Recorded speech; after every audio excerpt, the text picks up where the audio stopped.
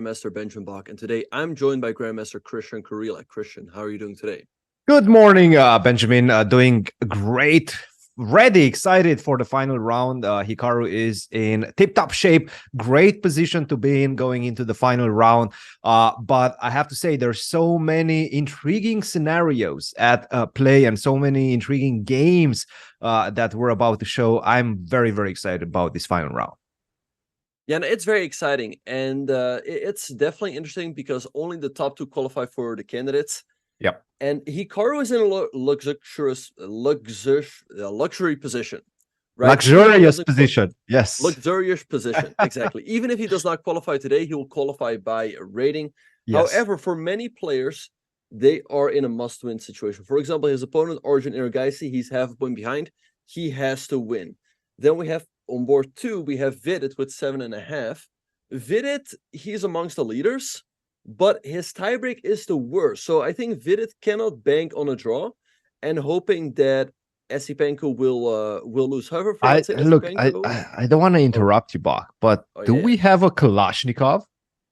Yes, by Hikaru. Hikaru played. Okay, Hikaru is fine with a draw, most likely. I mean, with a draw, he's probably gonna qualify. And he plays the Kalashnikov. Are you kidding me? Yeah. That's amazing. No, a draw is generally speaking a good result for Hikaru. However, it's not 100% guarantee. Let's say Esipenko draws this game with a black piece against Anish, and if it wins, then he will finish in third place. So I think though a draw is fine, but it doesn't get him in 100%. And wow, I don't think I've seen this move before. Knight 1 to a3. Yeah, 9-1 to a3. This definitely seems to be a new wrinkle. And it stopped Hikaru, by the way. I'm trying to find games in the position in this move, knight 1 to a3. Okay, let's try to understand this move. Obviously, knight c4 is coming with tremendous pressure.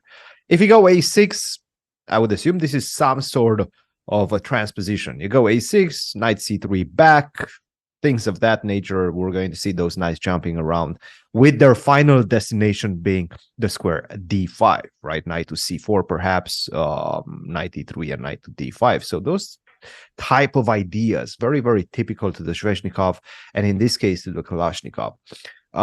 Can you explain the differences between the Sveshnikov and the Kalashnikov? Yes, so the Sveshnikov arises in this position with the moves knight f6 and knight c3 included. This is called the Sveshnikov, or black plays e5. Now, the Kalashnikov, black goes e5 without including knight f6 and knight c3. Now, often it can transpose, and I think that's what Arjun is trying to do. He plays his move knight e3. After a6 and knight jumps back to c3. Let's say Hikaru... Oh, no, wait, let me think. Does knight f6... I feel like this transposes, but maybe not quite. But Hikaru is not interested in a transposition. That's the thing. No. Hikaru played bishop to e6. Obvious. I think b5, for example. If you go b5 instead of bishop to e6, and then knight d5, and now knight to f6, that's a transposition, right?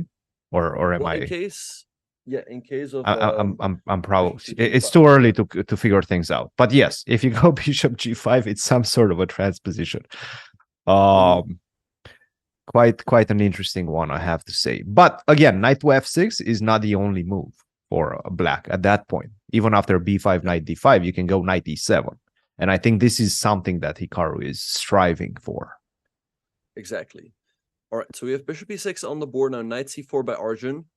All right, so the thing is, I really like the Kalashnikov many months ago when Hikaru played it as a surprise weapon against Lenye Dominguez. However, the surprise value is somewhat lost, and it is clear that Arjun is prepared for it. So let's see how far our man has prepared this. Yeah, do you think this was a surprise for Arjun? I know Hikaru did play, and I called that game on the official broadcast in St. Louis when he played against Lenier Dominguez. This was at the American Cup, I believe, this year, earlier. It was sometime in March, I think mid-March. And the time control was very specific for that one. You were not getting a second time control. So that was quite important. And I think this influenced the fact that he decided to take more risks with the Kalashnikov. But this is a very different time control. This is a long game. You're going to get more time after 40 moves. You're not going to have to worry about that if you are within range of making the time control. So those type of pressures do not apply in this specific situation, game tournament situation. So that's why I'm not necessarily shocked. Look, it's Hikaru. He's played this type of ideas before. He's shown his propensity for taking risk in this tournament, in his career as a whole. So definitely I'm not completely shocked by his decision, but definitely he's inviting a fight. Yeah, so we have the move knight f6 on the board by Hikaru. Here's the thing though, like it is a bit of a risky opening, and I think Arjun doesn't mind seeing it at all. We've talked about this before. Arjun needs a win. For Hikaru, a draw is probably enough, but it's not at all 100% guarantee. But Arjun wants a fight, so I'm slightly surprised. Perhaps I expected Hikaru perhaps to play something more solid like e4, e5. And now Arjun seems to be in thought. Like, do you think the move knight f6 surprised him? Yes. I think knight f6 surprised him a little bit, just for the simple fact that perhaps he was getting ready to... Whoa. Do we have... Blunder! Okay. Whenever I see that question mark, it just stops me in my tracks. I forgot my train of thought at that point. a4, why is that a blunder, Bach? I don't know. I mean, you stopped the b5 push, and Arjun did play it quickly. So it again begs the question: is this still his preparation or not? We'll find out very soon if Hikaru has looked at this. A move that's a blunder cannot be preparation. It really just cannot be. Can I take on e4? Can I play knight takes e4? You can, yeah. And after knight takes here to move d5, forking the two knights. However, I'm not quite sure if this works out in our favor. There is knight g5 hitting the bishop. Okay, let's take on we c4. Have to take. Let's say white takes. If you take on d8 first, then I take with the knight. And I think this is the difference. I take with the knight and I can take back on e6 with the knight. Is that it? Well, white does regain this pawn, and white does have the bishop pair, so they should be a little bit better. Let me see. Maybe we can take with the rook and play for some quick counterplay, like takes here, maybe like knight d4. And then knight b3. Is that maybe something? Oh, apparently it's check. And black's activity is just a little bit too much. But yeah, knight b3. If you go c3, I go knight b3, right? Yeah, exactly. This is loose. This is loose. All right. Okay, so knight takes c4, definitely a possibility. Another possibility that's pretty typical for the Sicilian is that whenever your opponent plays a4, you can put your knight on b4. So I can no longer get rid of the knight as easily. a2, a3 is not available. And c3 is very difficult to achieve as you have this knight over here. Arjun did play it quickly, and rook c8 also quickly by Hikaru. I mean, these two guys, I don't know who's taking who out of book. Yeah, and there's a lot of mind games being played right now, because perhaps this move knight takes c4 instead of rook to c8, perhaps that leads to some sort of simplifications. And Arjun is like, okay, you're showing me that you're playing for a win with your opening choice. I might as well start to try to blackmail you. Perhaps you're not comfortable with a draw. You want to win at all costs, which I cannot see how it could be the case, but who knows? Maybe, in fact, it is the case for Hikaru. In Hikaru's mind, he wants to win this game. And then Arjun plays the move a4. You want to take on e4? Okay, let's simplify the position, go into the endgame, make a draw. And Hikaru is like, no, you know what? I know a4 is not a great move, but I'm just going to continue with rook to c8, keep pieces on the board, do not simplify, do not allow simplifications in the position. And I have to say, there's a lot of mind games being played in this game very early on in this final round. Yeah, it's definitely an intriguing last round, and we have some interesting scenarios. If Esipenko wins his last game, then he qualifies for sure, as he has the best tiebreak. If Hikaru wins, I'm pretty sure he will make it as well, as right now he's second in the standings, and he will need to get into the top two. If Vidit wins, he will likely make it, but, Hikaru and Esipenko can both catch up. However, that's somewhat unlikely. And also for Esipenko, he does have the toughest pairing. And Christian, there's one opening that is somewhat surprising to me. We see on board 2, Vidit is playing against Predka, and I want to show this game real quick. Predka needs a win. If Predka wins this final game, he also has good chances as he has an amazing tiebreak. But he plays the Queen's Gambit Accepted, which is often an opening that gives white a slight advantage without too much risk. Yeah, no, it's such a difficult situation to be in. And I've actually been in as a coach with Greg Oparin. He was playing Ali Reza in the final round, I believe, with the black pieces. With a win, he would have made it to the candidates. But you know, how do you approach those type of games? With a draw, he took third place and he got himself $40,000. I mean, that's a significant paycheck for anybody in this tournament, right? So do you take incredible risks as black and risk a loss, risk getting out of the top 10? Maybe you get a couple of thousands of dollars instead of, you know, 15, 20, $30,000 with a draw.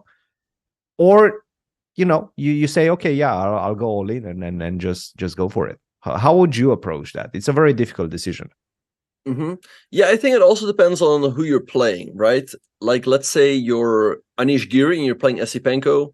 Or, well, I mean, for Esipenko, a draw will probably be enough, but it's not 100% guarantee, right? So I think you also have to try to understand what kind of position your opponent is in, right? If your opponent is very happy with the draw, you can take a little bit more risk. But like we've said, it's a tricky situation.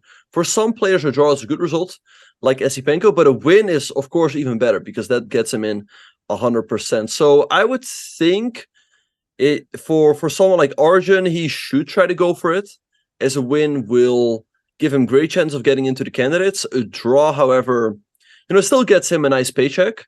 But there's quite a big difference. And you know, Arjun has that $1 million sponsorship that we all know of. So his financial pressures, let's say, are not as consistent as, let's say, Pratkis, for example. And obviously, I'm just assuming, I'm making an educated guess. I don't know his financial situation, but you know, Pratkis just moved to Serbia. He hasn't been known to win a lot of tournaments, to have any big sponsorships.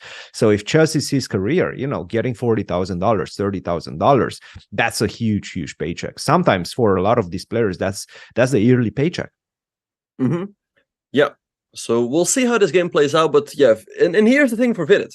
Vidit is currently third in the standings. If all of the top 3 boards end in draws, then Vidit will end in third place and he will not make it. So the thing is for Vidit, does he want to go into risk-free position where Predka doesn't have many chances to lose, but he might also have less chance to win? Or does he want to go into something a little bit more complicated where his chance to win are better, but he also takes on a little bit more risk? And perhaps that's why we see him thinking here for a little bit.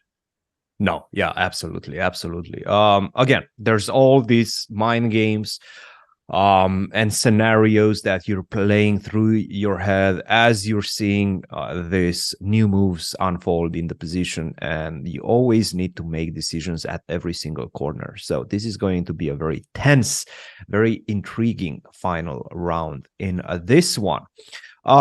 Should we go to, let's say, Anish as well versus Esipenko? Just check that one out, see exactly how they're playing, because that's a crucial game as well for various reasons. By the way, Anish, he's playing for something as well. Maybe he's not, even with a victory in this one, I don't think he makes it. I think he's too far away from the podium.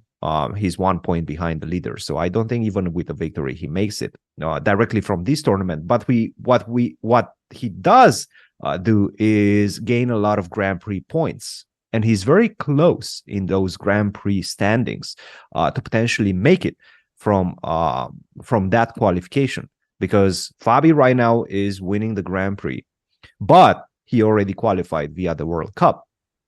So the next in line is Wesley, is Gukesh right now, is Anish, who are vying for position.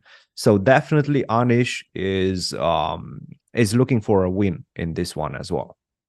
Yeah, no, for sure. He would finish off the tournament very strong. He won his last 2 games in a row, so he must be feeling confident. I'm sure he wants to make it 3 in a row.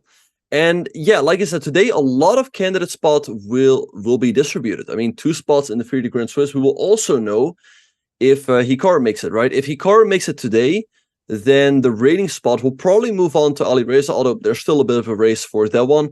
But if Hikaru doesn't make it, then he will very, very likely get the rating spot. And like I said, there's also FIDE circuit points up for grabs. So let's say Anish Giri wins this game. He will not finish in the top 2, but maybe he comes in 5th place or something along those lines. And that will mean a lot of FIDE points. And I think he will overtake Gukesh. And the year is coming to an end. So exactly, it's looking very good for him point. if he... yeah, very good point. The year is coming to an end. That's an ominous sentence almost. I almost got scared by that sentence. The year is coming to an end. It's too early for those type of statements, Bach. But taking a look at the ratings, Firouzja lost a bunch in this competition. 12 rating points, 2764. Anish is at 2750 right now on the live rating list. With a victory in this one against Esipenko, how many points does he gain? Like around 5 points, let's say, right? 5 it's a little bit less. It's maybe a bit like less. 4.7, yeah. Just because he's like 2750.3. So I'm going to try to make my point. He's going to be 2755 at that point. And if Alireza, I don't know exactly who Alireza is playing, but let's say he keeps it somewhat neutral in today's round. 2764, that's where he's going to be. That's going to be 9 points separating the two. They're both playing the Sinquefield Cup. They're both playing the Sinquefield Cup. That's a win for Anish and a loss for Firouzja.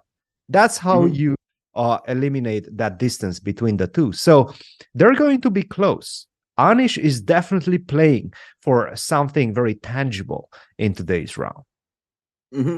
Yeah, no, for sure. And like I said, the difference would simply be 1 point. Hey, and let's say Anish beats him in their direct encounter. That's already where he can overtake him.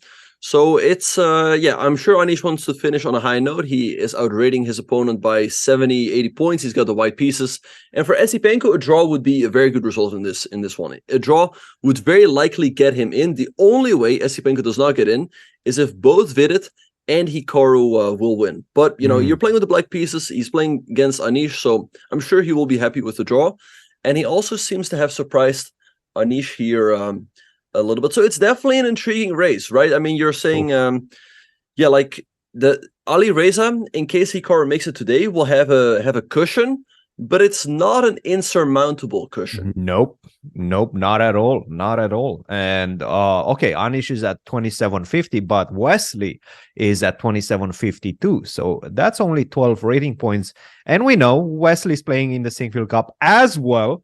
And he's coming re-energized. He hasn't played this tournament, the Isle of Man. He hasn't had to spend his preparation, spend his energy on this tournament. He's coming with refreshed ideas. You know, again, we've been talking about him chilling at home, petting his cats, things of that nature. I can guarantee you he's working hard. He knows that the Sinquefield. yes, that's it. That's Wesley. That's exactly. That's probably the way he's spending his mornings before he goes on and spends the next 8 hours trying to find ideas for the Sinquefield Cup. That's Wesley right there. Yeah. Yeah. All right. So let's see what's going to happen. We have castles by Esipenko. All right. Yeah, so Anisian thought, not a good sign for our good friend. Usually he's very well prepared. So when Esipenko is the first one to surprise him, he must be feeling somewhat uncomfortable. And we have a move by Vidit, and one that's quite surprising to me, which is the move pawn takes c5, as this one is generally quite solid. We'll probably see more trades here. And yeah, the thing is, if you play like this, you need to have some sort of idea. If you don't know, if you don't have an idea here as white, the game really can peter out. And for Vidit, I do think he is in a must-win situation. I think making a draw here and hoping that Esipenko, wait, what is it? Hoping that he will Hikaru basically hope and Esipenko, yes. He will basically hope that Esipenko will lose if Vidit draws this one. Esipenko and Hikaru both have to lose, I think, right? Not even sure. Because, well, here's the thing. I think if Vidit draws this game, yes, and Esipenko loses, then I do think he makes it in. I think if Esipenko loses, yes, he makes it in. Yeah. Right. He definitely makes it in. But I don't think Vidit has great tie breaks in general, just for the simple fact that he started off with a loss. So he probably, and the first tiebreak is the rating average of your opponents. By losing the first game, he obviously played a little bit less strong opposition, right? Yeah. And also his last round pairing doesn't help in that regard, as his opponent is rated 2660, whereas players like Arjun get Hikaru 2780, or Hikaru. Gets And Esipenko gets Anish, and Hikaru gets Arjun. So if its tiebreaks are not the best, he either has to win this last one, or if his game ends in a draw, he needs Esipenko to lose. Hikaru losing does not help him, because then Arjun will move to 8. Yeah, absolutely. So I'm a bit surprised, as you very nicely pointed out as well, by Vidi's decision to exchange the queens. But we know something, a trademark that we've seen from Pretke in this competition has been his absolutely pristine opening preparation. I mean, just incredible. Remember that game with the black pieces against Esipenko? He had an hour and 40 minutes on his clock. Esipenko was down to his last 50 minutes with a complicated position, and Pretke was somehow still in his prep. And then Esipenko was like, no, I'm out of here. I'm going to offer some sort of a draw, some sort of a repetition. And he made a draw quickly with the white pieces. Obviously, that's a tough pill to swallow for Esipenko, coming in as the rating favorite. But Alexander Pretke, he's just showing incredible opening preparation in this one. Mm-hmm. Right, and some people in the chat do not agree with the tie-break system and say that there should be playoffs, and I respectfully disagree. Because here's the thing, they have played 11 rounds of classical chess to qualify for the candidates, which is qualify to the classical world championship, right? So after these 11 rounds, the players have had different pets, and if you've had stronger opposition, you do deserve that extra bit of luck, so to speak, if that's what you how you want to call it, right? And again, if you play tiebreaker, you let it come down to rapid chess or blitz chess for a classical tournament. I don't think that's right. So I think it is absolutely fair that these tiebreakers are in place. Someone like Esipenko, he has played a tough tournament. He has played Fabiani, he's played Hikaru, he's played all of these top dogs. So if he finishes in shared first, he does deserve that extra bit, which should give him the qualifying spot. By the way, I just looked at the database. If we go back to the Hikaru game, after the move a4, it is in fact rook to c8 that was mostly played. Knight takes c4 was only played once for whatever reason. That game was won by white. But rook to c8 out of 36 games, rook to c8 was played 26 games. So definitely Hikaru still in his opening preparation, even though a4 might have surprised a lot of players. It did not surprise Hikaru. Yeah. So rook c8 on the board. Yeah, I didn't like the complications with rook to knight takes c4, and I'm sure he's looked at this. And Arjun seems to be out of book, which is definitely a good sign for Hikaru. I'm somewhat surprised, like I said, because you said rook c8 was the most played move, right? So it's a little bit surprising Arjun's out of book here. Look, Arjun did not expect the Kalashnikov. Let's be honest here. He probably expected a Berlin, something a bit more tame from Hikaru. Hikaru was like, okay, it's time to fight. I really want to win. I really want to punch my ticket straightforward. So he plays the Kalashnikov, something that he did not expect. Arjun comes up with this idea that he probably saw maybe a year and a half ago, preparing for these lines, preparing for some funny open game, round 8 against some 2500 that plays the Kalashnikov occasionally. I was like, okay, I'm going to play this line. I'm going to surprise him. That was like a year and a half. He doesn't remember his preparation. So he played this move a4. He was probably ready. He had some ideas against knight takes c4, but rook to c8, once again, threw him off for the simple fact that I think he just looked at this variation long time ago. Yeah, and we have the move bishop to g5 by Arjun. Very logical move, developing the bishop, putting pressure along this diagonal. And I'm sure we'll see another move quickly from Hikaru. I guess he's just going for a little walk, which is what he often does. But I'm sure that when he gets back at the board, he will play his move. Yeah, bishop to g5, and his move, we expect to be what? Knight to d4. That's the most played move in this position. Knight to d4. 44 games. Knight to b4 is an option as well, making use of knight to b4. So he plays knight b4. Okay. Okay, All I right. like it. Yeah, yeah, no. And this was the point that you were making, the picture that you were painting a few moves ago. After the move a4, that b4 square is tender, right? It's going to be very difficult to kick the knight away, especially with the knight still on c3, right? Because otherwise, without the knight on c3, you would have the move c3 to kick that knight away. But now with the knight already on c3, cemented on that square, because I don't think you're going anywhere else. Well, unfortunately for white, that knight on b4 is going to survive for a very long time there. And it's an unpleasant piece to deal with, I have to say.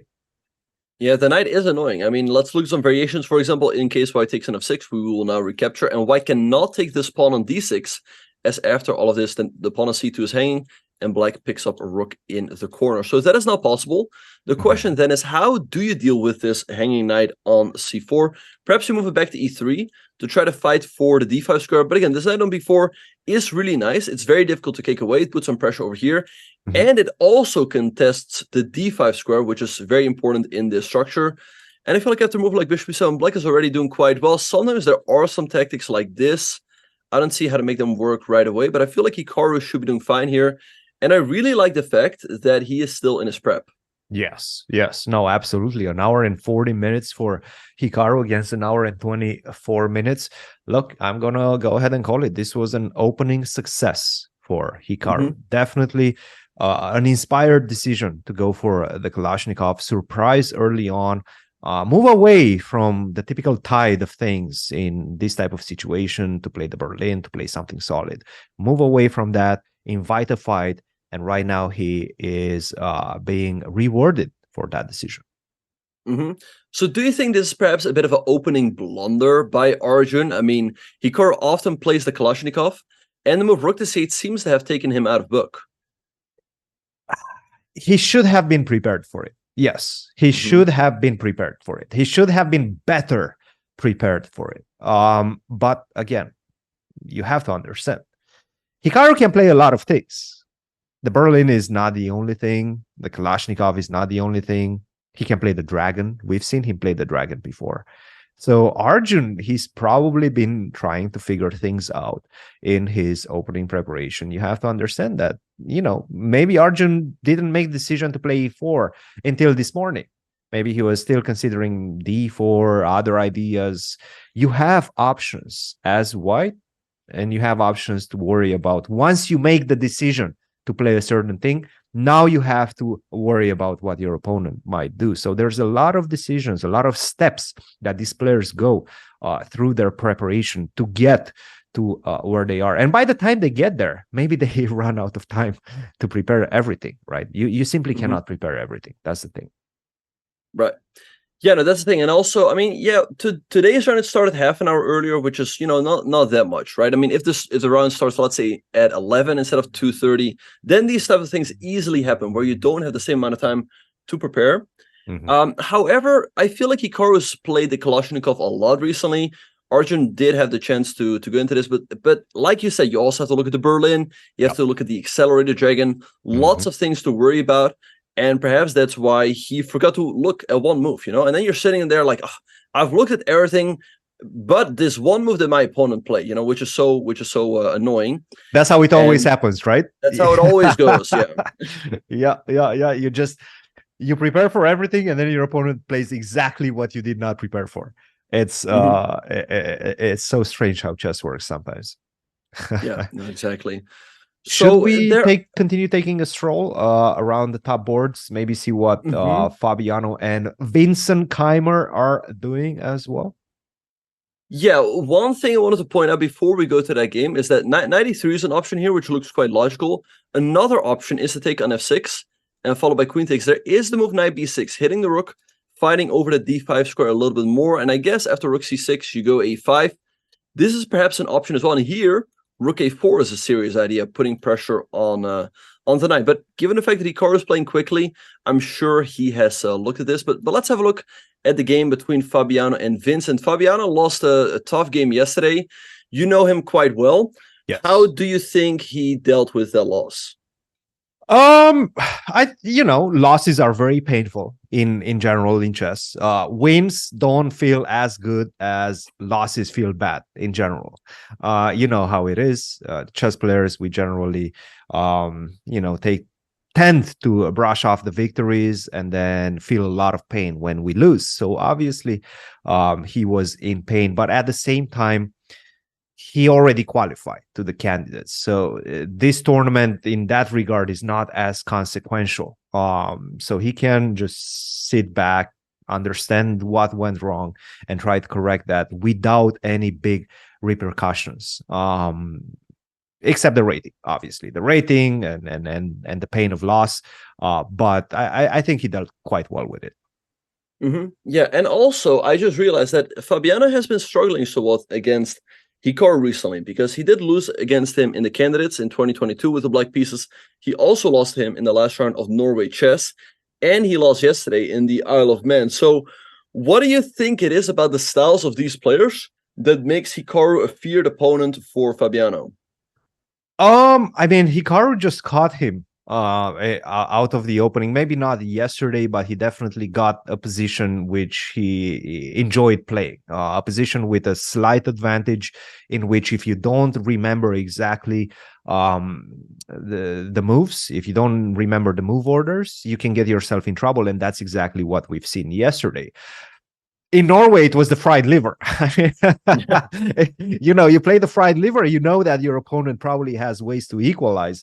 But again, it's all about remembering your opening preparation.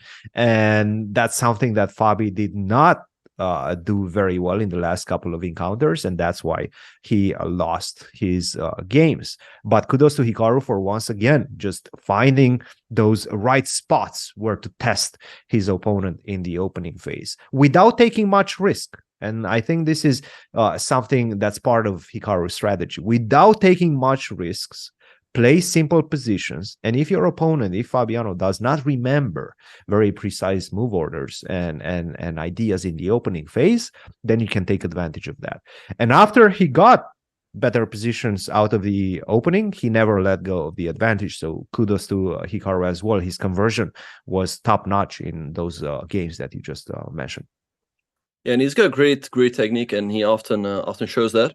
All right, so yeah, it's definitely an intriguing game. I think Vincent still has a mathematical chance, but it's very difficult for him to make it. And let me think of a scenario in which Vincent does make it, because also his tiebreaks are not the best. No. The only way Vincent would make it is if, I think he would have to win. He would have to win against Fabiano.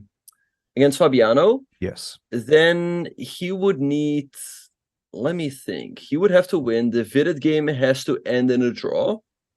And I think he would need Hikaru to lose. And Esipenko to lose as well. So Vincent has a mathematical chance, but it's very unlikely. Yeah, that's very difficult to see happening. It's possible, but I think only by some crazy mathematics he will make it. Everything has to go his way, and a lot of very unpredictable results would have to happen. Right. So we'll see how this final round plays out. But by the way, this is a kind of a crazy position. Crazy opening play by Fabi with his h3 early on, knight f3, knight c3 Nims. What is this? Can we go back from the beginning? Yep, this started off as a Nims Indian by Keymer. It's a knight c3. And Fabiano plays the g3 system. Okay. And here Vincent takes on c3, followed by d6.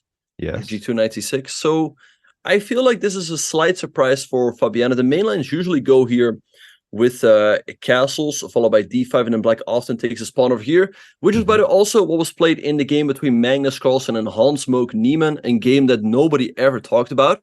But takes in d6, to knight c6. But Fabiano seemed to be in book for a while. Yes. And but now he seems to be out of book. And I like Keymer's position. He's got the bishop pair, he's got the better pawn structure. Fabiano has the bishop pair, but this bishop on g2 is nicely neutralized by this bishop on e4. And by neutralized, you mean whenever you try to kick him out of e4 by playing the move knight to d2, you can exchange the light square bishops. That's what you mean. Yeah, I would say. exactly. Yeah, exactly. If you move the knight, then you just straight off. Yeah. And it's very difficult to attack it and in any other way. Like, for example, queen to d2, queen to e3, that's just simply, first of all, that queen on e3 doesn't look well placed, and I can counter that with a rook coming on the e file as well very easily with the black pieces, rook to e8. Exactly. Yeah, so I like the position for Keymer. I feel like it's easier to play. He's not worse. It seems like we see the evil bars right in the middle. He's got the better pawn structure. And I feel like it's somewhat up to Fabiano here to prove something. If he doesn't prove anything, Black does have the better pawn structure long term. And yeah, I mean, hey, we talked about it. It's very unlikely that Keymer will make it, but perhaps there is still a chance. Yeah, you never know. You never know. I mean, definitely Fabi is taking some risks with this opening choice. Very imbalanced position. He was expecting to surprise him with his opening play. He did, as we can see from the time expenditure. But from the position perspective, definitely Vincent has some decent chances through these imbalances to potentially score a victory with Black. It's not dry. Yeah. It's not a dry position. No, for sure. All right, so let's have a look. So this is what happening at the... Oh, we have some more developments in the game between Anish and Esipenko, so let's go there. All right, so we left off there's after a rook knight on c5. What? Yeah. What's happening? So rook c1 was played. Probably Anish wanted to stop any c5 pushes, but Esipenko said, I don't care. I'm going to play c5 anyway. Well, Anish takes, and now takes on d5, unleashing the rook's attack on the bishop. Esipenko takes. Now he takes on c5, bishop e6, and knight c3. I don't know, Esipenko was playing quickly, but now he's paused to think. Perhaps, here's the thing, sometimes the players spend some time, but they might try to recollect their preparation, and perhaps this is something Anish has looked at not too long ago. I kind of like it for white. I mean, you are up a pawn. Yeah, no, that's the thing. The onus is on Black to prove his compensation right now. Anish munched, was like, okay, yeah, sure, I'm going to take that pawn on d5. By the way, I'm also taking the dark square bishop, so I have the two bishops for the moment. How do you reestablish the balance in that regard? Sure, you take on f4. So I think this must be the critical way out of this position, taking on f4. But that, invites a sort of endgame in which only one player can play for a win, and that is white. I'm going to be a pawn up, sure. I still have to finish my development. I still have to go bishop e2, bishop b5, and then castle, or f3, king to f2 later on, and try to play it that way. But I have to say, it's Anish who's enjoying a nice, maybe not significant, but a long-term advantage. Yep, and we have another move by Arjun. He dropped his knight back to e3. A very logical move. All right, so now let's see what Hikaru is going to do. I do expect to move bishop to e7, which looks like a very natural move, developing the bishop and neutralizing the pin. And what do you make of Arjun's body language? Like, usually he doesn't really show anything. Do you make up anything from his facial expressions? First of all, let me see him right now. I saw him for a second. The thing is, Hikaru just plays. He's blitzing out his moves. So I think Arjun is a bit worried. Let's just put it this way. I think Arjun is a bit worried. At the same time, let's analyze this player, Arjun. How old is he? Is he 20 already? I think 20, yeah. I think he just turned 20, right? Yep. So he's had a tremendous ascent in the last few years, but he was somewhat overshadowed by Gukesh's ascent. Gukesh was around 2750 at one point, became India's #1, and everybody was talking about Gukesh. Everybody sort of forgot about Arjun. But right now, Gukesh is below Arjun in the ratings. Gukesh had a disastrous couple of last few tournaments, so Arjun is back in the spotlight. After Qatar, he did well in Qatar, but he finished with a disaster. That final round against Abdusattorov gave his rook in one move to not win the tournament. He was primed to win that tournament. He did not, because he gave his rook in one move.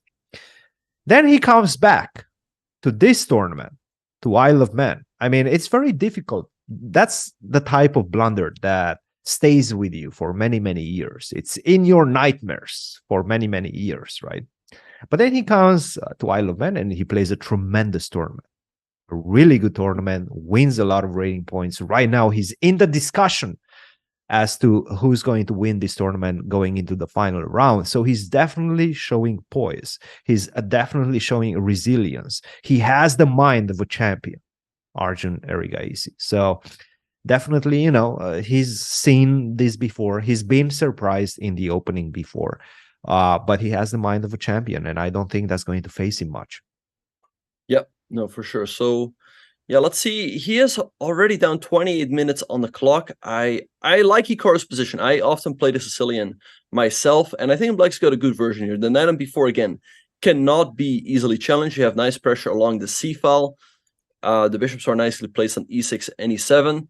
So let's see what Arjun's going to do. I expect a move like bishop to e2. What he can often do is play the move a5 to gain more space on the queen side, and then perhaps undermine the knight with the move rook a4. But the moment you go a5, you allow Black to go for moves like rook to c5 and attack this pawn right away. So to me, the move bishop e2 looks like the most natural. And we've talked about this. Hikaru might consider tactics at some point. Like, I don't think knight takes e4 works right here. There's probably many moves like, let's say, takes and knight takes d6. This clearly does not work. But and also, by the way, I feel like even with, let's say, castles included, it shouldn't work, because white can often take here, and if you take here, white can just recapture and your knight is hanging. So the question is how exactly Hikaru will continue. But yeah, like you said, but what it does do, just to kind of show you the type of ideas that you were mentioning, is, let's say castle, or like castle at some point, you want to kick that knight from b4 with c3, right? So let's say you go something like rook to e8, make some random move, knight d5, and you want to play d3, c3. Now that doesn't work, because knight d5, I take with the f knight, and you're losing, right? You're not losing a piece, because you can take on d5, take on g5, and take on e6, but you're going to be a pawn down and with a disastrous position. So that's why this situation, this shish kebab on the h4 of pieces, on the h4 d8 diagonal, if we go back a few moves, you can see a lot of pieces on that diagonal. It stops white from going knight to d5. Any of the knights on d5, something that we definitely want, definitely feel like we need to accomplish as white. We've spent a lot of resources. Both of those knights are primed to try to go to d5, but you just simply cannot touch that square because of the situation on the h4, d8 diagonal. Exactly. So let's see what is going to happen. All right, someone who is the long curly hair guy that often comes near the board. I don't know. Are they referring to Fabiano with the curly hair? I don't know. Anyway, I mean, I don't know. I like who else has curly hair at the top. I don't know, but I guess I'll have a closer look at the Korobov.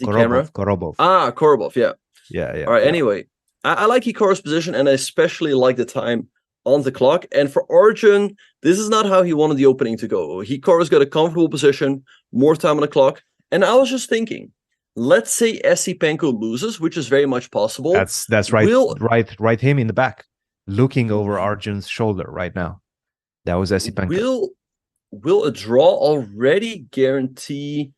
I think it very, very likely gets Hikaru in. Yeah. No. By the way.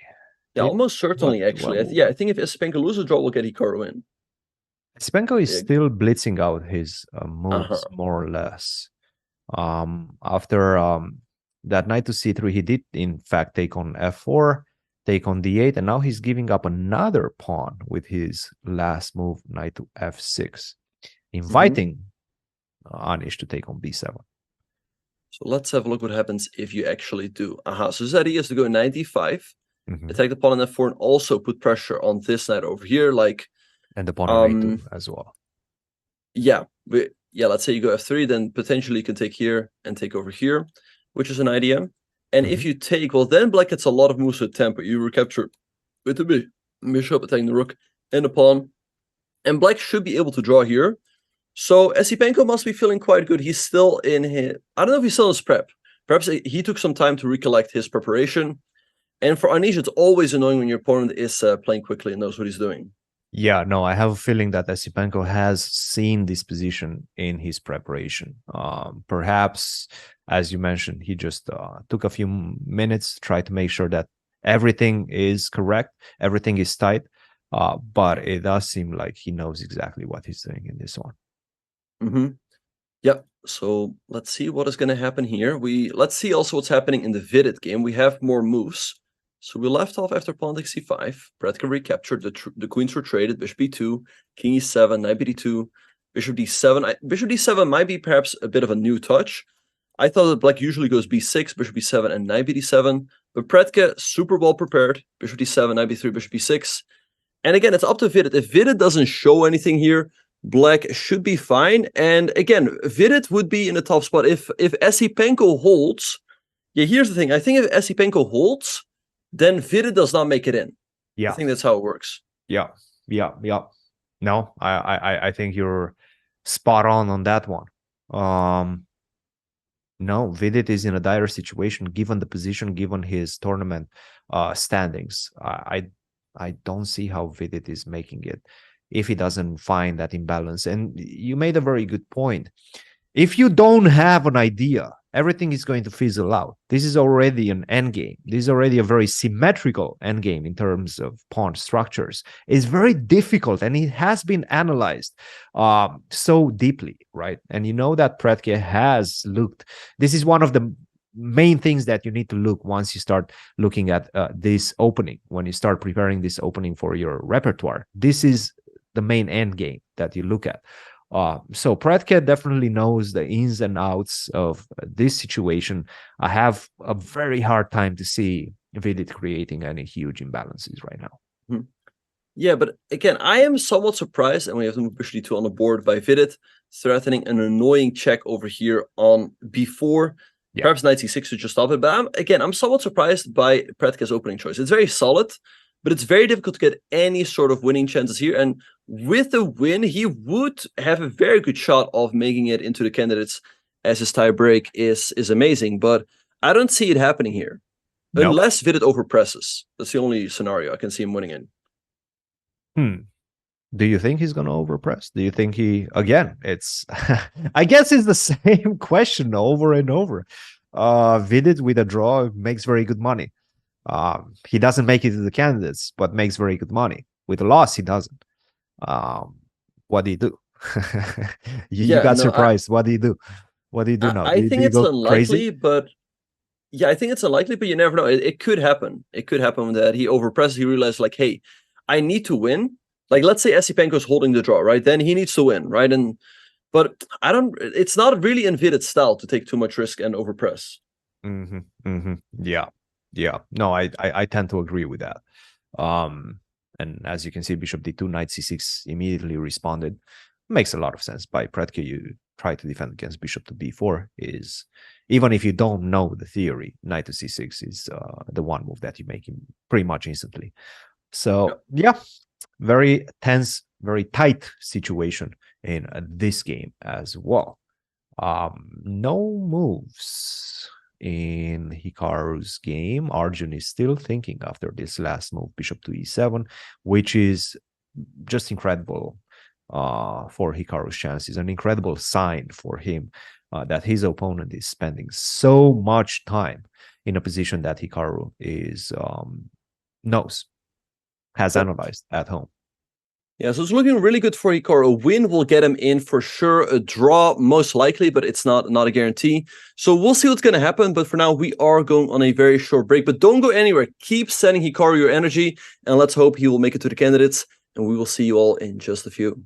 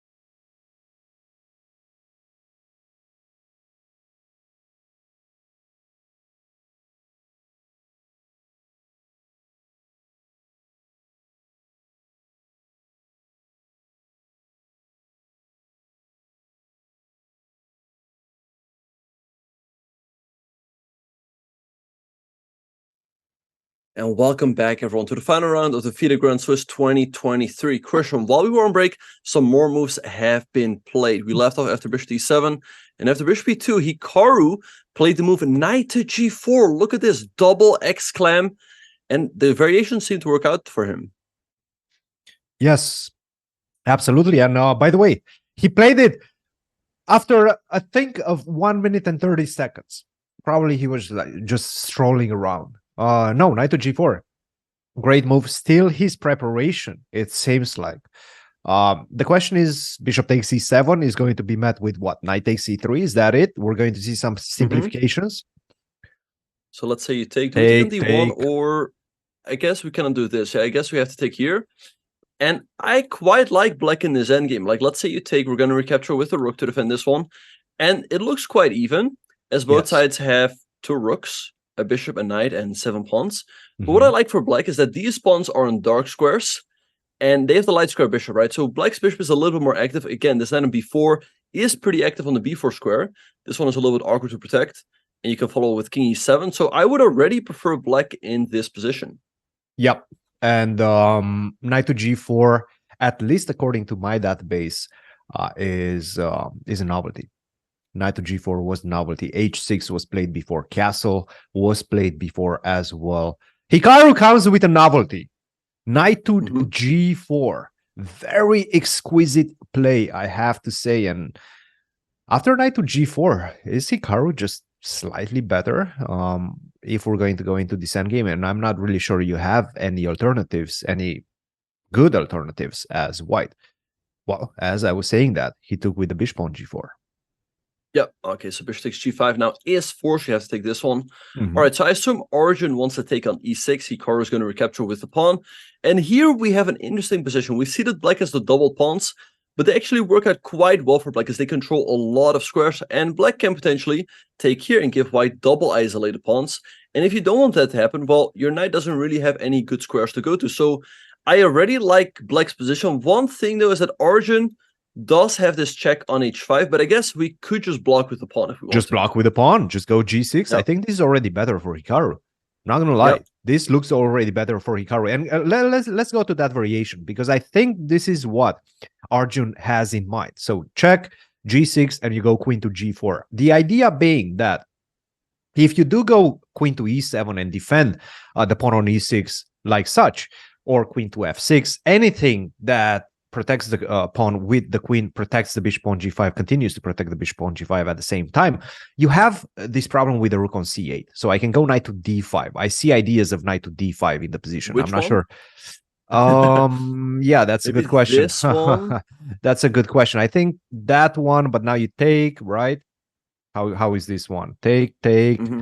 Oh, and look at this check. Wow. Ooh, very nice. Very nice. Okay. Okay, so that's some crazy stuff going on here. And queen to f6, do I have any other alternatives? Good question, yeah. But this line, perhaps Hikaru still looked at this. It seems to work out in black's favor. This is a really nice variation. Also, if you take the bishop, we will take an f2. And if you block with the queen, we just take over here. Very nice. And black wins the game. That's game and over. Hey, you can move the king back, but here we can take on c2. The king moves over. And this might not be that. But then white has a perpetual with queen e6. Right. Perpetual, yeah. But I guess castle is an option as well. Try to start looking at queen f2 ideas or rook f2 ideas. Right. I think you're getting checkmated. Yeah, you can take with a check, king h8, no more checks. Yep. All right, so I like Hikaru's position a lot after bishop takes g5. He's got the bishop pair. He's got an extra, 46 minutes on the clock. And yeah, I think he's already a little bit better. So all the ingredients are in place for a strong finish here. And somebody saying Mr. Little John is earning his money today. Yeah, he is. Yeah, Little John. He's getting his money's worth in this one. Exactly. Mr. Little John. All right, so bishop takes g5. So let's see what Origin's going to do here. Yeah, but Lil Jon always comes in with the clutch prep. Also, same thing in Norway. And the thing is, Christian, there's a lot of different scenarios. And perhaps we can pull it up. There's a lot of odds we can discuss. Okay. So let's see if our producer can pull You it up have for us. you have those ready, Bach? I know you're the magician with the graphics. All right. So let's see.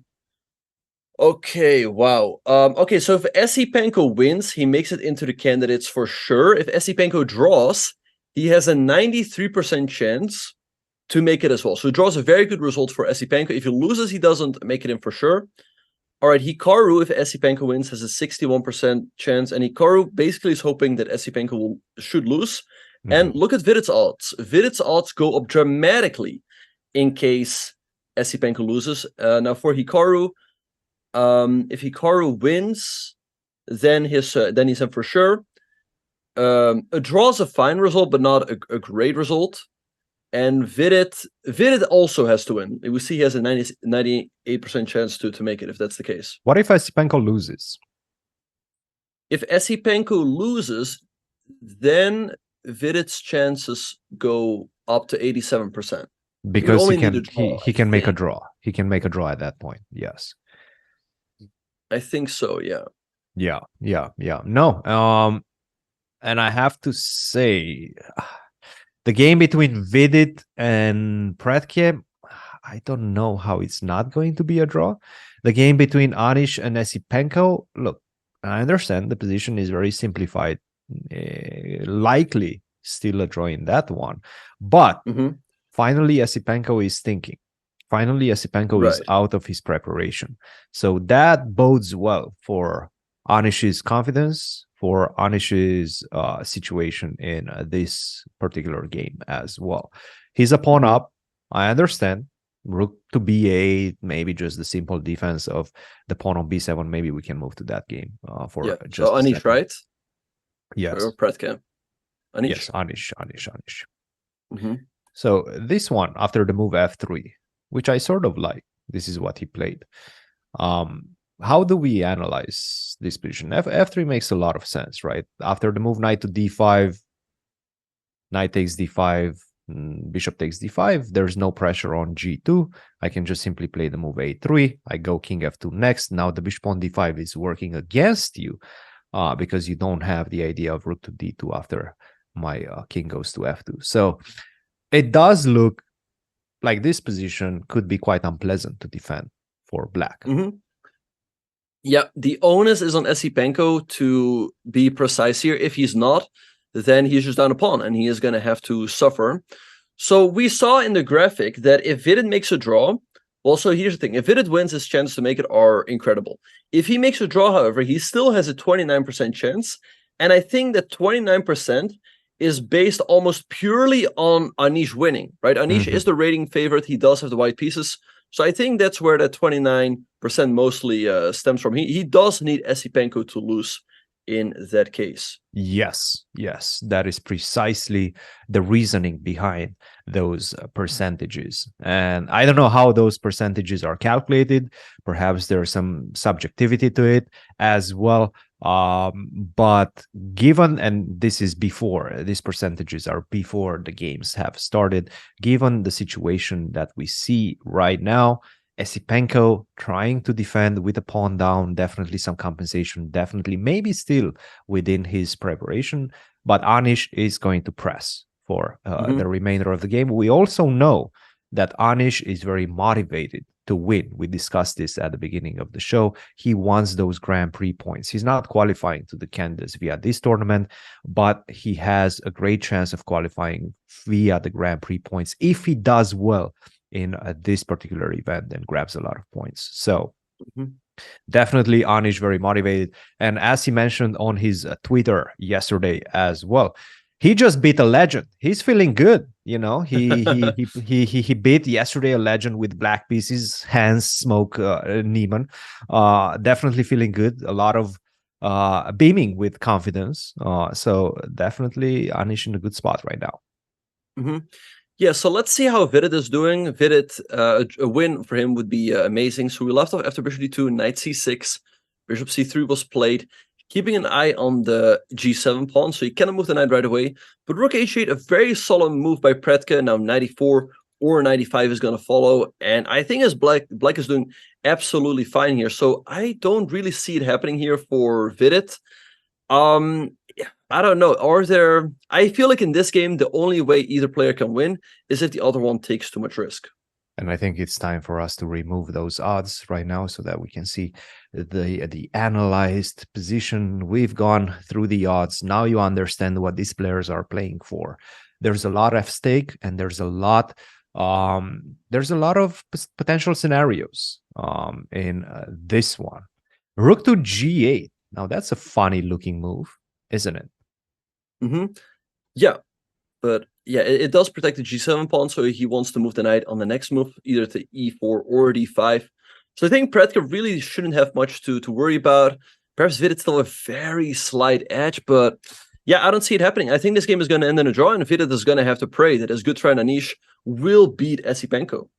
He has to bail him out. His good buddy Anish, yeah. I mean, didn't they have some sort of not a chess boxing match, but they did play a match in India, and they were wearing these robes. It looked quite funny. They weren't like shirtless, but they were looking like they're having some sort of a fight going on. They had some sort of match, yeah, where I don't think they boxed, but they did play perhaps in a boxing ring. However, after that, Anish traveled to the Olympiad, and Anish ended up being sick. So I don't know if the whole match thing turned out to be a great idea, as we had to miss Anish for the first couple of rounds. It was a bait. It was a bait. Yeah. By Chess Base India, Cigar came with a bait to try to take Anish out. Give him a nice match, give him a nice paycheck, and then at the Olympiad get him sick. What a bait. We have a move by Arjun, and the chat is calling it a blunder. So let's see. So the bishops were traded on e6, and queen g4 hitting the pawn. All right, so queen f6 again looks very logical. And the question again is white going to go for a move like knight e5? I think if you don't go knight e5, black should just be better after castling on the next move. So does this work? Let's say we move the other knight. Do we still take over here? Or now we can even consider these types of moves. But okay, king d1. Not sure how this works out. Oh, wait, Christian, by the way, what you can also do is go queen here. Because you can take my horse, but it's a Trojan horse. It's now check, and your queen is gone. Oh, my goodness. Oh, my goodness. Yeah, no, I mean, I'm looking at the position right now. The position that we have after queen to f6. This is a very dangerous moment for Arjun. First of all, he's being pressured on the clock for the past many moves since the beginning of the game. And he knows that, by the way, do we have a move? Queen to g4? He did not play queen f6, did he? No, but I wonder if he knows, let's say that queen f6 is the move with g6 included. And he's already reaching for a piece. He must, yes. He probably knows that position with queen h5, g6 included. Queen h5, g6, queen to g4, and then he probably knows the move queen to f6. Yeah, so if Hikaru doesn't know it, he should take a little bit of time, as after queen f6, there are these knight jumps, but if he calculates, he will see that it works out in his favor. There is king f7, but I don't like that one as much, as you put your king... I mean, it's not like wide open or anything, but you really want to go queen f6 followed by kingside castle. If you can get those two moves in, black is definitely better. Yeah, no, absolutely. I think queen to f6 is the move. So let's try to play queen to f6, and let's try to analyze the position and find the best path forward. Or I guess the most safe path forward, if there is one left for white in the position. Yeah, so let's see. So let's what say if I just castle? Yeah, like let's say a castle. That's a good question. Let's start with the safe looking way, short castle. Yep. All right. So let's say we castle as well. Yeah. I don't know. I like it. I mean, queen h6 is coming next. I put a lot of pressure on your knight on e3. I have pressure on the pawn on c2. I think black is definitely better here. So the thing is, after queen f6, there's stuff to calculate. But if you can make it work, it is definitely the move you want to play. It's miserable. It's a miserable position. I'm not gonna lie. Especially given the time situation. And we saw what? Oh, sorry, I said we saw the head bob, but yeah. Continue. Oh, there was some head Yeah. bobbing. Okay, I did not see the head bob. Sorry, I wasn't paying close attention. But yeah, I see it now. I see the side head bob. Boom, boom, boom, boom. He's ready. He's ready. He's ready to play queen to f6. I think he's going to do it. And he can take his time. Why not? Take your time, figure out the position. This is a new move. You know that it's probably not a great move. You know that you probably have a better position already. This is a good situation in which Hikaru is in right now. He recognizes it. He recognizes the fact that he has a golden opportunity right now to punch his ticket to the candidates. And by the way, let's talk ratings for a second as well. Hikaru 2789.2, Fabi 2794.9. If my math is correct, and I have to tell you, I did fail college algebra a couple of times. If my math is correct, it's about 6 rating points, 5 and a little bit, about 6 rating points difference between the two players. If he wins this one and Fabi makes a draw, I think already Hikaru might surpass Fabi in the live rating list. Oh, wow. Let me think. So Fabiano makes a draw, he loses a point. And if Hikaru wins this one, he will gain 4. I think not. I think Fabiano will still be ahead of him by a point or so, but the difference will be very, very small. And Hikaru is looking at us right now through the camera. So let's see. I like queen f6 again. He has to consider knight ed5, knight cd5. So let's have a look. Let's say you go knight cd5. We have to take with our knight. You can also recapture with your pawn, but I think here the line is quite easy. You just take on e3. You then take on c2, threatening checkmate over here. And white can escape into an endgame, but this one is lost. You just take over here. You take on g2, working e7, and blacks up a couple pawns, and that one is just over. And once again, this line is quite nice. If you take with the knight, I think this is a difficult variation to calculate, or like semi-difficult, but I guess at the very least, you always have queen g6, right? I mean, you have to see queen g6. You have to see queen g6, and the thing is that white does not have anything major going on in the position. There's no complications. There's nothing to calculate in the position, right? Castle, I guess, is the only thing that makes any sense to not lose on the spot for white. Otherwise, if you go knight e3, that's very easy. You take on e3, we exchange the queens, and then the pawn on c2 is hanging. So that's problematic. So castle is the only thing that you calculate. And this position right here? Right, because you have to shy away from bishop to d2, right? And then you just take the pawn. There's still no more checks. There's no rook to c1 to exchange the rooks because that bishop nicely looks at the c1 square. You're just dominating right now. Yeah, exactly. So I wonder if he did know that after queen h5, g6, queen g4, then the queen f6 is the move. And if he figures that out, he should know that queen f6 is also the move here. We see here that he even has some additional options with queen g6 in some positions. So, and we see the head bob. He knows that queen f6 is the move that you wanna make work. But there is also the move queenside castles by and he's reaching for a piece. I can't tell which one. This one also makes sense as it attacks the pawn on d6. It does, but it's such a scary move to make, right? Right. Such a scary move to make.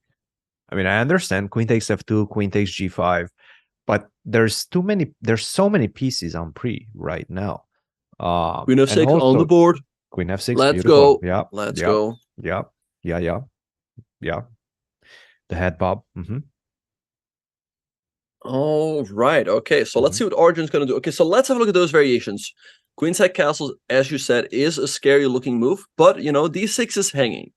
So can we castle here is what I wonder about. And let's say white takes. Can we make something work here? I mean, it cannot take right away as you take, and your knight is still protecting this. So what exactly do we do here?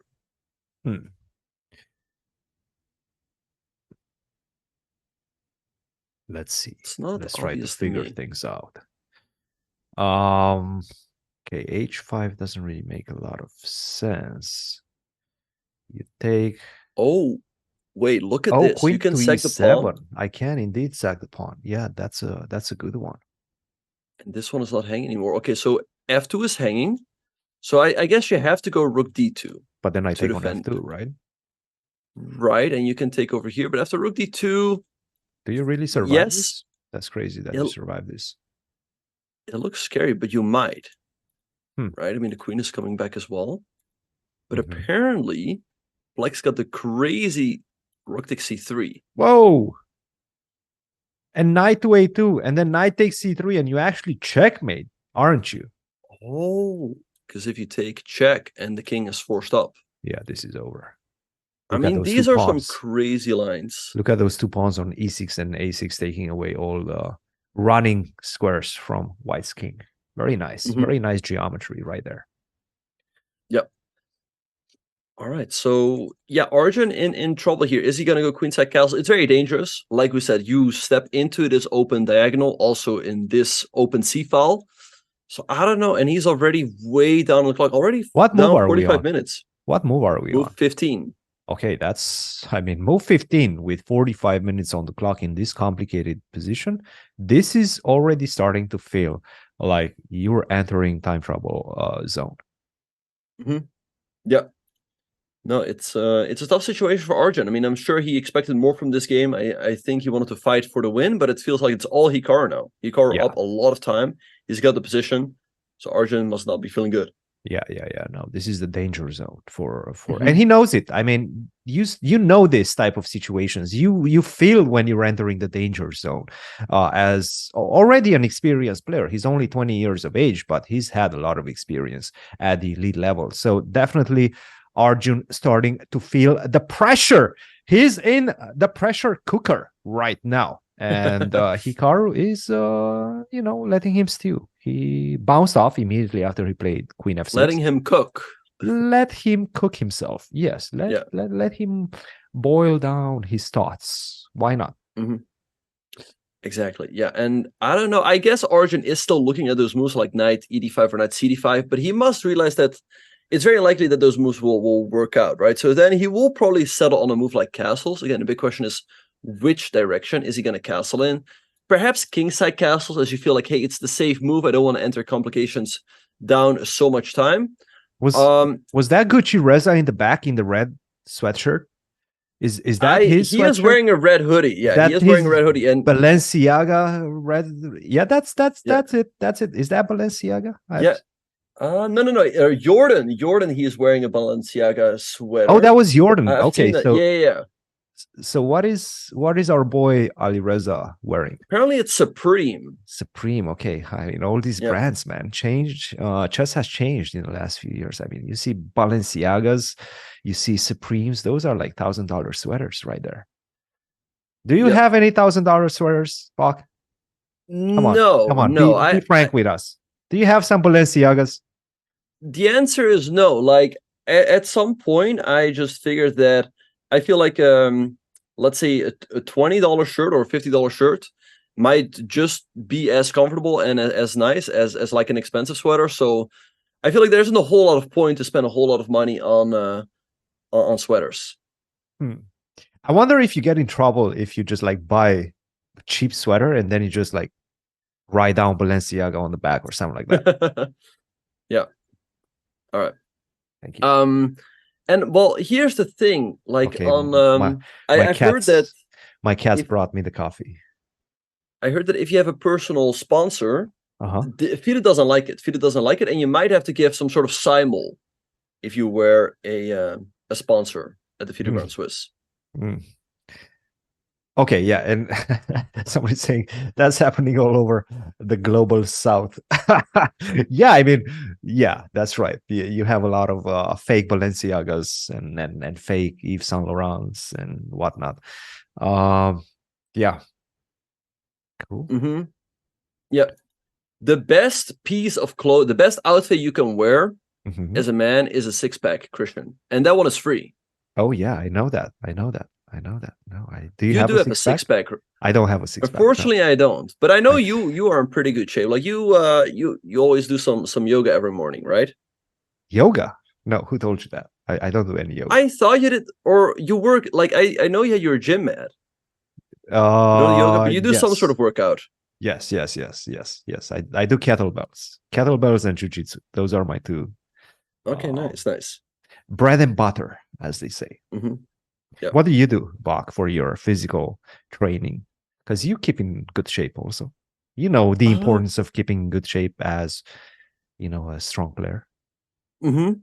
Yeah, usually what I do is I go on walks, and at like a local park, I try to do pull-ups. I haven't been as consistent with it recently as I would like to be, but yeah, I like doing pull-ups and push-ups also at home.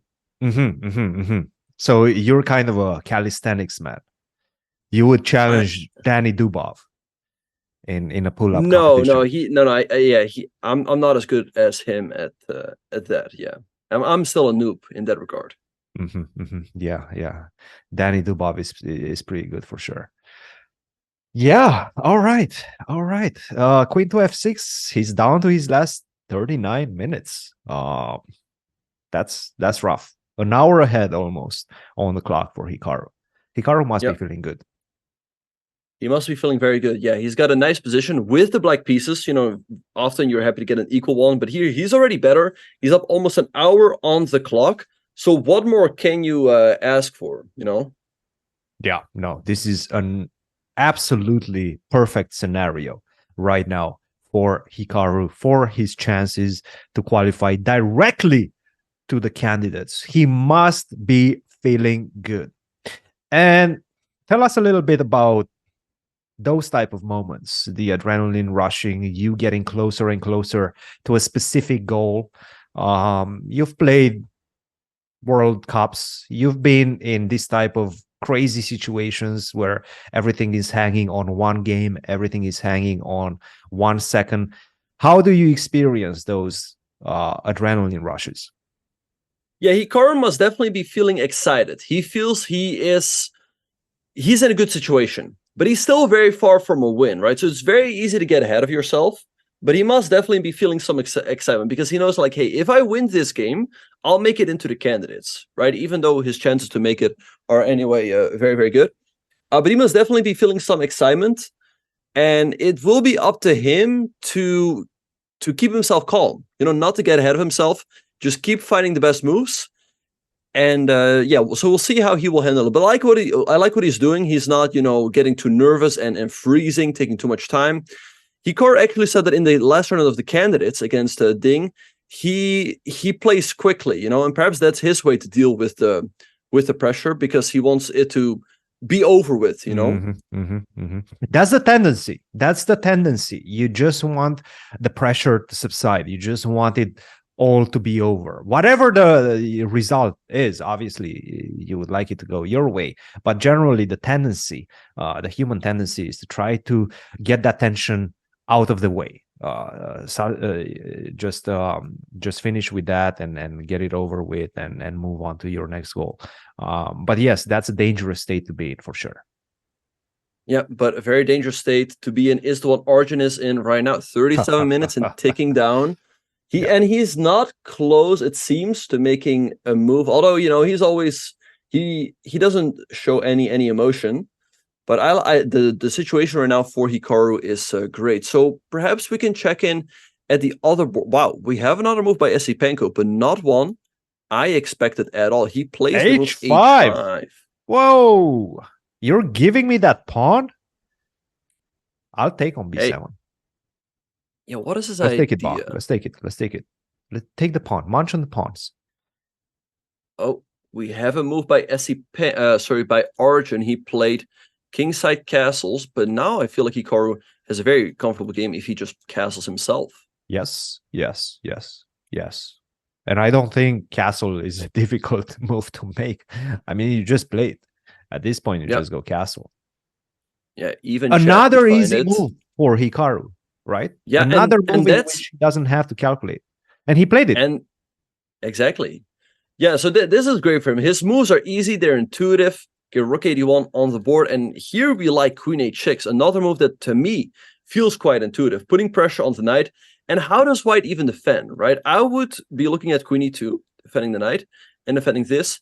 And here the big question is, can you go knight c6 and knight d4? So let's have a look. Let's say we go knight c6, you take, we go knight d4, hitting the queen. Let's say queen d3. Are there tactics like this? Yes. Do you have to ask, Bach? Yes, of course there are tactics like that. I mean, this is beautiful right there. Exactly. Bishop takes c3. No, don't take back because the rook to f8, and that knight is protecting all these running squares from the king. Mm-hmm. So you have to go king e1, and now, but it feels like this has to be good, as you can even take on h2, because if you take it looks like it's over. I mean, from a practical perspective, I don't know objectively, but from a practical perspective, first of all, the material, it's fine. I mean, it's an exchange for a pawn, which is decent compensation already. But with the king on e1 in the center like that, with all those pieces swarming around the white king, this can only go in one way, and that's not going to be in Argent's favor. Mm-hmm. Yeah, for sure.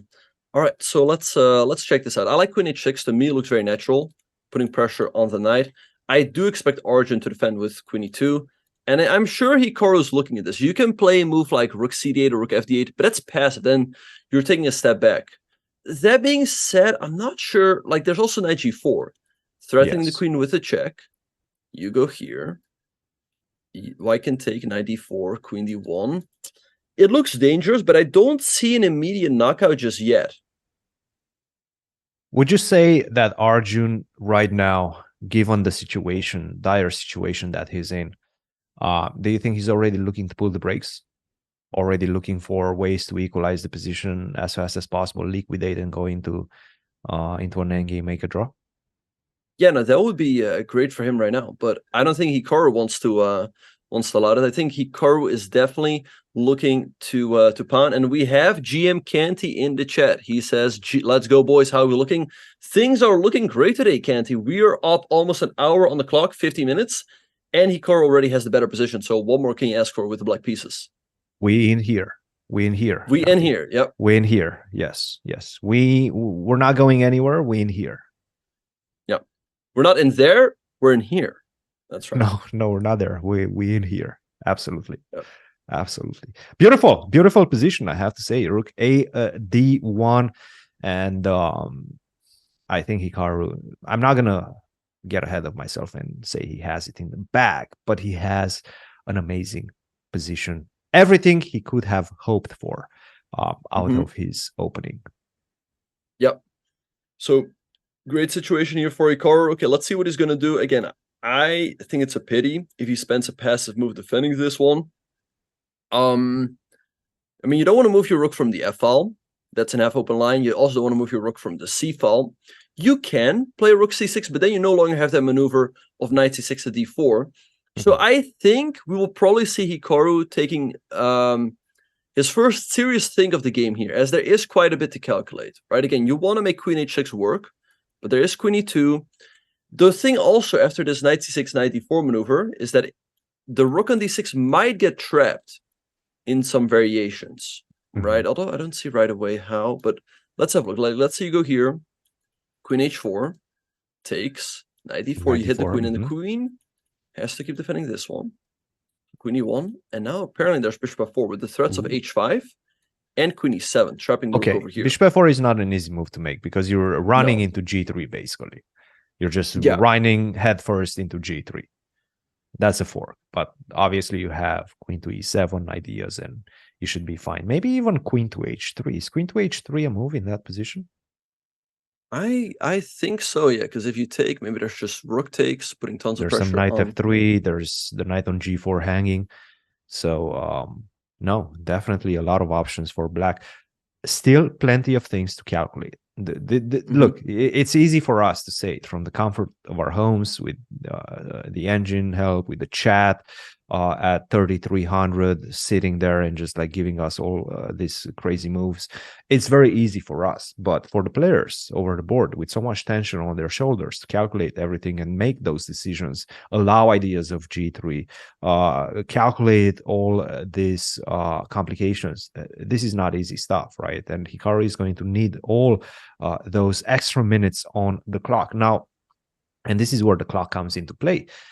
There's so much more pressure on the player that's down an hour on the clock, just for the simple fact that, you know, hey, even if the position somehow remains balanced as we enter the last 10 moves before the time control, if I have 5 minutes on the clock, I'm going to be in dire straits. I'm going to be in a very difficult situation. So I need to avoid that at all costs. This is not easy. This is definitely not easy. And I want to say, even the practicality of the position screams, at least to my eyes, the fact that black is to be favored.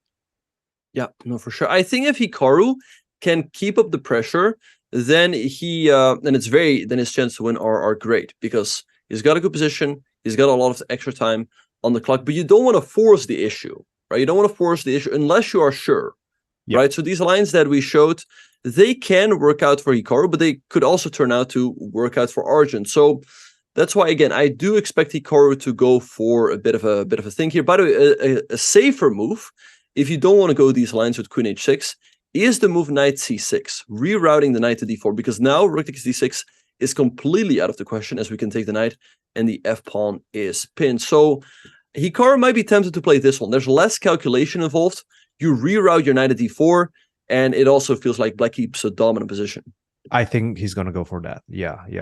I tend to agree with the fact that it's just the much more practical decision to go Knight to C6. I understand Queen H6 looks great, but Knight to C6 is just such a natural move to make. Yeah, so let's see what is going to happen. He, of course, still has a big time advantage. We've seen this in many of his games where he was way up on time and then let his time advantage slowly but surely disappear. So I would love to see him still, taking his time here, but keeping up the pace and not letting the clocks even out too easily. Yeah, absolutely. Let's move around the horn, as we like to say in St. Louis. Let's go around the horn. Yeah, sir. And check what's happening. Let's see what Vidit is doing, if anything has happened in that one. Okay, not much has happened. Was rook to g8, rook f to d1 was played. Now we're expecting the knight to jump around, knight to e4, knight to d5, things of that nature. You're not going to go g5. You didn't play rook to g8 to go g5. That's some crazy talk. That's the type of moves that you play when you have the queens on the board and some bishop on the long diagonal. So that's not why he played the move rook to g8. He played the move rook to g8 to just simply defend the pawn on a g7. So he's going to move the knight at some point. Okay, we're going to leave it at that. This is sort of a boring situation up to this point. Very symmetrical, very little chances for any of the players to create any imbalances. We expect this one to potentially be a draw. Let's go to the next one. Yep. Just wanted to point out real quick that Vidit played the move rook f1 so that he could meet a knight jump, let's say 94, with the move bishop e1, and now you don't have a rook that's stuck on f1. But yeah, very even game. So let's look at Esipenko against Giri. Giri did decide to take the pawn on b7, and now it will be up to Esipenko to play accurately here. If he doesn't, he is down 2 pawns. And the move here seems to be rook ac8, brings the rook into the game. And I think the idea is, although this is a difficult move to make, as you sacrifice a 3rd pawn, but knight d5, and now this is not easy stuff, Bach. I mean, I'm looking at position. This is not easy stuff. No. I mean, even if you take a couple of pawns on the way, you're still going to be down a pawn, right? And if you're down the a pawn, I mean, good luck defending those type of endgames. From a practical perspective, Anish must be feeling good right now because the onus is on his opponent, on Andriy Esipenko, to find the compensation. Yep. All right, so let's see what is going to happen. People are yelling at me that we should go to the Prague game, but I don't... I think we have to scroll down quite... Oh, wait, here. He's on board 6. I don't know why people are so excited about this one. It's just an Italian. You're listening to the chat again. Why are you listening to the chat? I'm not listening to the chat again. No, first and last time listening to the chat? Come on. You know better than that. Yeah. All right. Okay, so Hikaru is still in thought. I don't know, not a whole lot is happening. Well, we have this game between Fabiano and Vincent. Vincent, I think it's only a mathematical chance. He's played the move h6. So let's see what Fabiano is going to do now. As here, the pawn structure will probably change.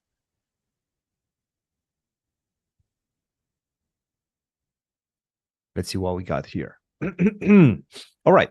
First of all, I think we left it off after Castle, and we said that Black must be feeling good about his opening chances, especially given that Perhaps Vincent only with a win has some mathematical chances to win this one. So definitely with the black pieces. And by the way, I did Oh, listen to his interview yesterday. Yeah. He said that he was very happy after he won his game, and he said that given the situation and his trajectory in terms of colors, he expects to have white again, so he expects to have some good chances. And then you get black against Fabi. that must be a pretty why did I get a cold this shower, guy with black? Come on, in a must-win situation, not fun. But what do we have right now? Yeah, so the move h6 on the board. Okay, so the idea is that in case white takes on f6 and on e4, the knight on h4 is hanging as well. However, white can take the bishop right here. Black can take on g5, hitting the knight and the bishop, but white has the move knight to f5 to attack the queen. And it's interesting to see, like, we see a change in pawn structure here. It's not 100% sure how this who this favors, but we have another move for Hikaru. Hikaru played the move queen to e7, which perhaps is a slight inaccuracy, but it still keeps a nice advantage.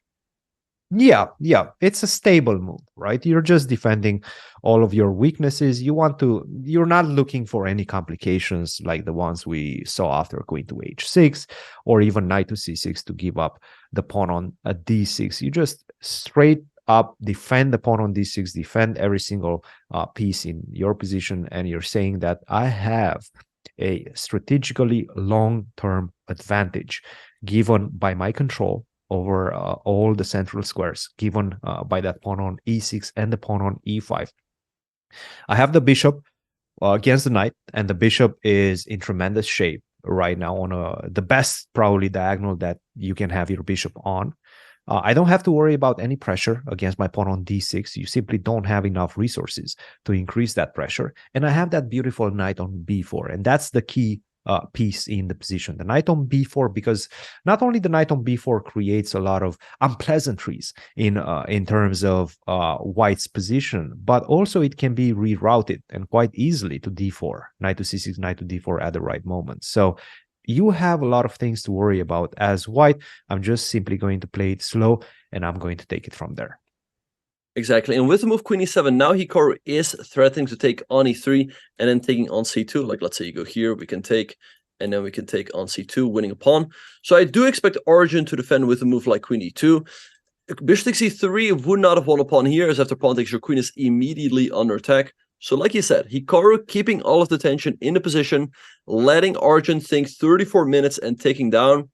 He's definitely feeling the pressure here. So let's see what he's going to do. Queen e2 to me makes a lot of sense, but also the move rook to d2. And for Arjun, it must not be easy. He went into this game thinking like, hey, I need to win this game. That will give me a shot at making it into the candidates. But right now, he really is on the back foot, and a draw would already be a great result for him here. Yep. That's exactly what it is. That's a great analysis of his psychological state right now. Not feeling good, but at the same time, these guys are very, very experienced. They know how to adjust their goals midway through a game. And he knows that right now, the best result for him is not to lose. Just simply don't lose. At this point, you're still making a good chunk of change. If you make a draw, you're finishing in the top, I believe in the top 5, most likely you're going to finish around there. So definitely a good result for Arjun. If you lose, you're getting out of top 10 most likely, and that's a failed result, especially given his experience in Qatar. Why do you say Qatar? Qatar. I've heard you say Qatar like Qatar.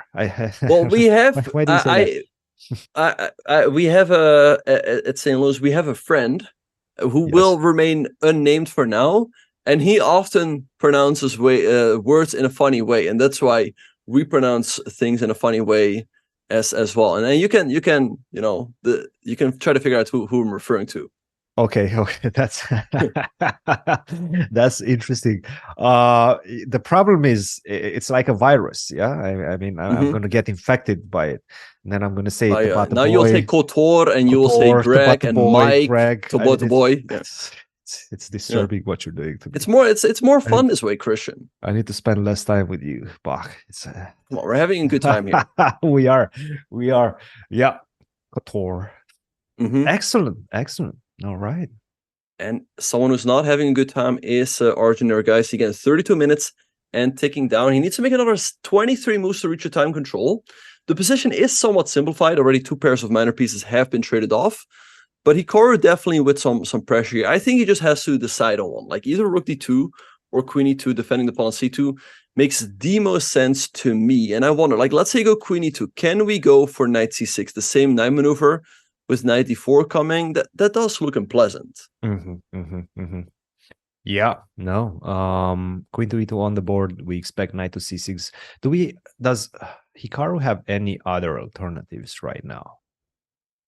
And I guess that's a silly question because he must have a lot of alternatives in the position. But if you don't reroute the knight to d4, which we've been saying for a long time is probably the best path forward for black, then what do you do? What's your active plan in the position? And as humans, we always look for plans, right? How do we continue? How do we improve the position? Maybe queen to c7. This queen to e2 also supports the knight jump to c4.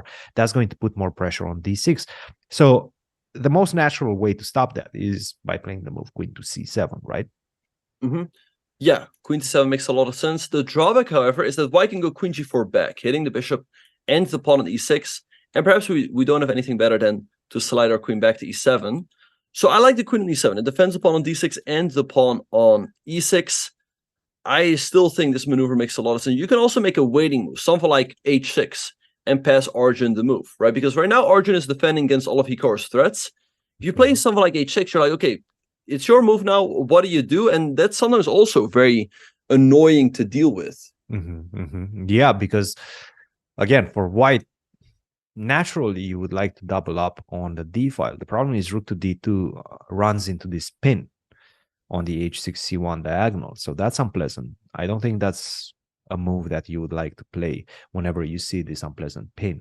And if you don't play rook to d2 and you don't double up, then what do you do next? Yeah, that's the question. So that's why h6 maybe is the right solution as well in this one. Yeah, people are wondering, what does h6 do? Well, h6 is often a useful move as it does create this escape square for the king. It also in this case, bishop. also defends the bishop. Yeah. Exactly. Yeah. Make sure that queen g4 is never fork on the pawn and the bishop.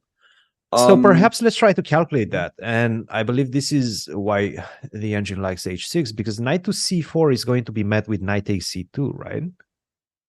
I assume so. You take on d6 and I have knight to d4. I think this is it. Yeah. This is a nice transition. You have to take, we recapture, and then you take.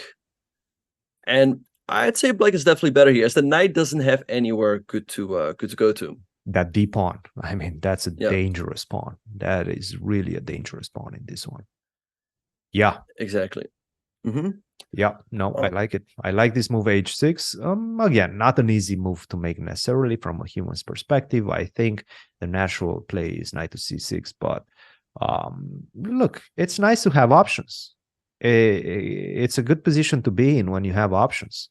And when all of those options, very natural ones as well, they give you a better position. Move, what, 20 something? Move 20 right now, next move with black pieces. I mean, this is a perfect situation to be in if you're Hikaru Nakamura right now. Yeah, it's looking great. All right, so 18 moves have been made by Origin. He needs to make another 22 to reach a time control, but he has accelerated. After the move queen f6, he spent some time on castling, but rook 81 came quickly, and after queen e7, he also played queen e2 quickly. So he is trying to fight his way back into this game, but Hikaru definitely still having the initiative, both on the clock and the board, but there's no easy way to continue here. You cannot cash in or anything, right? He must know he's better, but there's nothing tangible just yet. So I don't know, 96 to d4 again makes a lot of sense. h6 as well. I guess we'll just see what move he will decide on. And in the meantime, Esipenko is still thinking. Let's go to and I saw a funny thought in the chat, and it kind of sparked a conversation in my mind. Do you ever think Magnus is hanging around, lurking in the chat? I met him at the Olympiad, and he said that occasionally he's watching, not when other people are on, He said like, no, I don't watch you. Like, don't worry. But he said that occasionally he's watching when Hikaru is streaming. Yeah. Okay. All right. So he's following. He's a follower. Yeah. He's okay. That's good. He's definitely following. Yeah. He's following. And, that's a good to know. Good to know. Yeah. Imagine he's one of those people that's spam this flower to give Hikaru power. You know? Yes, I can see Magnus doing that. Yes, and having good laugh about it. Spam the flower, give Hikaru the He's probably one of those people who made it up. Yeah. Exactly. The flower or the triangles. Flyer, the triangles. Yep. Magnus probably one of them. Having the triangles in the chat. Exactly. Yep. All right. Anyway. And there's not a whole lot happening in the game between VD and Predke. Rook 88 was played and Rook AC1 by VD. Bring the other rook into the game. White's still a little bit better though. I mean, what VD can try to do here is move the bishop and then go knight c5, putting pressure on b7 and a6. So, you know, I think the situation isn't too bad for VD. He's a tiny bit better. He can still push for the win. And let's say Esipenko loses, then he can be like a draw. You know, draw, because with a draw, he will make it into the candidates. Yeah, no, he's definitely keeping the side eye. He's looking at Vidit. Huh? He's looking at Esipenko. Hey, Essi, Anish, my buddy, come on. Yeah. We had a good match Esipenko in India. We're good buddies, you know. Come on, Anish, get it done. Why don't you get it done? Come on, take him out. Take him out, Anish. And we see VD in the back strolling around, whereas in the meantime, Hikaru is at the board, trying to work things out, but he doesn't look super convinced. He hasn't found a move yet that he's super happy about. And I understand, like, there is no easy move here for Black per se. I don't know. I like knight c6 on the last move. I felt queen e7 perhaps was a little bit too hasty. Yeah, no. I agree. All right. Let's move on to some other games as well. Why don't we go? What's Parham doing? Is Parham consequential at all to the standings, or is he too far away? Parham? No, Parham is whoa. Did he just play g5?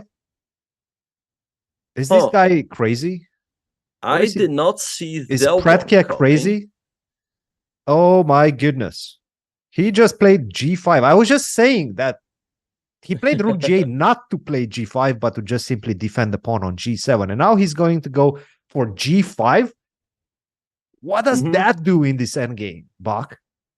He is just disrespecting you. You're saying he's not going to play g5, and he's like, I don't care. I'm going to play g5 anyway.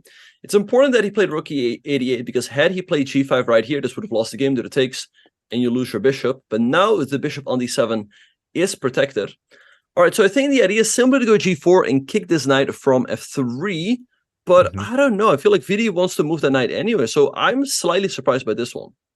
Yeah, that's a surprising move if I've ever seen one. I mean, look, I understand this. Rook g8, g5 is a typical plan. But whenever generally it's connected to an attack against the king, there's no attack coming against the white king. You don't have queens, you don't have anything, any long range piece on the a8 h1 diagonal, on the long diagonal. So definitely g5 is kind of shooting blanks in the position. g5, crazy move, just taking more space and trying to make life difficult for the knight on f3. But as you pointed out, that knight was going to move anyway. So yeah, I have to say I'm flabbergasted by this last move, g5. I'm somewhat surprised as well. It's not the move I expected from Predke. I expected something more like maybe knight d5 or bishop to c8. But, you know, g5, it doesn't weaken the position too much. So I'd say, again, Vidit having a slight edge. But the big question is it going to be enough? And then we also have the game. Esipenko is still in the tank. He did sack that second pawn, and he's still thinking, which is somewhat concerning, because if he does not play accurately here, he will be down some pawns. No, absolutely. Rook takes b7. Anish is like, look, dude, I'm just picking up your pawns. What do you do in the meantime? I know you're trying to exchange some pieces. I know you're trying to invade with your rooks on the second rank, take advantage of the fact that I haven't finished my development. But in the meantime, I'm a couple of pawns up. So prove it. Prove it. And if you don't, prove it in the next few moves, you have to be fast as well. There's a speed element to this position. And if black loses that speed in the position, white is just simply going to enjoy a beautiful material advantage. So clearly a good situation if your name is Anish and if your name is Vidit right now as well. You like to see this. You like to see Anish a couple of pawns up and the onus being on Andre to approve his compensation. Yeah, so lots of people in the tank. Hikaru also taking his first real thing of the game. He's already spending 20 minutes or so. So we're going to see what he's going to come up with. But for now, we are going on a short break. But don't go anywhere. We will come back with more action from the 3D Grand Swiss. Keep sending in that energy. And we will see you all in just a few.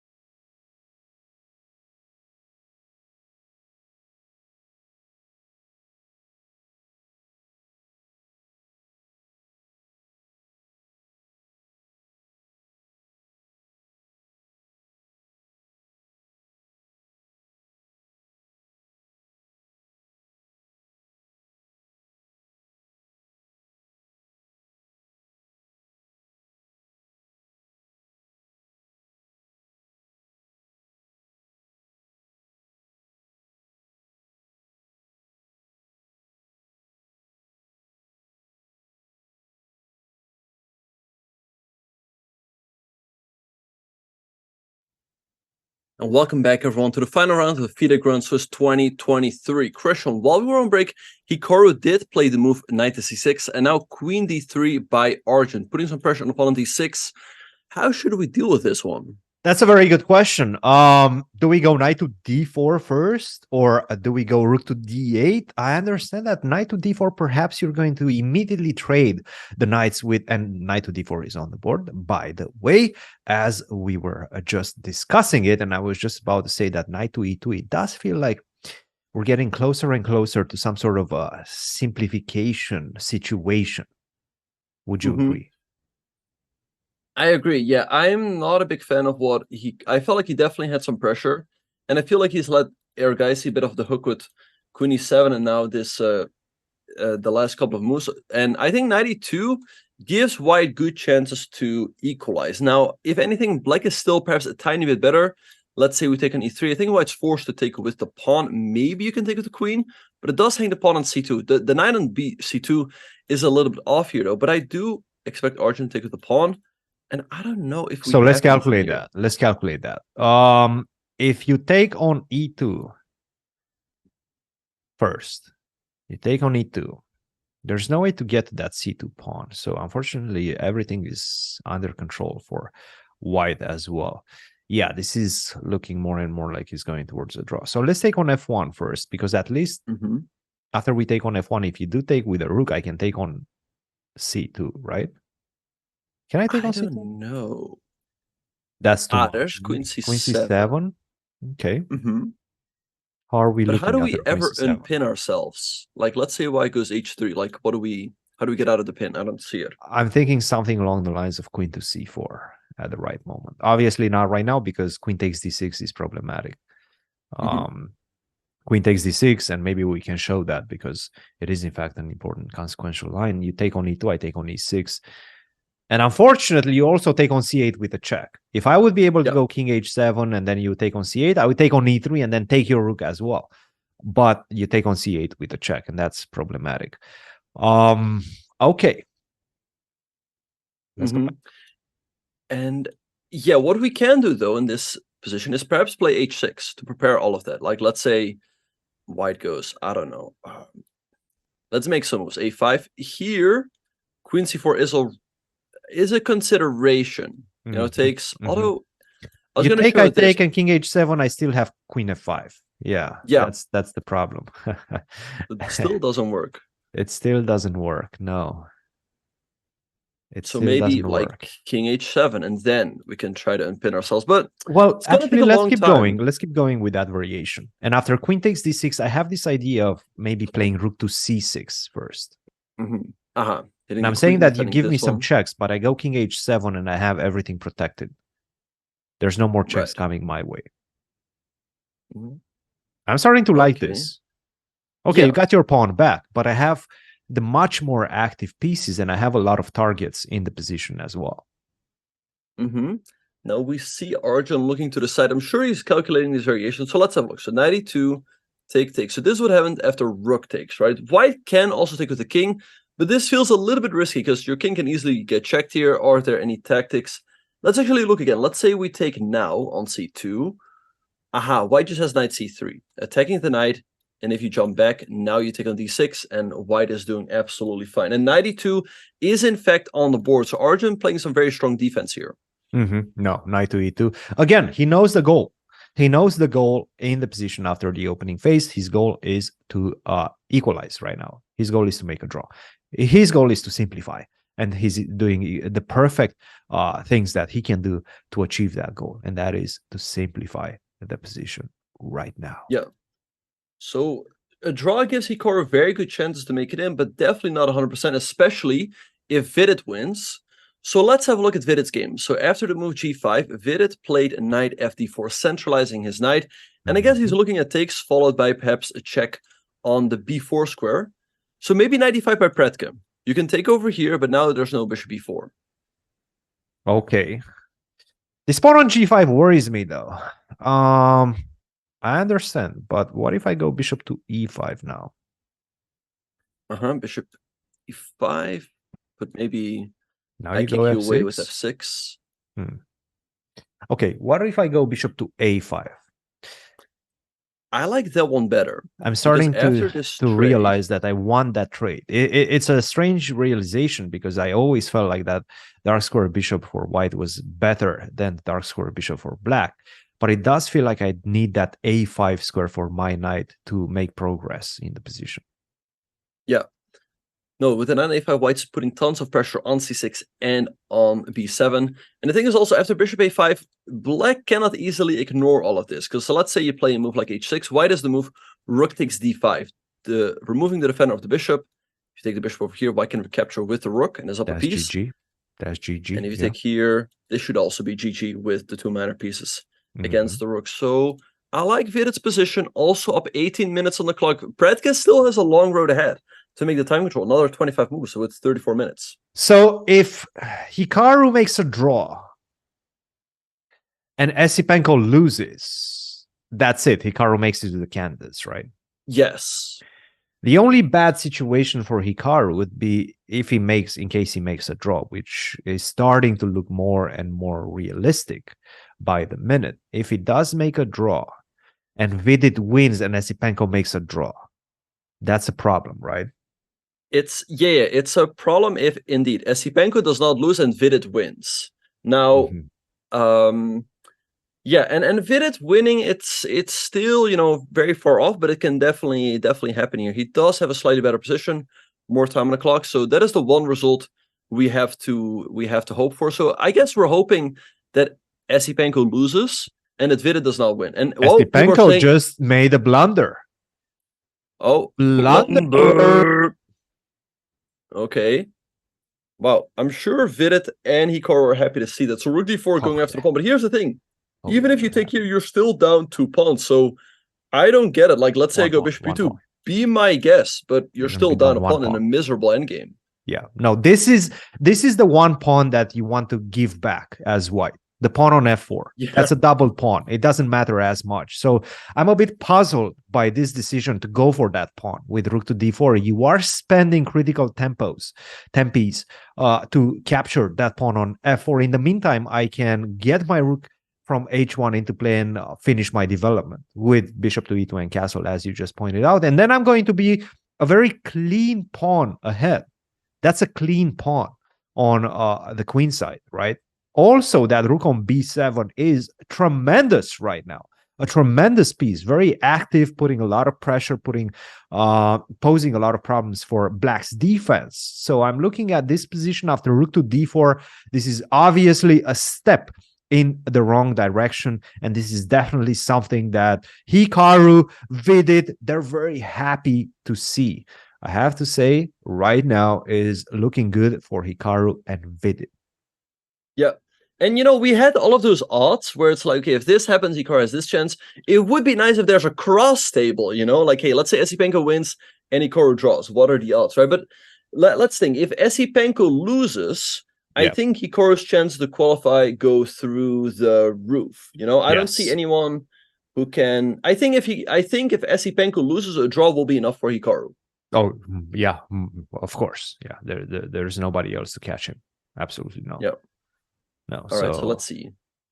Oh, wait, is it here in the tables? Okay, so let's see. So if Esipenko loses, so Giri win, but it doesn't say Nakamura win. Giri win, Hikaru's chances go up to 88%, and I guess that 88% is just him not losing the game. Yeah. Yeah, no. This is looking good.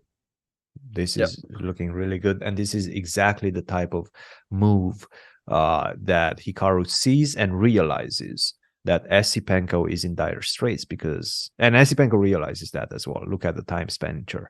He was ahead on the clock out of the opening by a lot.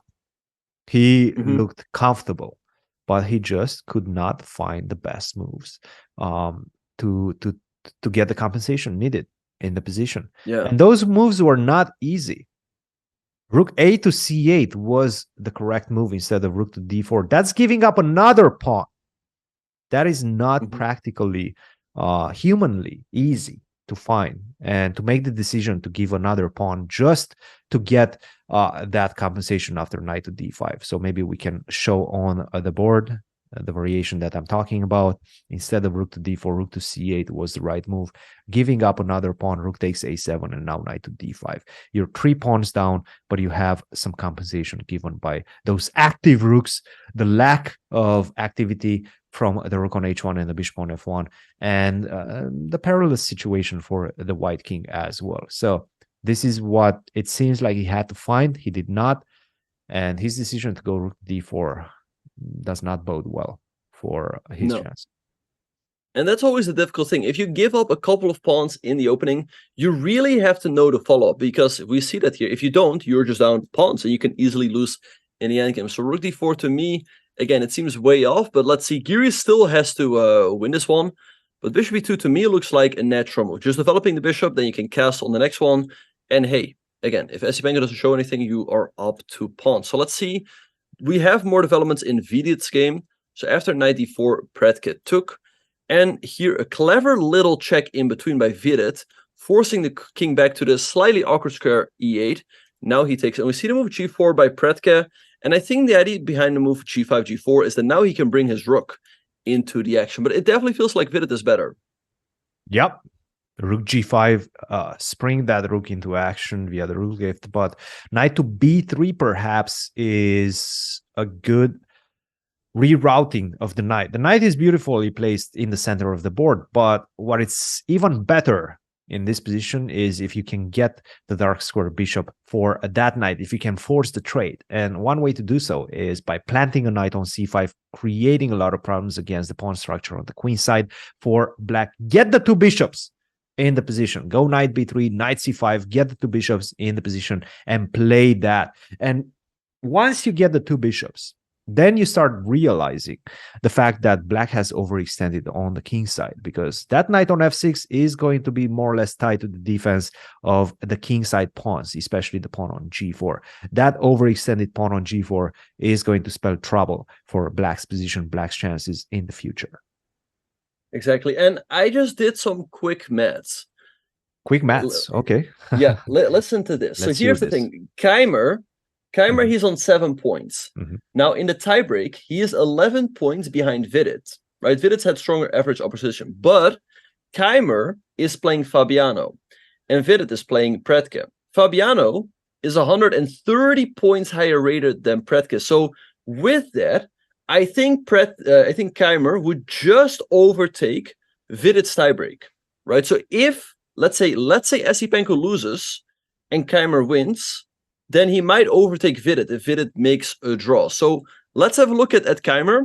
He does have a mathematical chance here if he wins. So takes on f6, takes on e4, rook b1, rook a8.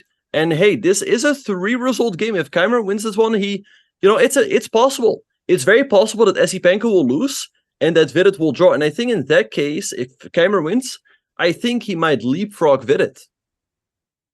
Nice maths, Bach. Nicely done. Yeah, I think you're right about that. I know it's 1/11 of the difference, but that's still like 13. That's like 11 points, and the difference right now is, it's 11 point. I did the math. 130 divided by 11 is 12, and he's 11 points behind. So don't try to school me, Chad. All right. Beautiful. Okay, how is that position? By the way, that move f5. I mean, that's a crazy looking move. G takes f5 was just played. Wow. Okay. What in the world is happening? C6. E takes d4, bishop takes c6, b takes c6. Something is going to take on d4. C takes d4 is that something. And now we have queen to g5. I just don't. But how is Fabi losing this one? I don't think it's happening yet, but he could overpush. Like, let's say Fabiano is. Yeah, I can go queen. Well, but that's the thing. If Fabiano is happy with a draw, he will do that. But I assume Fabiano with white pieces wants to win. And let's say you play something like king h1, right? You're like, okay, you take over here, but I take here. I'm up a pawn. But it turns out that this is a bad idea. After queen h5, defending this, rook f3. So I think it's unlikely, but it is possible. Oh, people are saying Esipenko losing. Let's see. Well, a bishop e2 played by Anish, right? We left there. Right. But I'm a little bit Oh, I just wanted to point out real quick that I'm somewhat surprised by what Hikaru is doing. I think what he's doing is completely fine, but I thought he was just going to try to make a draw. Okay. So with that in mind, if he just wants to make a draw, why doesn't he trade on E2? Sure. But does he want to make a draw? I'm not 100% sure. I think he still harbors some hopes of winning this one. Right. Especially given the time situation. That's what I think he's looking at. Perhaps not on the board. He's not looking on the board and saying, okay, I have a dominating position anymore. I got a good position out of the open. I equalized right now. But I'm looking at the clock and I see 28 minutes, some pressure on White's shoulders, some previous bad experiences in the final rounds for Arjun, especially more recently in Kotor against Abdusattorov when he lost by giving up a rook in one move. So I'm seeing all of those factors, all of those elements I'm taking into consideration if I am Hikaru, and I'm choosing to keep more pieces on the board with the move knight to c6. I'm not risking much. I don't see that I'm risking much. Okay, you're going to put some pressure on the d file, and I'm going to defend with rook to d8. You're going to go rook d1, rook d8. So what? Keep more pieces on the board. And I do see this as a 3-result game. And I think this is what Hikaru is embracing in this position. Yeah, so I guess Hikaru just wants to keep playing in a position so that if he wants to take the draw, he probably can at any moment. But he can also still play for the win, right? That's why he wants to keep some play in the position. All right, so let's see what's happening. We have another move by Vidit. After the move, here, Vidit. Vidit played the move knight b3. I think a nice move. He's aiming for either knight c5 or knight a5. And I think Vidit is definitely still playing for the win in this one. I like his chances a lot. And I'm wondering, let's say Black goes rook g5, the move that we were looking at. Do we have something direct like, I mean, rook d6, I guess bishop c6 is there, yeah? And look at the time difference also. This is not even move 20. After the move knight to b3, that's move 19, still 22 moves to go for Alexander Predkin. He's down to his last 29 minutes. I'm starting to see some clear chances for Vidit. And I have to say, Vidit is good in this type of positions. I've seen Vidit turn around this type of equal endgames and outplay his opponents. He's not going to be in time trouble. He's going to be able to pile on the pressure on his opponent with those two bishops, with ideas of bishop to c5 at times as well, and try to pick at the pawns on the queen side. So, for example, bishop to c6, if you do that, I can just simply take on d8, king takes d8, and knight takes a6, right? You have ideas of that nature. Perhaps not in this particular case because you have to worry about bishop to b5, but there's always tactics lingering in the position for White. Yeah, so definitely lots of things for Predkin to worry about. Also, he's down 20 minutes on the clock. And once again, I don't understand his opening decision because he's people were saying a blunder. About Arjun. Okay, there's no blunder. No. It's a slight inaccuracy, but I think Hikaru has chances now, and he's got a nice move. He's got the move knight b8, and you might think, like, why would we undevelop our knight? But look at this, chatters. We want to go knight d7 and knight f6 to put pressure on this one over here, or knight c5. No way he's playing knight b8. I would be, I think he is going to play knight b8. If you play knight b8, nice move. Give him the trophy. Knight b8 is a crazy move to play as a human. But here's the thing. The knight on c6 cannot go anywhere for the moment. Can it go to d4? Can it go here or here? So you look at the weaknesses.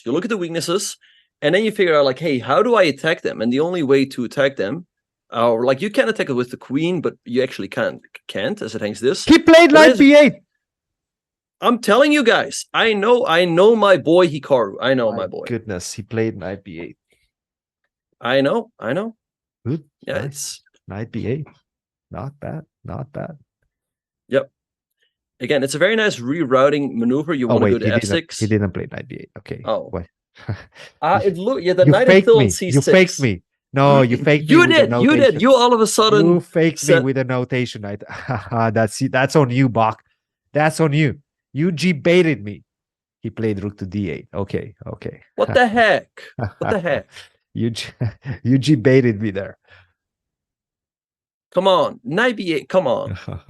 He did not. No, he played. Maybe rook he to was d8. worried about rook d1, but you can just go rook c6 to defend. Oh, you trolled me. No, he played rook d8. I didn't. I didn't. You all of a sudden you were saying he played knight b8. Oh, All right. he played rook d8. We have rook d8 on the board. Let's reset that. Rook d8. Okay, all right, nobody so plays rook knight g8. d8. Come on, nobody. Again, I would have been in utter shock and disbelief if you would have played. Show the position of Fabiano, and I'm sure he will find knight b8. No. Yes. Knight b8 is very, very tricky. Knight b8 is very tricky. I don't see a lot of players play knight to b8. Okay, you give them and you say, okay, find a move right now. Yes, maybe in that scenario. Yes, find a move, find the best move, and then you kind of understand that this is a critical moment. You have to play it a certain way. You play the move knight to b8, but otherwise, it's just not feasible. I think it is findable, but anyway, we have to rook d8 on the board by Hikaru. Perhaps he wants to go for d5. I think that's what he wants to go for, and in that case, the knight on c6 does make a little bit more sense. I feel like if anything, he is still a tiny bit better. Yes. The rook d8 is a very decent move. I mean, it's a very normal, natural move. Yeah, good move by Hikaru. Yeah, and he's got the slightly better pawn structure here because white's pawns are doubled and isolated, and he's got the doubled pawns, but they're not isolated, right? The pawn on e4 is weak, the pawn on e3 as well. That being said, the pawn on d6 is somewhat of a target, but I like Hikaru's position, also still up 30 minutes on the clock. The question is, will it be enough to win? No, absolutely. Target in Kotor. Exactly. Yeah. Okay. Esipenko is still in the tank, down to 28 minutes. He played all of this quickly. Let me see if I can check the timestamps, but he's been spending a lot of time over the last couple of moves, and it's not looking good. He's down a pawn here, down 50 minutes. I think he's going down. And what a heartbreaker that would be. He's been among the top of the standings for the entire tournament. He was leading going into the final round. A draw would get him in for a 98% chance. And if he loses here, he's out. Do you think if Esipenko loses or gets in a losing position, do you think both Vidit and Hikaru are going to start looking at simplifying quickly? Yeah, if Esipenko loses, then Hikaru might just go for a draw, because if Esipenko loses, a draw will get Hikaru in for sure. Yeah. And Vidit probably will do the same, right? Even if he has a better position. Right. A draw will very likely get Vidit in. Again, there is that Keymer game, but I don't see that one spinning out of control. I think, though, Vidit still has a pretty clear and risk-free advantage, so he will keep playing. But if, let's say, the situation is completely clarified, then he might just offer a draw to punch his ticket. Yeah. No, punch the ticket to the Candice. That's a grand prize right now. I mean, if you make it to the Candice, it's crazy. There's the Balenciaga hoodie, Balenci hoodie. No, okay, I see what they did. So I think Jordan was just like, okay, give me your Balenciaga hoodie so I can pose for the picture. Fake them out. Fake the viewers out, and then I'll give it back to you. I think that's Ali Reza with the Balenci hoodie. Well, no, it's a Supreme hoodie. Oh, that's right? Supreme. Okay. Yeah. All right. So no, it's Supreme is now Balenciaga. Interesting. But they look exactly the same, right? Yeah, it looks very much like Jordan's hoodie. We have a move by Arjun, Queen C3. All right, so I wonder what exactly the point is. Maybe let's go to B3, target a pawn on E6, and a pawn on B7. So now let's see what Hikaru is going to do. To me, the move H6 looks quite natural, creating some loot for the king. You can also go rook F8 here, trading the rooks off, but will there be enough play left to win? That is the big question always. I don't see it. I think this one is going to fizzle out. into a draw. I really don't see the chances for either side. I understand that Black has a slightly better, slightly more comfortable position, the position and the clock as well, but I don't see this as being enough for any of the players. And I think both of them, given the time, given the situation in the standings, are happy with the result. Maybe Hikaru more than Arjun, but Arjun, given what happened in the opening, given the fact that there was so much pressure, he was worse. He knew he was worse. I think he's happy. I think he made amends with himself. He's happy with the draw. Yep. All right, so let's see what Hikaru is going to do. If anything, Hikaru is definitely still the one pushing for the win. He's up 28 minutes. I like his position just a touch better, but let's see if he can make it happen. Let's see what's happening at the other boards. By the way, in Fabiano's game, the move Queen G5 is on the board. So now the moment of truth. If Fabiano doesn't want any shenanigans, he can play the move Queen G4, and we should be headed for a draw. But, you know, if he wants to win, then he can move his king, let's say to H2, and let's say Keymer takes, he can take on C6. White is up a pawn here, but it might also give some chances to Black, so we'll see what's going to happen. I think he's going to go King H2. Knowing Fabiano, I think he's going to go King H2. Usually he wants to go for the win. Yeah, that's true. He goes for it all the time. Yeah. Even though after King to H2, C5, how do you necessarily play for a win? Good. C5 might be a very good move. Yeah, trying to break up the pawn structure. I don't have time for E4 as this hangs the pawn. That's the problem. Exactly. You're still not a pawn up. That's the thing. I just take on F5 and now I take on C5 as well. I mean, maybe you can do this, and I mean, there's F4, but it all becomes very loose. So I think, though, you're right. I think Fabiano is the type of guy to go King H2 here and keep the game going. Whereas after Queen G4, we might just be headed for a draw. Right. But from a practical perspective, if you do see King H2, C5, you're starting to see some complications. You're starting to see a break of the pawn structure for White. You're not that happy, right? So perhaps you see King H2 as Fabiano, you see C5, and then you start realizing that maybe it's time to pull the brakes and go Queen G4. Yep. In the meantime, things are looking bad. Things are looking bad for Esipenko. He has completely frozen. He's down a pawn. I think he's going to lose. I think he's going to lose, and he will not make it to the candidates, which would be an absolute heartbreaker for him. Yeah. He's frozen. He's frozen right now. This is move 18, and he's down to his last 23 minutes with a really, really bad position. I'm going to call it. This is a really bad position. You don't have enough compensation. No, you're your rook on A8 is tied to the defense of the A7 pawn. I understand you're going to get one of those pawns back. You're going to take on F4. You're going to be one pawn down. But then my rook on H1 is finally getting active. King F2, rook D1, King F2, rook C1. I have those type of options. I have the majority on the queen side. This is a simple advantage for Anish. Yeah. No, I think, Anish, knowing his endgame technique, he's going to push this one for the win. By the way, in the meantime, has Hikaru even returned at the board? I see Arjun. Hikaru is still not back after, 5 minutes or so at this point. So, Hikaru, come back. Has plenty of time. Plenty of time. There he is. Someone is asking in the chat, Pretka won't accept a draw if Esipenko loses. Well, for Pretka, a draw does not get him into the candidates, but he is worse here. So a draw might still be better than a loss. He did settle on that move, rook to G5. So now let's see how Vidi will try to put on the squeeze. Very Vidi Vidit. Very Vidi Vidit.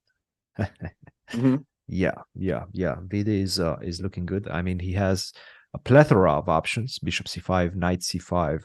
Go for the two bishops. Go for the weaknesses on the queen side, the B7 and A6 pawns. He has a lot of options, spoiled for choice, and he's looking good. Yep. All right, so let's see what Vidit is going to do. I think especially for Vidit, it's good that he's probably looking over to Esipenko's board, and he's seeing that his boy Anish is probably going to get the job done. And then he knows that a draw for him will be enough, unless Keymer wins. But I don't see that happening. By the way, we do have a move by Fabiano. He King plays H2. the move King H2. He is going for it. Yeah, he's going for it. But after C5, how do you go for it? Let's try to go deep into the trenches of that variation. So C5, what do you do now? I guess the only move to play for the advantage is to take, right? I take on F5. We have to go Queen C6, as otherwise you just regain a pawn with a better pawn structure and a better king. So Queen Can C6. you still pull the brakes right now with Queen G4, or is that giving black a better position? Is this better for black? Yeah, because you also just win a pawn. Oh, yeah. This is actually really bad. So then you really should have played Queen G4 earlier and pull the brakes that way. But, Yeah. okay, so Queen C6, hitting the rook. So you want to keep your extra pawn. So let's say rook EF8, hitting this pawn. I think you have to go F4, hitting the queen, but the queen can, let's say, move back here. Right. We have to take, as otherwise black takes, and black's the material's even and black's better. So we have to take. It's very complicated. Maybe black can go down this variation, but hey, you do get a passer over here. Ooh, that's close to promotion, my friend. Yeah. That's close to promotion. I mean, that's C7 pawn. If you don't checkmate me, or if you don't find the perpetual, that one is going to queen. Yep. Let's keep going. Now Let's keep going. Let's keep going. let's Show say me the take. truth, Bach. Show me the truth. Queen. And the only move is this. Not easy to find at all. And the point is that in case I recapture, now you give a check. And if I block with my queen, then you trade everything. And all of a sudden it's even again. So good luck. Good luck calculating all of that. If we go king up, then the only move to make a clean draw is queen e5. So again, if you find all of this, they should check you for, something for, at some place, somewhere. Anyway, queen takes a5 by Keymer on the board. Now it is looking better for Fabiano. Trading rook b7. Okay. Yeah, that's something to work with. That's definitely something to work with. I mean, it's still probably not enough, but it's something to work with. Let's go. Okay. Let's go into that variation. So you take on f5, and then you go rook to b7, and you're gonna be a pawn up, right? Yep. Where is your compensation? Yeah, I don't see it. I don't like this decision by Keymer. As right now, it's very risk-free for Fabiano, and he's probably also better. And also with this, Keymer practically eliminates his chances of qualifying to the candidates. So if Vidit has a look at that board, he will be very happy to see. Let's say he walks over, he sees this position on the board, he must be very happy. So as a famous commentator said, he just didn't feel the vibrations. I saw that. Yeah, I very sneaky, but people were paying attention. He caught it. Yeah, he did not feel the vibrations for sure in this one. Rook b7 looking good for white. Yep. No, for sure. I don't know what black should do here to try to hold. I mean, you do win a pawn, so I like it for Fabiano, who's in the tank.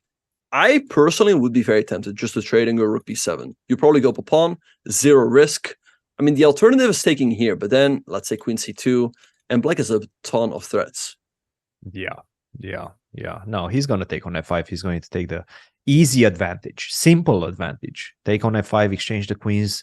Do not allow any sort of complications. Do not allow any sort of checkmates along the second rank, along that pressure on the f2 pawn. Exchange the queens, go to b7, be a pawn up in the endgame, and just try to squeeze in that situation. Yep. So let's see what's gonna happen. Okay, we have to move a5 by Esipenko, but now perhaps just king f2. And what do you have? I think white is up, 2 pawns. I mean, yes, you can regain 1, but this just looks lost. Yeah. No, I understand a5, and I understand the sequence that we've just seen: rook to d4 and then a5. You try to take the pawn on f4, but you're also trying to go rook to b4 at the right moment. And I think this is something that this is the way that Esipenko envisions that he's going to get rid of that active rook on b7. Rook takes f4 and then follow that with rook to b4. You don't want to exchange on b4 because then the rook on a8 is going to become very active. So these are the type of things that, and by the way, king to f2, I Is that on the board? No, it's not on the board yet. No, this is this is my analysis board. Mhm, All right, mhm. so let's see. So a5. No, I mean Anish gonna win. Hot take of today. He's gonna win. He's up 20 minutes, up 2 pawns. Again, Esipenko can regain 1, but then your coordination is kind of off. You feel it. You feel it. Yeah. You feel it. So then a draw is most likely good enough for Vidit and Hikaru. And Okay, Vidit just made one a second. move. Okay, before we move from that. Get that game. Get back on that one for just a second. To Anish, yeah. Yes. So King F2 Rook B4. How do you defend? I think that's his idea. Because yes, if you take here, the knight's hanging, this is hanging, there's still chances for black to draw. Right? But perhaps I just move my rook back. Rook b5. This is a move that he might have missed. Bishop d7. What do you do now? You have a7 is a clever. Oh, nice. But what if you do this? You take on b5. Take on b4. But now I take with the knight. And this no longer comes with a tempo. And then rook d1, rook d2. I'm a pawn up still. Yeah, this should be enough. And a b4 pawn is a weakness, if anything. And so yeah, this should be a win for Anish. But yeah, definitely still a lot of work to be done. Yeah. So let's see which move he's going to settle on. We do have a move by VD. VD played the move knight c5, putting pressure on the bishop and the pawn on b7. Bishop c6 is not good because of knight takes a6. Let's say you take, recapture with our bishop, and you cannot, well, if you take the knight, we take here and white wins. But what happens in case you go bishop to c8? Let's have a look. Is there... There's like 94 ideas, which might be unpleasant. Yeah. Yep.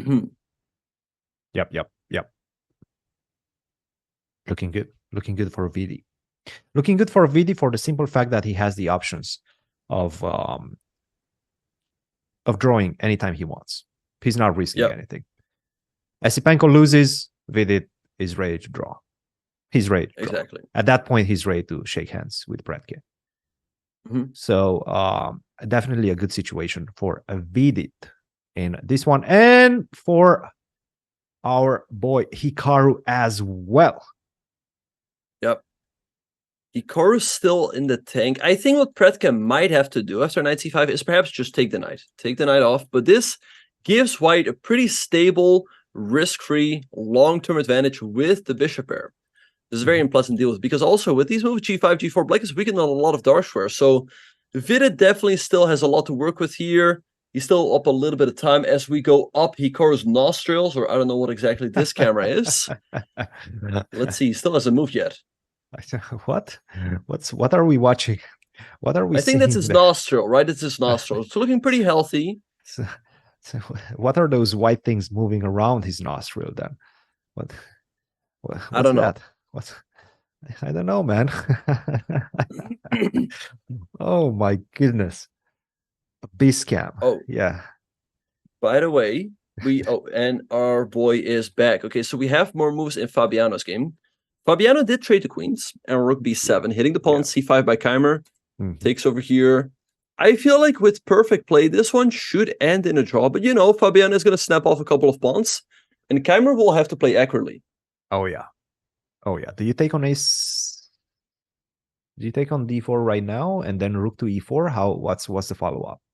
Where do you go? For the d4 pawn or for the f2 pawn? Which one are you going for? Is the question. Good question. Yeah. Perhaps rook e2. Okay, we have a move by Hikaru in the meantime. Hikaru goes for the move queen to c7. Okay. I don't know what the idea is. What is the idea? Queen b6, probably. He's just trying to put the queen on a better diagonal, put some pressure on e3, and then maybe after all of that is said and done, then he's going to go for the rerouting of the pony, knight b8, knight d7, knight c5. Yeah, and perhaps he was also somewhat worried about a b4, b5 push. Like, let's say you go h6, maybe I can do it at b4, and now you're too late if you go queen c7, as b5 wins the horse. But hey, if you go queen c7 here, you can meet b4 with queen b6. So I think that's the move he's anticipating. Yeah. Just find a better pasture for that pony. You know, Yeah. c6 is beautiful, but you don't have a lot of targets. Find a better pasture, greener pasture for the horsey on c6. Yeah, we have Arjun back at the board. Okay, down to 22 minutes. He needs to make another 16 to reach the time control. He has done a great job accelerating, right? He's still a little bit worse. He's down on the clock, but the position is somewhat simplified. So he is in somewhat of time pressure, but nothing too critical. That being said, perhaps Hikaru can put on a bit of a long squeeze here. Yeah. No, absolutely. Hikaru is the one that's squeezing in the position just for the simple fact that he has a better structure, more targets in the position that he can go for. So yes, that's the main differentiator in the position that creates the separation. It gives black a more comfortable play right now. Yeah. Anish, in the meantime, did play the move King f2. Now he's ready to bring his other rook into the game. It's all about that rook b4. Rook b4, rook b5. I think this is something that Esipenko might have missed. Rook b4, rook b5, bishop d7, and then this a3 variation that we were discussing. I think he just misassessed this one. He said that he's going to take on b5, he's going to take on b4, and then he underestimated that extra pawn on f4. That extra pawn on f4 actually is going to matter in this game. Yeah, no, I don't see Esipenko holding this one. Down on time, down 2 pawns, right? Maybe he can win back 1, but the position still remains miserable. And Anish usually has stellar endgame techniques, so I don't see him throwing this. So you've practiced with Anish. You know him well. I mean, he's your countryman. What can you say about his technique? What's special about it? Well, the thing is just when he has a good position or when he's up a pawn in an endgame, let's say at the Olympiad, you can be pretty confident that he's going to win. You know, usually he does win. So that's pretty nice to have someone like Anish in your team. And we also saw him yesterday against our boy Hans, converting an endgame that he should not have won, by the way. He should not have won.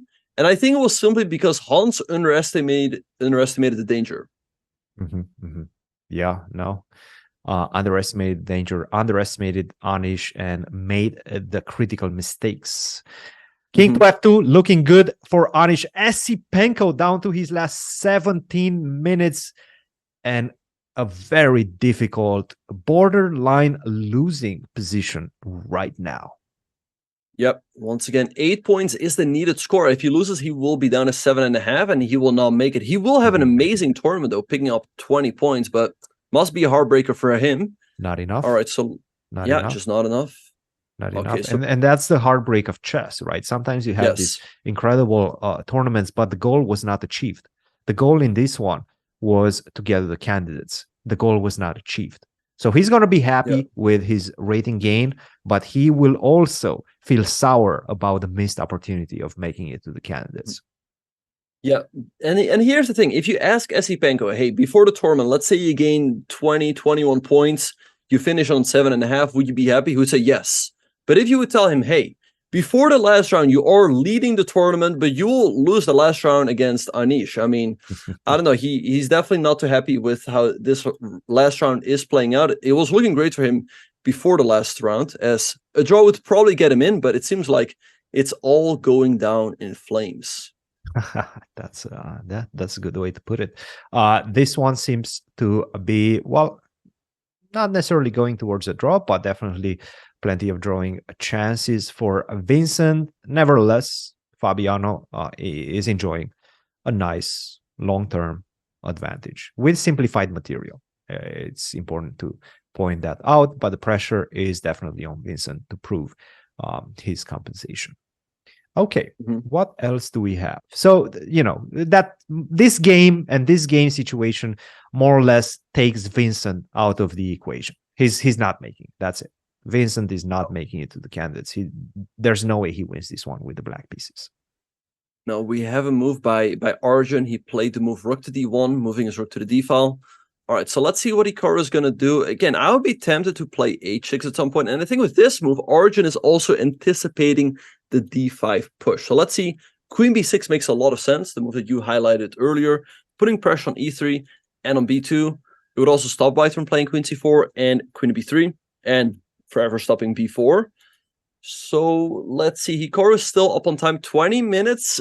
Can he push Arjun low on time? What do you think? He will. He will try to. He will try to. That's exactly why he played. I mean, looking at the trend of his last few moves, looking at the way he played knight to c6, avoiding the trade of the knights, queen to c7, trying to keep things under control, under wraps, but also maintain some potential for imbalances in the position as well. Leave that knight on e2. The knight on e2 is not a great piece, just for the simple fact that it doesn't have a lot of targets. It doesn't control any important squares in the position. So the knight on e2 compared to the knight on c6 is definitely the problem piece for white, for Arjun. Keep that piece on the board. Keep some pressure in the position. I like this idea, queen 7, queen b6. Even though it doesn't create any immediate threats, it still makes life more comfortable for more uncomfortable for white. And that's exactly what Hikaru wants to do with the clock dwindling down to those last few minutes before the time control. Yeah, so queen b6 on the board. He's squeezing Arjun on the board and on the clock. I don't see any easy moves here for Arjun. I think for black, you're just going to go h6, maybe king h7, making sure that in case white does take here, you're never in a check. White can do something similar. Maybe h3, king h2. I wonder if Hikaru is still thinking about a d5 push, or maybe something like, I would still go h6, king h7 here. And by the way, Redke with a blunder. Uh-oh. Wait. But now, wait, what if VD just takes? Knight takes h6? I don't see what he has in mind. Take it.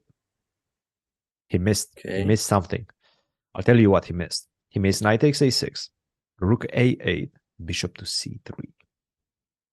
That's a nice one. Yep. Because I drop with the knight to b4. And that defends my a2 pawn. That's why. Right. But perhaps you can still go, like, let's say, yeah, I'm with you here. Like, let's say you go knight e4, maybe knight b4, hitting this, defending this. But can black play, let's say, knight d5? Yeah. If you can knight b4, you can maybe trade and then take an a2. The thing is, though, that you're still not threatening to take on a6, as your bishop will be hanging. So VD, he has his time advantage here, and now he can put it to work by calculating all of these lines. Yeah. You know what that means? I mean, VD might actually make it to the candidates. I think Vidit's hot take of today, Hikaru and Vidit are going to qualify. I think Esipenko is going to lose. Vidit might win, but a draw will probably be enough as well. Yeah.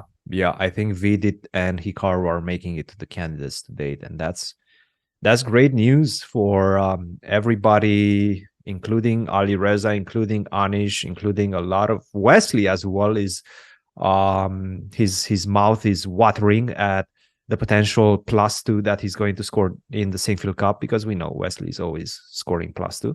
And then if Firuza is going to have a bad Sinquefield Cup, maybe he can be looking at a potential a victory and a potential candidates for himself as well. Yeah. The hard line of this tournament situation is that India is going to have 2 players in the candidates, Pragnananda, and it seems like Vidit will join him as well. That's incredible, given that Vishyanand, the staple of Indian chess for the last many decades, is not going to be in the candidates, but he has his disciples following closely behind. Yeah, no, for sure. And yeah, it would be amazing for Vidit if he makes it. He came close a couple of times in the FIDE World Cup in this year. He got knocked out in the quarterfinals. Had he won his match against Abasov, he probably would have made it. And he also came close in 2021 when he also lost in the quarterfinals. But it seems like he's probably going to get it done today, which, again, it would be amazing for him. Definitely a career highlight. We have another move in Hikaru's game. The move rook d3 was played by Arjun. And the computer here is saying that we should bring our king to the center. I don't know how easy it is to do that. Yeah, that's not easy. No. I don't think he's going to go for that. That's like knight b8. That's like knight b8 level stuff. He's not going to go for it. I just don't see how he can do that. Like what's And the point Christian, of it? as some of the candidate spots are, giving, or like the candidates field is starting to clear out a little bit. Mhm. What do you make of the field? Because of course, players like, let's say, Prag and Vidit and Abasov are very deserving of their spot. I would have also loved to see a candidate with, let's say, the 8th best or the 8th highest rated players in the world. So let's say candidates with Fabiano, Hikaru, Nepomniachtchi, Furuja, Wesley, and Giri, and then, I don't know, another player. I like the imbalance of it. I like the imbalance of it all. I always liked having an underdog in. I liked when Alexenko was in the candidates in 2020. I like now with Abasov. I don't see Vidit as a huge underdog. Vidit can beat anybody in the world. Vidit has tremendous opening preparation, has tremendous resources helping him to prepare for the candidates. And that's very much what it's going to come down to as well. How is your preparation going to be looking like going into the candidates? And you know that these players, they have a lot of energy. Vidit is not going to analyze most likely and prepare with Pragnananda, but they share a lot of the resources that Indian chess and that infrastructure can give them. So it's going to be very interesting to see what they're going to come up with, how they're going to prepare for this particular case. Abasov has some resources as well in the back. He has some people working for him. So it's going to be an interesting canvas. Mm-hmm. I Yeah, like definitely it. one to look forward to. We have to move queen b4 by Hikaru. So he's basically forcing the queen trade. Okay, so Arjun actually has to take as a4 is hanging, e4 as well. Okay, so we'll see this surely on the board. Queen takes b4, knight takes. Now your rook is hanging this one as well. I think rook b3 might not work. We can take, because if you take, we can take over here, black double pawn. And there's no way actually to trap the knight. So Arjun's going to have to go either rook c3 or rook to d2. Yeah. How do we feel about this endgame? Rook to c3, let's say. Rook c3 threatening to come in with rook c7. So maybe we just jump back. And, I like black's position. We have the slightly better pawn structure, the slightly more active pieces. I don't really see a good square for this knight to go to. Whereas again, this knight can always jump around, let's say the c5 or f6. And so Hikaru definitely still has chances here. No, I'm liking it. Let's see what else is happening, whether anything is happening. Vidit did not play the move knight a6 yet. Anish, as we expected, they went down the primrose path of that particular variation that we were looking at. And again, it was a misassessment by Esipenko, because after rook to d1, rook to d2, this is play on one goal. This is a very comfortable position. And you might be looking at the b2 and b4 pawns and wondering which one is the weak one. The b4 pawn, in fact, is the weak one because I can attack it. I can drop with the knight to c1 or to d4, followed by knight to c2 or knight to c6. You're going to have some difficulties defending that pawn on b4. I have the more active king. I have the extra pawn on the king side. I have the control that those two pawns are giving my pieces. I'm controlling the e5 and e4 squares as well. Where do you put your knight? Your knight on f6. Once again, we see the difference in quality of pieces. And the extra pawn, I have to say, this is looking really good, really sharp play by Anish. And he's looking primed to take another full point. Yeah, rook d1, very nice move, because also it stops this knight from moving to d5 or d7. Rook a2 is a move hitting the pawn, but as you pointed out, we just go rook d2 to defend it. And another very nice idea here is to go king e3, king d4, king c4, go after this pawn. And it's not at all clear how you defend it. So Anish looking very, very good here. He has an extra pawn on the king side. Yes, it is doubled, but it certainly is there. And I think he's going to pick up the b4 pawn sooner or later. I tend to agree with you. I really think that he has great chances. I see in the chat people are saying that material is limited. This looks like a draw. It does not look like a draw. Believe me, this is going to be a very tedious defense for black if he will be able to defend this one. Great chances. I would put it somewhere around 80% chances for white to convert this one. Yeah, 80, 90%. It's looking great for Anish. And yeah, very tough for Esipenko, who's also now down to his last 10 minutes. I don't see him holding this. So let's have a look at what's happening at the other boards. We have another move by Arjun. Rook c3. Yeah, they looks like a good move. They went down to the variation that we're looking at. And we did say that knight to c6. Look, position is very simplified. There's not a lot of material. There's not a lot of targets, but you have a grind. You have a grind in your back pocket as a black. You can go king f7, king e7, improve your position slowly, and then at the right moment break with the move a d5. I think this is what is going to come down to. When are you going to break with the move d5? How well are you going to be able to time it? How much pressure are you going to be able to put in on your opponent, given the time situation and given the fact that you have a comfortable, slight, very, very slight edge in the position as black. Yeah, so let's see. Knight c6 here looks like a good move by Hikaru. You have to stop this rook from coming in, because if white does get the move rook c7, he does get enough counterplay. And again, it's somewhat unfortunate. Hikaru is away from the board. I'm sure as soon as he's going to return, he will play knight c6. Rook d7 also stops rook c7, but it allows the rook into c8. And you also don't quite want to allow this. So I do expect knight c6. And the question is, how do we ever win this one, right? I would move my king over to the center. That would be step one. And I would still be looking at this maneuver of moving my knight to d7, to c5, and f6. But again, the moment I go knight b8, I allow rook c7. And there we have a knight c6 on the board. Yeah. No, that's the situation. And by the way, it does seem like Fabiano and Vincent are headed towards a draw. Seems like Vincent definitely found the best path forward to defend this position. 2 pawns down, but it doesn't really matter. You're going to pick some pawns and you're going to continue staying active. The thing is, I cannot move my rook from f1. Once you move the rook from f1, lose the pawn on f2, that gets black's black is too active at that point. So you cannot allow that. You don't have time for it. You have to play d5, which he did, but that just simply allows me to take on c4. And I think this is going to be more or less an easy draw. What do you think?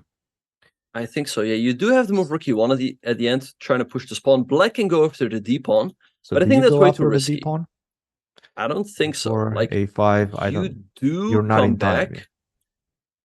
Well, you are, but now you're in a lost endgame as my rook is behind the pawn, and I walk the king up, and this is over. So instead, what Keymer is probably going to do after rook e1 is stop a4, right?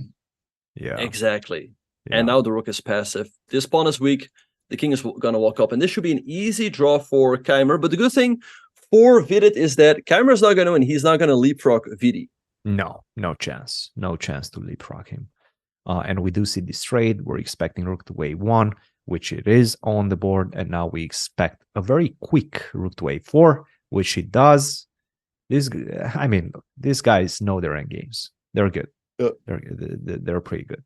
And the thing is, it's the perfect placement for the rook. Not only that you're stopping the pawn, you're also cutting the king from coming on the 4th rank and defending that d5 pawn. So now I have free hand to move my own king, go king g8, king f7, king f6. As you pointed out, go for that d5 pawn. And yeah, this is going to be an easy draw for black. Yep, and we have more moves in Hikaru's game. After knight c6, Arjun played knight c1 and king f8 quickly by Hikaru and knight d3 by Arjun. I'm not sure about this one, as I don't really see where the knight is headed. I think what Arjun maybe what he should have done is go for the maneuver with knight b3 to d2 to c4. But let's see. So knight d3 on the board, taking the sting perhaps out of d5, as now the e5 pawn becomes weaker.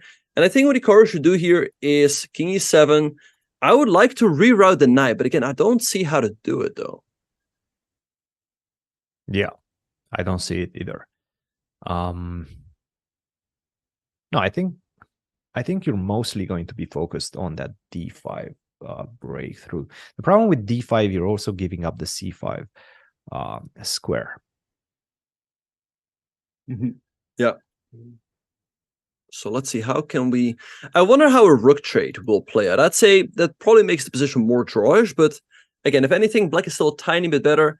E4 is somewhat vulnerable, A4 perhaps in some variations.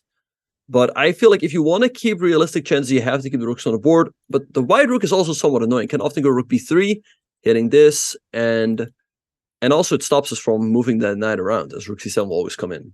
Yep. And how again? Look at Hikaru. You see, he's looking at a certain Huh? game. I have a feeling that's the Esipenko game, isn't it? I think so, yeah, but I don't know exactly where the one is, but it, Whoa, it whoa, might just whoa! be there, yeah. Oh, what? Esipenko lost the second pawn. Esipenko is completely Oh, busted. wait, what? Yeah, Wait, what? He he's went rook busted. c8, He's and busted Anish right is now. like, okay, give me that pawn, and he takes it. Knight d5. Busterino.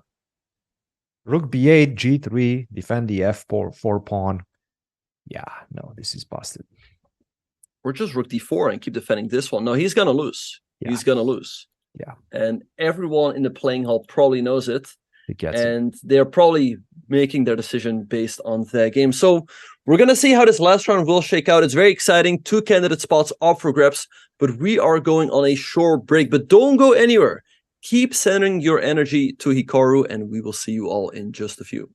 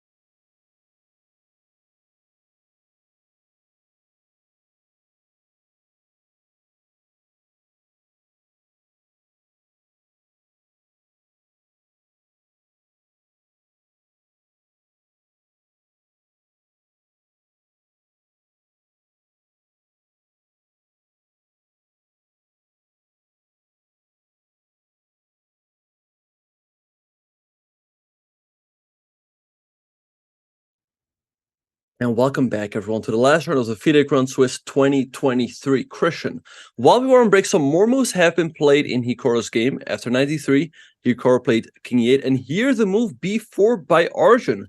I don't know what to think about this one, as this really weakens the queenside pawn structure. Very aggressive, very committal move by Arjun. And the idea is pretty obvious. You want to go b5, kick the knight away from c6, and invade with the rook via the c7 square. But what if I defend that square? What if I just simply go king d7? Defend that square c7. How do you continue?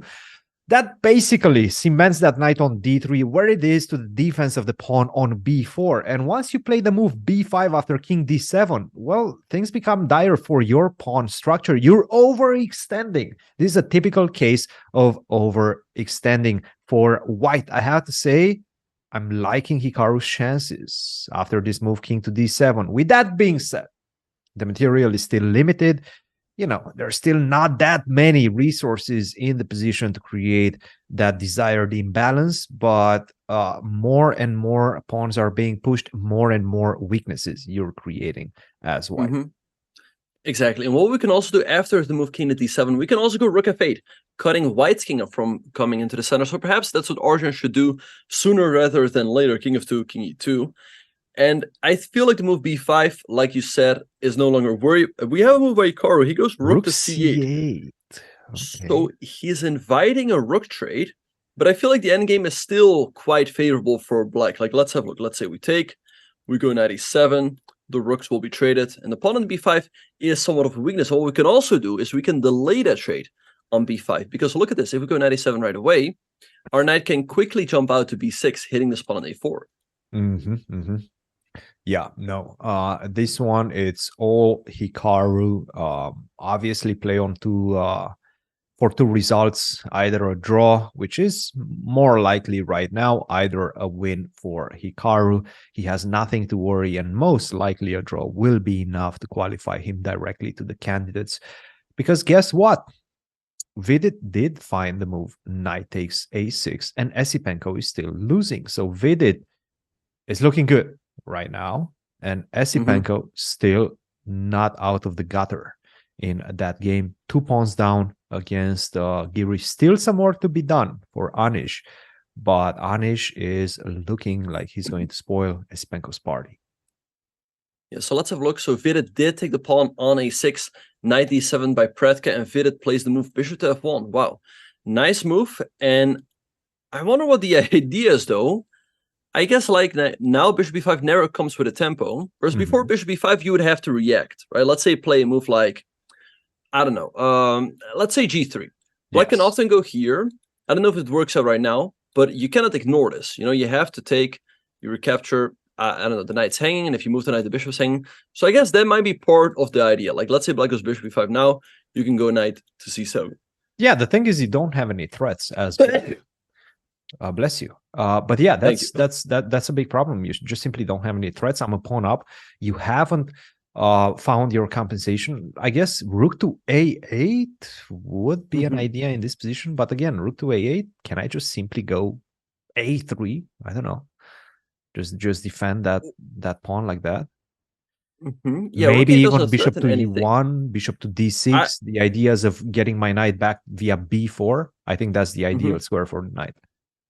I like that one. Yeah, the bishop e1 followed by knight b4, and Vidit is just up a pawn. The time situation has somewhat equalized, though. Vidit down to 11 minutes, Pretka down to 10.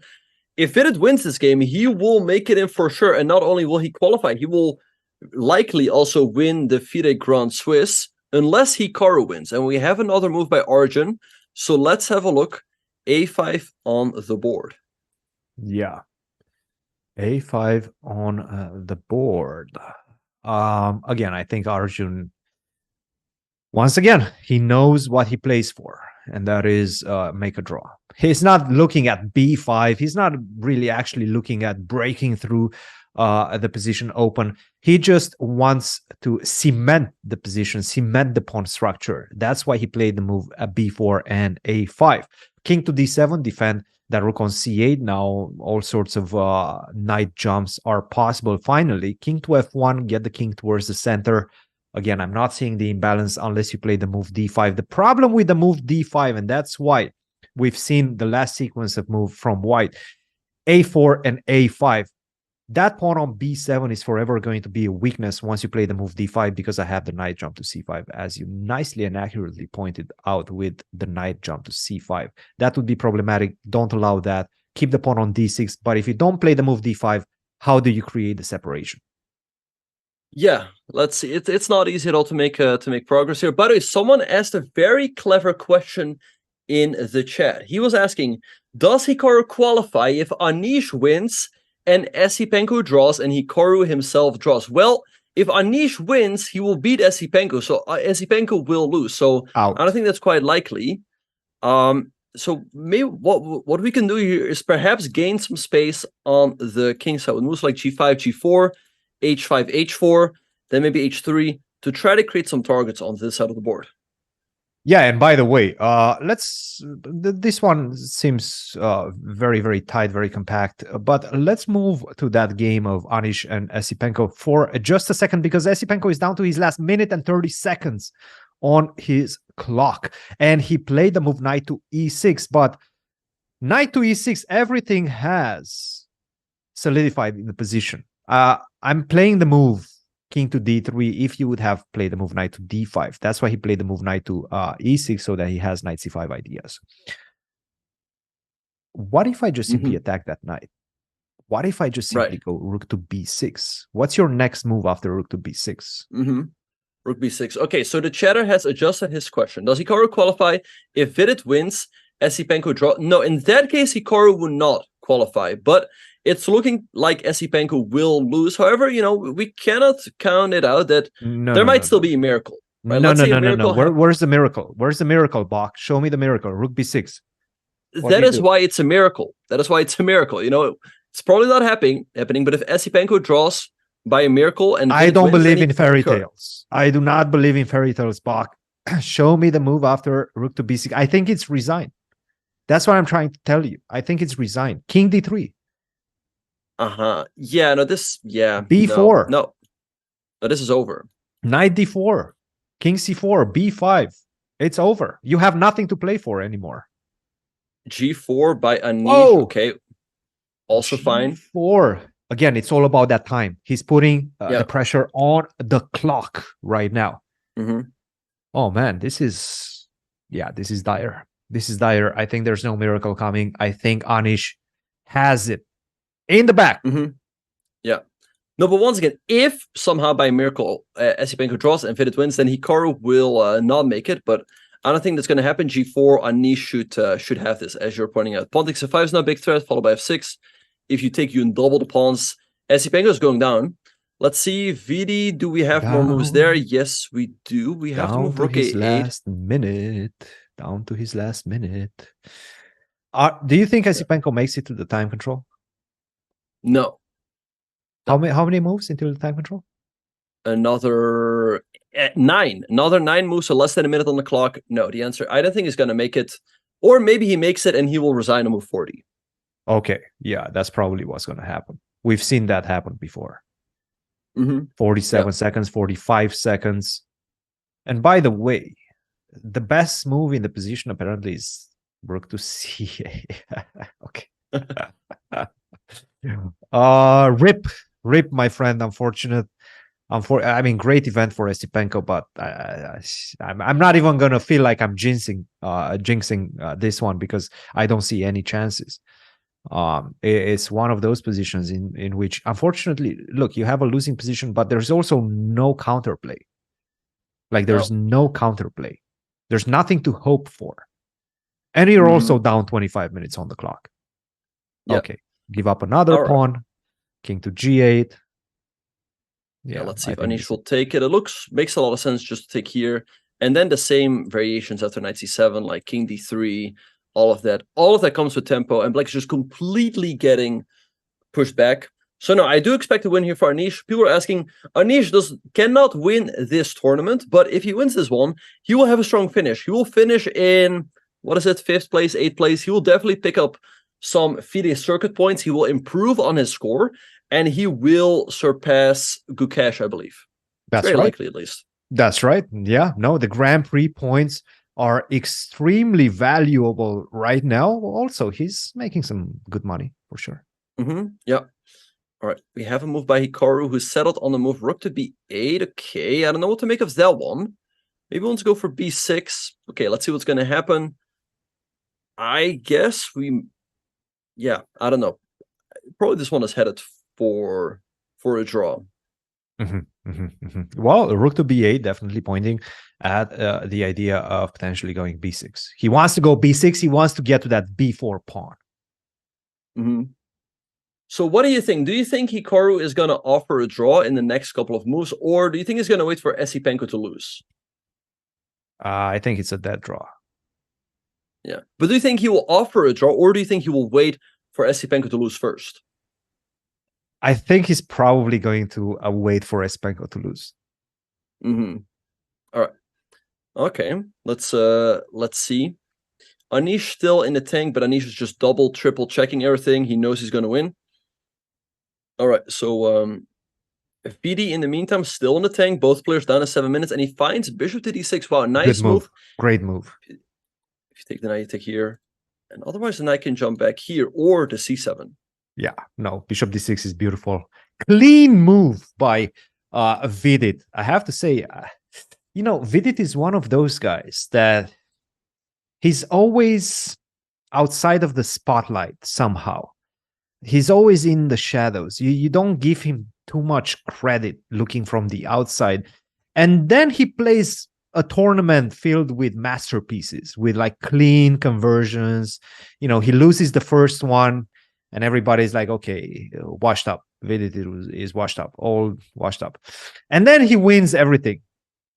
He scores like 6 out of 7 and then plays the most precise, pristine chess that you're seeing throughout the event. And comes out of nowhere and wins the event. Are you kidding me? That'd be insane, but it looks like that's probably going to happen, because Vidit is looking like he's going to win his game. Hikaru probably a draw, and then, Vidit would clinch sole first place and 80 Gs. We have a move by Gs. Arjun, who moved his king into the middle. Gs. That's a nice paycheck for a couple of weeks in the rainy Isle of Man. Yeah. No. All right, so king e2. Okay, b6 by Hikaru. Okay, I don't know what to make of that one. So takes is forced now. And let's say white goes rook b3 to defend this one. What do we do now? Not sure if this is necessarily in our favor, this whole Can we go d5? Transition. I guess everything is equal at this point. d5, king d6. Yeah, I don't really see anything happening here, but you never know. Arjun has to take on b6s, otherwise we just take here and we're up a pawn. He has to. Yeah. Do you think he offered a draw? And that's why Arjun is thinking. By the way, Anish won his game. Oh, Anish so maybe won his game. It's official. Anish Giri kicks out Andriy Esipenko from the candidates conversation right now. Official. I'm telling you, Hikaru might have waited for Anish to win, and now he offers a draw. So if Arjun accepts, I think we are officially in the candidates. Yep. Yep. Does someone have a confirmation that official candidates? If Hikaru and Arjun agree to a draw. Yep. Yeah. Moment of truth. Arjun knows he has to win, but he probably also knows that it's unlikely. So let's see. Oh, he has taken on b6 and played rook b3. Arjun playing on here, which is very understandable. I don't know if Hikaru actually offered a draw. Yeah, people in the chat were saying that. Wait, are people sure that Hikaru offered a draw? How would people in the chat know whether Hikaru offered a draw or not? But just to answer Chadok's question, maybe if they saw it on the camera, but the players are allowed to offer a draw as we are past move 30. And I guess the only way we could see it is if we would have caught Hikaru on the live camera. I think chat is delusional. Okay, that's a hot take. Huh? Hot take, yeah. I'm gonna catch some strays from that. Yeah, d5. Okay, why not? Let's go for it. Yeah. All right, so d5. I think now c3 by Arjun.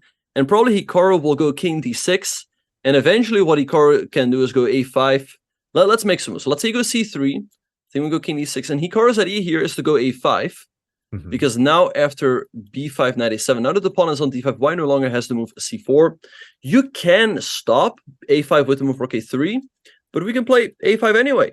Takes rook a6, and this, fine, you guys, this is a dead draw. This is a dead draw. It's a dead draw. Yes, I agree. Bog. This is a dead draw. Absolutely. Yeah. Yes. Yeah. You're right on target there. Dead draw. Yeah.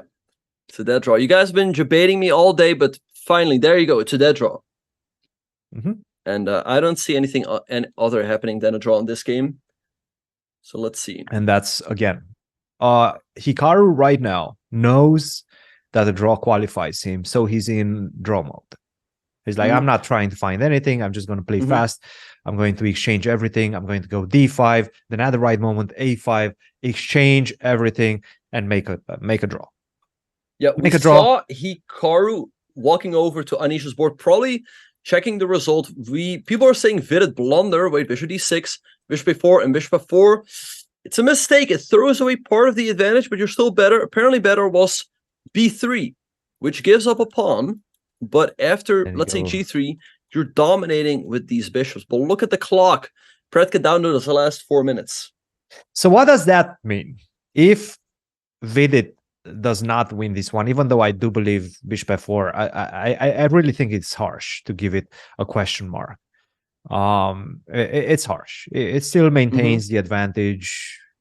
You're still going to be a pawn up. I do feel like it's very, very difficult to survive this one as black, especially with 3 minutes on the clock. And how many moves does Predke have to complete before the time control? Oh, 17 moves? No. Yeah.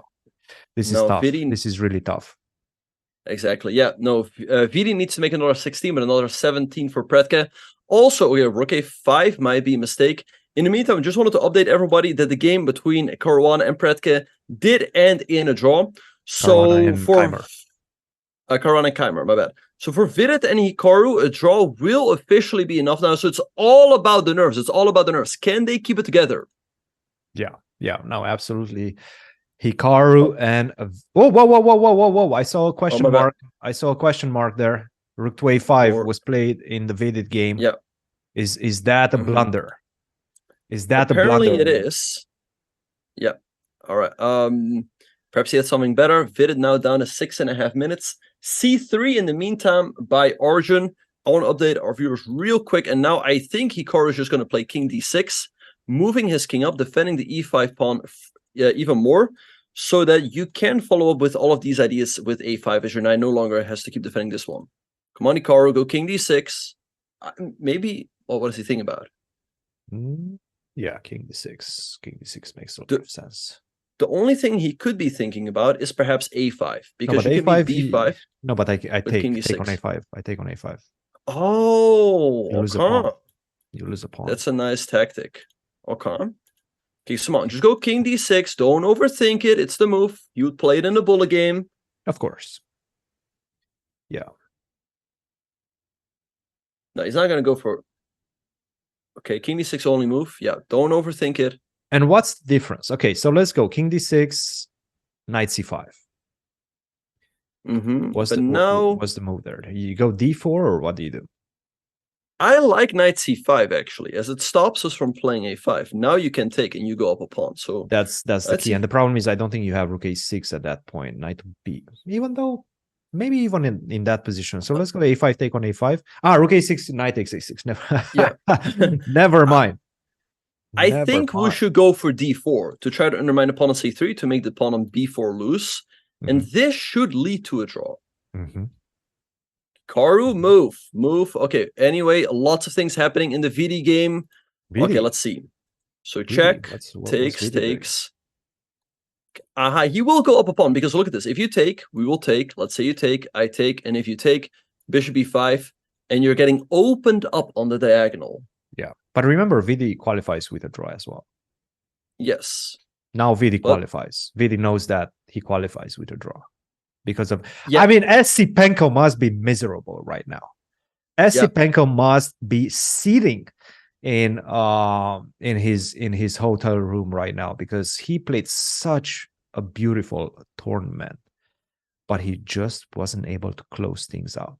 He just wasn't able to make that final push, make a draw with the black piece against Anish. Anish, I mean, kudos to him. He had a tough pairing.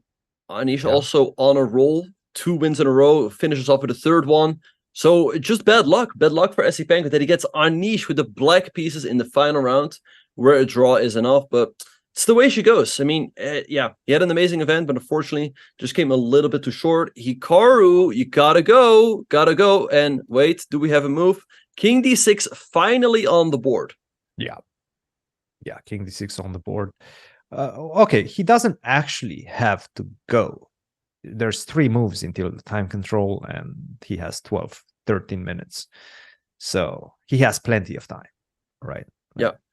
He doesn't actually have to go, but it would be nice to go, yes. And King to d6 is the best way to do so. I think he just found that idea. He was double checking that d4 works. Yeah. All right, so let's see. So rook a3 is a move here by Arjun, but we go a5 anyway, and after takes rook a6, the game, it's just headed for a draw. So we looked at knight c5, who will go d4. There's also the move knight to b2. d4 is no longer a move, because the knight c4 would fork. a5, you might have some ideas, like let's say b5, knight a7, and c4.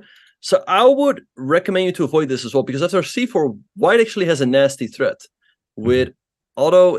There's king c4 at the end, but it looks tricky. But let's see. If Arjun wants to keep the game going here, he has to come up with something clever. Otherwise, Hikaru's just going to go a5 and simplify everything. Yeah. King to d6 looking juicy for Hikaru's chances to qualify to the candidates straight up. He doesn't need the rating spot. Hey, Ali Reza, you can have that. Hey, Wesley, maybe you two can duke it out at the Singfield Cup. You and Ali Reza, maybe Anish joins the mix as well, just to be sure that he makes it. You guys can duke it out. I'm just going to punch my ticket straight up at the Isle of Man.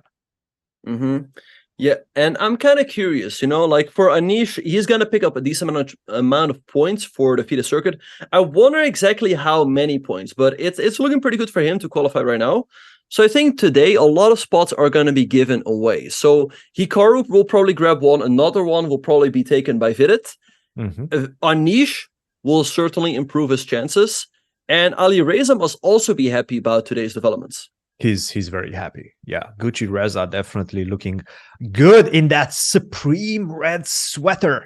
Definitely looking ready to take that rating spot. All he has to do is not allow Wesley and Anish to surpass him at the Singfield Cup. And to be honest, even if Anish surpasses him with a great result at the Singfield Cup, Anish would... By the way, how does that work in that case? I think if Anish uses the Grand Prix qualification or the rating qualification, which one does he use? The FIDE circuit, because the rating spot will be given to a player who has not qualified yet. Let's by the way check in. That's nice. Yeah, indeed. So I think Anish will qualify through the FIDE circuit, and that would perhaps give Wesley. I mean, Wesley would be behind Ali Reza, but we've talked about Ali Reza a lot. Let's see how he's doing. He seems to be a little bit better here, but it might be headed for a draw. Anyway, we have another move by Arjun, rook a3. Here, the only move is a5, and I'm sure Hikaru is going to play it, and then we should just be headed for a draw. Yes. a5, take on a5, rook to a6, exchange the rooks as well. And white will have to exchange, otherwise that rook invades via the second rank. If you try to avoid the exchange with rook to b3, don't do that. You're only risking disaster as white. Don't do that. Rook to a2. This would be bad news for white. He's not going to do it. He's going to take on a5, and then we're going to be headed towards a draw. Yep. So a5, the last accurate move here, if he plays it, and I'm sure he will. He will be in the candidates, I believe. So yeah, a5. I wonder, is there still some way for white to keep the game going? Like, is there something like c4? with the idea that if we take, there's this, we cannot take right away because the fork. But King C5 But now? King C5, yeah. And Rook A4, we have here King B5. You know, it keeps the game going for a couple more moves, but it should not be. But White is enough risking also. Yeah. Right now. So I don't think he's going to want that. I don't think he's Okay, going to Hikaru, come back. Hikaru, come back. Go A5. I don't know where he is. He's people leaving. Come back. People leaving. Oh, there he is. There he is. Oh, and there he is. A5, come on. It's all about that A5 move. Yeah. That's the money move right there. A5. That is it, yeah. That should lock in the candidate spot. Otherwise, this endgame isn't pleasant because your A pawn is weak. You know, knight C5 can come in. So, but A5, I mean, I think it's pretty simple. And yeah, he's already reaching for it. Yep, there we go. Yeah, he's getting ready for it. A5 was played. The money move is on the board, and this seals the deal. Yeah, there's no way after this trade of the pawns. The only weakness in Black's position was the pawn on A6. Trade that off and call it a day. Call the arbiter, say, hey, I got the dinner appointment. I got a dinner reservation. Yeah. Exactly. Yep. Let's make a draw. Come on. Yeah. No, and yeah, let's see what Arjun's going to do. He's probably going to take Rook A6. We saw Hikaru giving Arjun a look there. I don't know, again, if he offered a draw or not, but it seems to be headed in that direction. So yeah, it's looking good. It's looking good. I don't see him. Yeah, I think the game is just headed for a draw. Yeah. A5. A5.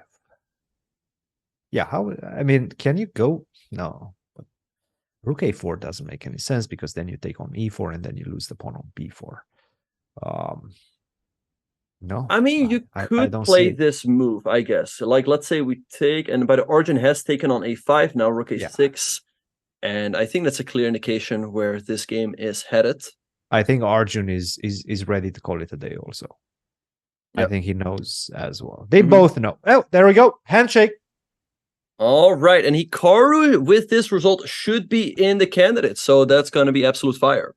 Put it in the books, in the history books. That is because Hikaru makes it for the second time in a row to the candidates tournament. He had a great chance, a great opportunity the first time. Well, I don't know if that was his first time qualifying, but last qualification cycle, he made it all the way until that final game against Ding. Unfortunately for him, he was unable to close the show. He will have another opportunity to qualify for the World Championship match in the upcoming candidates in April 2024 in Toronto. Tickets Toronto secured. Exactly, yeah. With this result, Hikaru moves to 8 out of 11. We see that Vidit can join him on 8 or surpass him with 8.5, but there's no other player that can join that score group. So it's in the books, and yeah, we will be going to Toronto, which is going to be awesome. Let's check if Vidit can get the tournament victory and the spot. He is up a pawn here, A4, good move, Rook D4.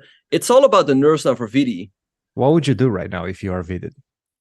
Do you offer I think he will keep playing. I think he'll keep playing. There's no risk. But I think you offer a draw right now. I mean, you're mathematically in the candidates. But the thing is this, if Vidit draws this game, Hikaru will win the Grand Swiss, and Hikaru will pick up the 80 Gs. So with that, Vidit would throw away 20 Gs. Okay, that's a good point. So you secure the candidates, or you might throw away 20 Gs. But you do secure the candidates. The candidates is worth many more Gs than that. Well, how many would you consider the candidates to be worth? I mean, I think the least Gs you're getting is like 20 in the candidates, or like maybe 10, 12, 15, something like that. Between 15 and 20, I think, is the minimum we get in the candidates. Minimum. I don't know the exact price one, to be honest. But yeah, something like 15. But that's the thing, you know? The difference is let's say 20 Gs. So anyway, I think for now he's going to keep playing on. One thing you have to be careful of is that, let's say, after move like Rook B1, I don't know if you can take, because there is Knight C4, and that's a pretty tragic way to throw everything. That's actually how you lose somehow, right?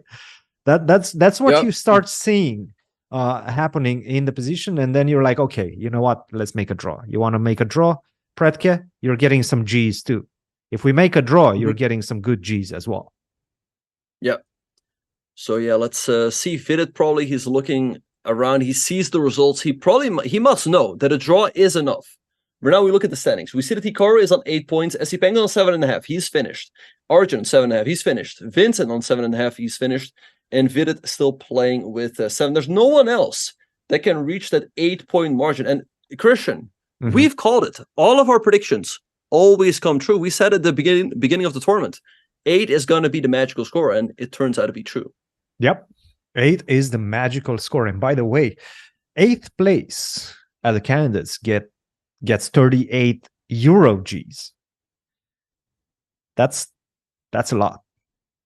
38 Euro Gs for last place? Yes, for last place. It's not bad. Yeah. Do the math. Do the math for American Gs. How many American Gs do we get for that? From the top of my head, that is like I would say it's like 43. You know, let me check. I want to say 42. Yeah, that's pretty decent. That's pretty decent. That is pretty decent. 40.8. 40.8. Wow. Yeah, no, that's not bad for last place. So again, I'm asking you the same question. What do you do right now? You have 2 minutes to make that decision. You know that you make a neutral move. You make a neutral move. I don't know. You go A5. Even though A5 is that a neutral move? Yeah, I guess it's sort of a neutral. He went. Did he just play it? No. This is my analysis board. That was your move. I thought he actually played A5. 5 maybe. You're still a little bit stuck in a dryer. You can't get out too easily. And he's played F4. Wow, a nice move. He's giving up a pawn, but look at this. And now you make it out. And I think you're going to pick up this, and the pawns will get rolling. You can take this one, but now your knight might get stuck after, let's say, bishop d3 hitting the rook, followed by rook h4. Yeah. Bishop d3, bishop e2 is a move as well. He took on f4. En croissant, VD recaptured. He should be on his way to win. He's up on time. I think Vidit's going to go for it. I think Vidit's... Oh, by the way, we're receiving word that Hikaru is being interviewed, so let's see if we can pull... No. Chad Jabanius once again. I don't see an interview. No. Unless we know something that chat doesn't, or they know something never trust the chat. You got debated again, man. Come on. King g2. Nice move by VD, not giving up this pawn. You can go knight d2 to take the bishop, and now bishop d3 hitting the rook. The rook has to move. You take here. It should be a win for VD. And he must know it. Those pawns are coming. Those pawns are coming. Yeah, this one is looking good for Vidit. Yeah. He might have done it. He might have done it. Yeah, what an amazing tournament this would be. He loses the first round to Erwin Lamy, and then he comes back to win the entire tournament and qualify for the candidates. Who would have thought that? Absolutely unprecedented. Historical run by Vidit. Yep. Okay, I don't see it. Pretka down to his last minute. By the way, if Pretka wins by an absolute miracle, he would all of a sudden make it, but that's not going to happen. Actually, Pretka would be the one winning the tournament, but I don't see it. Unless we have one of those absolute accidents, absolute brutal terror situation like we had in in Qatar for Arjun playing rook f6 and allowing rook h4 and allowing bishop f6, giving up a rook in one move. That's the way Vidit would lose this one. If he allows some sort of a knight fork, that's not going to happen. Yeah. Vidit looking pretty confident. Pretka down to his last 20 seconds. I don't see it here. You have to move the knight, and then White's going to take here. He will have two connected passers. The bishop will do a perfect job supporting the pawns. I mean, a5, a6, b4, b5. Knight d2 on the board, but now just bishop d3 hitting the rook. And the lines all work out for Vidit. Look at this. Here, takes, you and cannot touch that the pawn. rook is gone. Don't touch that pawn. Yeah. No, he's looking good. Bishop d3 is on the board. Yep, hitting the rook. Maybe rook e1 is what you have to try, hitting this pawn. All right, but I think, again, this a-pawn is going to seal the deal. What do you do here, by the way? Do you go, and we have it on the board, do you go king of 2 or take right away? So the question is, which pawn do I give you back? The h2 pawn, because after king f2, you're going to go rook to h1, or the e3 pawn, right? Yeah. Exactly. I mean, both look winning. I think I'm going to give you the h2 pawn. So I'm going to go king to f2.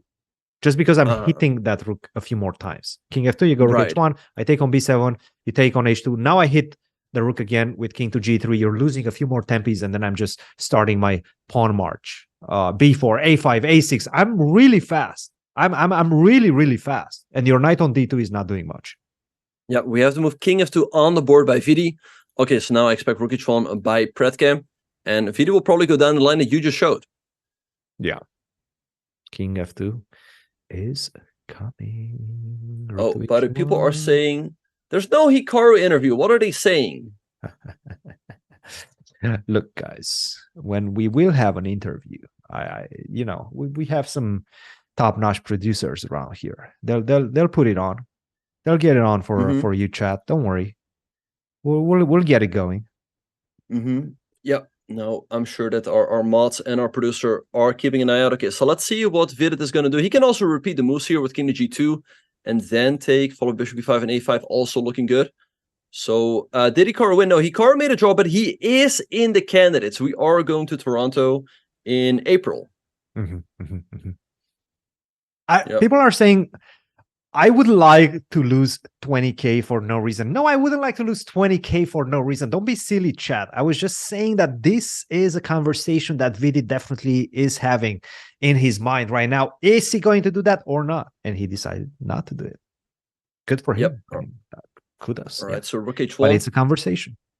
I went to the Wikipedia page of the FIDE Candidates Tournament, and some people, they are like professional Wikipedia editors, as they have already added Hikaru's name. Wow. Wait, what? Yes, Hikaru's name is already in the Candidates Tournament Wikipedia. Oh, really? Yeah. Oh, by the way, apparently we are having an interview right now, so let's see if we can pull it up. Let's do it. About to be joined by a very special guest, Hikaru Nakamura. Congratulations, you're confirmed in the candidates for next year. I am, okay. Well, that's good waiting. to know. We're just about to get it. Don't worry, chat. Yeah, it's coming. I mean, today was definitely a good game, if I quote the games. I mean, I think it was actually funny because both myself and Andre Esipenko were the two players who were leading the tournament, by tiebreak at least, going into today, and both of us got to blitz out our openings really quickly. So, I mean, the great thing is when you don't play that many tournaments, you have all these little stupid ideas and you kind of like save them up. I mean, this idea, in fact, which I played today, was something that I think I looked at in March maybe during the American Cup, because I played one of my other silly ideas in this Kalashnikov. But yeah, basically, I think after a4, Arjun was a little bit out of his opening book. I'm not sure if I looked at a4 or bishop g5 first or what happened, but basically, as soon as we get this position, with bishop e7 already here, I think black is completely fine. Basically, there were 0 issues in the opening. I mean, this is all still theory, basically. Somewhere around here is pretty much where my preparation ended.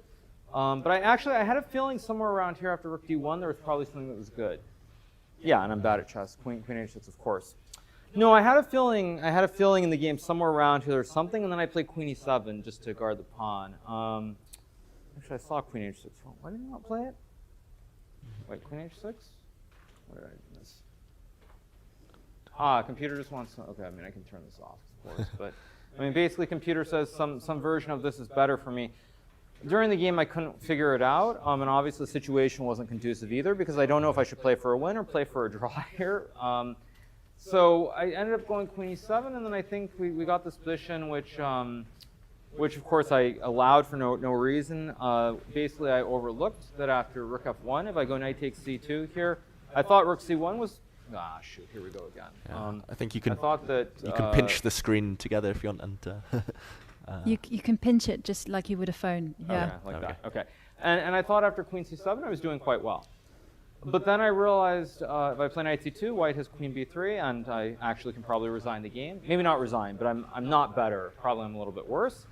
So instead, I mean, luckily the position is so simple, so stable for me that I can just dilly-dally all over the place. Eventually, we get to this endgame here. And it was very tricky because when I played king e8 here, like I wanted to actually offer a draw.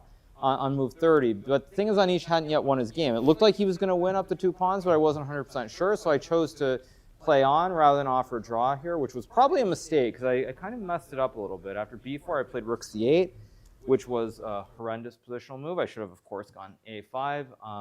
But I think as Arjun and I were discussing after the game, this endgame, it looks very, very good on first glance for black after knight c4 and b6. But when white basically brings the king over to d3, I go like knight e7, knight d2, knight g8, something like, I guess, c4, knight f6. And if white just sits with like the knight on b3, I'm not so sure if black can create winning chances. So I ended up not going for this, which was probably a bad decision, because once a5 is played, actually, if anybody is to be careful, it's probably me here. But luckily, I was able to play for the pawn breaks immediately b6, d5. I mean, and all these pawn breaks eventually resulted in this position where after rook to a6, the rooks will be traded on a5, and the game will be a draw. So not the best game in terms of the technique from like move 30 on, but found a way to make the draw. And how much, can I ask, were you looking at the other games? You mentioned you had half an eye on Anish, I guess on this game, Vidit as well. Well, I mean, the main thing was to not lose, because if I didn't lose today, I was going to qualify pretty much no matter what, simply because of the rating gap between myself and Firouzja. So the main thing was just to not lose. But then, yeah, I mean, I was very confused by the Anish game, because of course Esipenko blitzed out like 20 moves, and then was just down a pawn and losing. So I looked at that game a little bit. That was the only one that I was kind of following. Vidit's game, for example, I didn't look at at all, but it seems that things have been going his way. I mean, he had a small advantage in a queenless middle game, and he kept pressing, and he's going to be the deserved winner of the tournament, so it's nice to see. Yeah. And are you happy with your overall performance? Oh, I mean, of course. Anytime you gain like 10 points at this level, it's very, very good. So I'm pretty happy with the performance. Today's game, maybe not so much, but I guess I got the job done, so that's all that really matters. And what will it look like now that you've qualified for the candidates?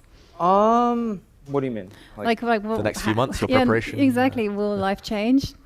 Life change? No, not at all. No, I mean, I'll go back to my regular job for the next month, probably at least. I mean, in December, I will be in Toronto, so I do have that. I think a lot depends on the World Rapid Blitz, when and where it's held. Maybe I have a match in India too, so who knows? But the main thing is just, I mean, I'll deal with this probably like around mid-January. I'm not going to really be thinking about it until then, but I'll probably start figuring out who I want to be on my team of seconds pretty soon. And Hikaru, it's been a great year for you. So many tournament victories now. No HS, qualifying for the candidates. I'm going to count that as one. Getting married, of course. What's the secret? How do you juggle it all? You know, it's funny because I for whatever reason, I was envisioning this conversation last night before I went to sleep. And, you know, I think the thing is that when you do something besides just playing to earn a living, it makes it a lot easier. And, you know, I was actually going to ask you the question, because I'm betting whenever you play tournaments now, it's probably much more enjoyable than before you had this cushy commentator gig, I'm guessing, right? Like, no, I mean, I'm asking seriously. I'm betting like 4 years ago it was much more painful and it was suffering to play chess. But now I'm sure for you too, it's like, it's actually fun because you don't play all the time, and I mean, you do a lot of commentary. So I think that's ultimately the secret, is that, at least for me, most of it is mental. I've always had the talent, but, you know, there are a lot of external and internal pressures and worries and all these other things, and I just don't have them. So that makes a big difference. And I think ultimately for, you know, the kids who are coming up, and also, you know, a lot of players who have been near the top or players who are suffering, you have to find that happy balance where like it matters, but it doesn't matter, and just give it a go. So it's something you recommend to the next generation? Yeah, I mean, I think the thing is you have to be serious, but also not serious at the same time. You have to find that very happy in between. It's really, really crucial. And talking about balance, what was your routine like here in the Isle of Man?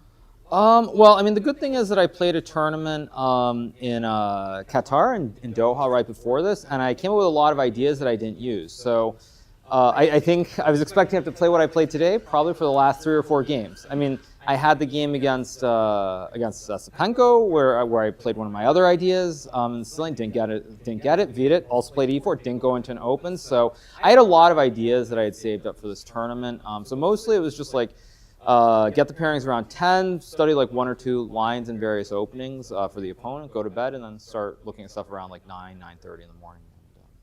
And, yeah, seemed to be a good schedule. Yeah, and you mentioned Vidit, who is about to win the tournament and join you in the candidates. What do you make of his tournament? Really impressive stuff, no? Yeah, I mean, he's obviously I mean, he's the guy that everyone knows is the choker, for better or worse. I mean, he's someone who's had so many opportunities, and somehow, I mean, every single chance where he's right there, it just seems to go wrong. So I'm very happy for him after all these near misses that finally he's able to put it together. It looks like he had a very good tournament overall. I mean, I don't think he was in much danger. Did he lose a game here? No, right? Round 1. Oh, that's right. Yes. He lost that long rook versus knight endgame to Erwin. Yeah, I forgot about that actually. Maybe that woke him up. I don't know, but he had a great tournament otherwise, and I don't think he was really in danger in the latter round. So, I mean, he just played well, and I'm very happy for him. Yeah, and do you have any comments about his game? I mean, his position at the minute just looks completely overwhelming, right? Yeah, it's just over in a second. So yeah, he's going to win the tournament, get a cool 80 grand, and life is good for him. Because he's definitely, of the Indians, he's one of the players who is just overlooked all the time because of Prag, Arjun, and Gukesh. So and Nihal also. I mean, it's like he gets lost amongst all the others. So it's great to see him shining for once. Mm-hmm. And 2 final candidate spots now that the rating spots opened up. You're expecting Faruja to join you in Toronto next year? Well, what is going on in his game? I didn't see his game. Did he win? I mean, that makes a huge difference. Let's scroll down. I mean, this makes a huge difference. No, I mean, he's not going to win this game. So, I mean, I don't know if he's going to qualify. It's going to be very. I assume he's not going to win this. I guess he could, but I don't think he's going to win this. So most likely he's going to have like a 10-point gap over Anish and Wesley. I mean, I think there's a very good chance that either or both of them could surpass him if he doesn't have a good Singfield cut. So it's going to be very nerve-wracking, because I think until a couple of days ago it looked like if I got the spot from this event, Ali Reza would clearly get the rating spot. Now, I mean, everything is up in the air. Mm-hmm. And who would you like to see join you in Toronto? I don't really care. I mean, it's just another tournament, so it doesn't matter. Anyone who makes it will have months to study, so it really doesn't matter whether it's Ali Reza, whether it's Wesley, whomever it might be. But I think it's going to make the Singfield Cup very dramatic for sure. So it'll be really exciting to watch the chase. So Hikaru, thank you so much for joining us. Congratulations on a fantastic tournament. Thank you. And thank you, Hikaru, for sharing with us your analysis of the game.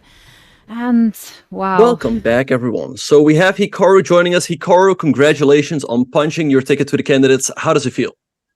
Yeah, I mean, it feels relatively good. I guess you could say I'm pretty unhappy with the end of the game. Maybe the last 10 moves or so were pretty shaky from me. But overall, I got the job done.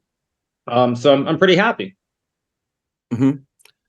All right. Sorry, I know you guys are expecting me to be like ecstatic or something, but I just don't get ecstatic. I mean, like it's nice to qualify, but I mean, it's not that big of a deal, honestly. And I know like everyone expects me to be like jumping up and down, but as I've said many times, I'm a streamer first, and this is just all gravy on top of everything else that's been going on. So yeah, it's good, but we'll see what happens in the candidates. Hikaru, the candidates are coming. This is a tremendous opportunity for you, but also you gain some important rating points in this one. On a scale of 1 to 10, how would you assess your tournament? And yeah, you already mentioned you're very happy with the result. Yeah, I mean, I think in this tournament, I would say overall, probably I'd put it at like an 8.5. I think other than the game against Predka, I had pretty much a perfect tournament, I think you could say. All my opening choices worked out. I put in a lot of time preparing, and it seemed pretty good. So I would say it's like 8.5. The one game against Predka, I'm not thrilled by, but other than that game, I mean, everything really went my way. All the opening choices were right. I won that critical game against Sheparinov and Fabiano as well. So it was a very good tournament. You also mentioned that the opening preparation has gone quite well. We've seen that in today's game. Also, is Chris getting a raise after this one? Well, I mean, there are a couple things. First of all, I guess I'll give you guys an analogy. I think I'm kind of like Santa Claus. So I don't really play all that many tournaments, but I basically come to every tournament with my bag of tricks or my bag of toys, and I have a few stupid ideas for every tournament, and I try to make them work. And this idea, for example, that I played today was an idea that I think I'd had since maybe March during the American Cup, but somehow I hadn't used it. So I come to these tournaments with my bag of tricks, and they seem to be working out pretty well for me. And I also think that's another thing that a lot of people seem to misunderstand with the way that I play chess these days. Is what I'm saying is just straight up the truth. And what I mean by that is that I'm under the strong impression that a lot of people thought that as we got towards the end of the tournament, I was going to suddenly start playing solid chess, like specifically with Black. I noticed a lot of people who were D4 players, they started playing E4 against me. And I think they assumed that I would follow the traditional chess logic of simply playing E5, trying to be rock solid and make draws. But, these days, qualifying for the candidates or not qualifying doesn't really matter. I just try to play interesting and exciting chess. And so I got the strong impression that a lot of players don't understand that. And I think also, like along those lines, I feel very much as though when I play the games, like the main goal that I have is to try to play interesting games regardless of the result. I seem to be winning a lot of the interesting games, but I basically try to play interesting chess. And I was also thinking about it's kind of like I feel very much like the way that I'm playing right now is not about the tournament. It's very much I'm playing as though I'm not going to ever play another game of chess after today or after yesterday or every day of the tournament, because I'm playing Sicilians. I'm trying to play free chess, very, very open. And I very much feel like, if I were to get hit by a bus tomorrow, I'd be very proud of the games that I played specifically in this tournament, just because I'm not playing boring E4, E5. Stuff like that. I mean, obviously, Christian, you know what I'm talking about, but Fabiano also, like, he basically said in that C-Squared podcast, he's like, how can you live with yourself when you play like E4, E5 every game for 10 years, or you play semi-tirage or whatever? Of course, we all know who I'm referring to with that comment, but I mean, that's no way to live your life. So, I tried basically just to play very interesting chess, and I've definitely opened it a lot, and trying to make it work, and it seems to be working. And we see Fitted winning the tournament here with 8.5. You come in second place. Were you, hoping to win a tournament, or you were only thinking about qualifying? And who are you actually referring to?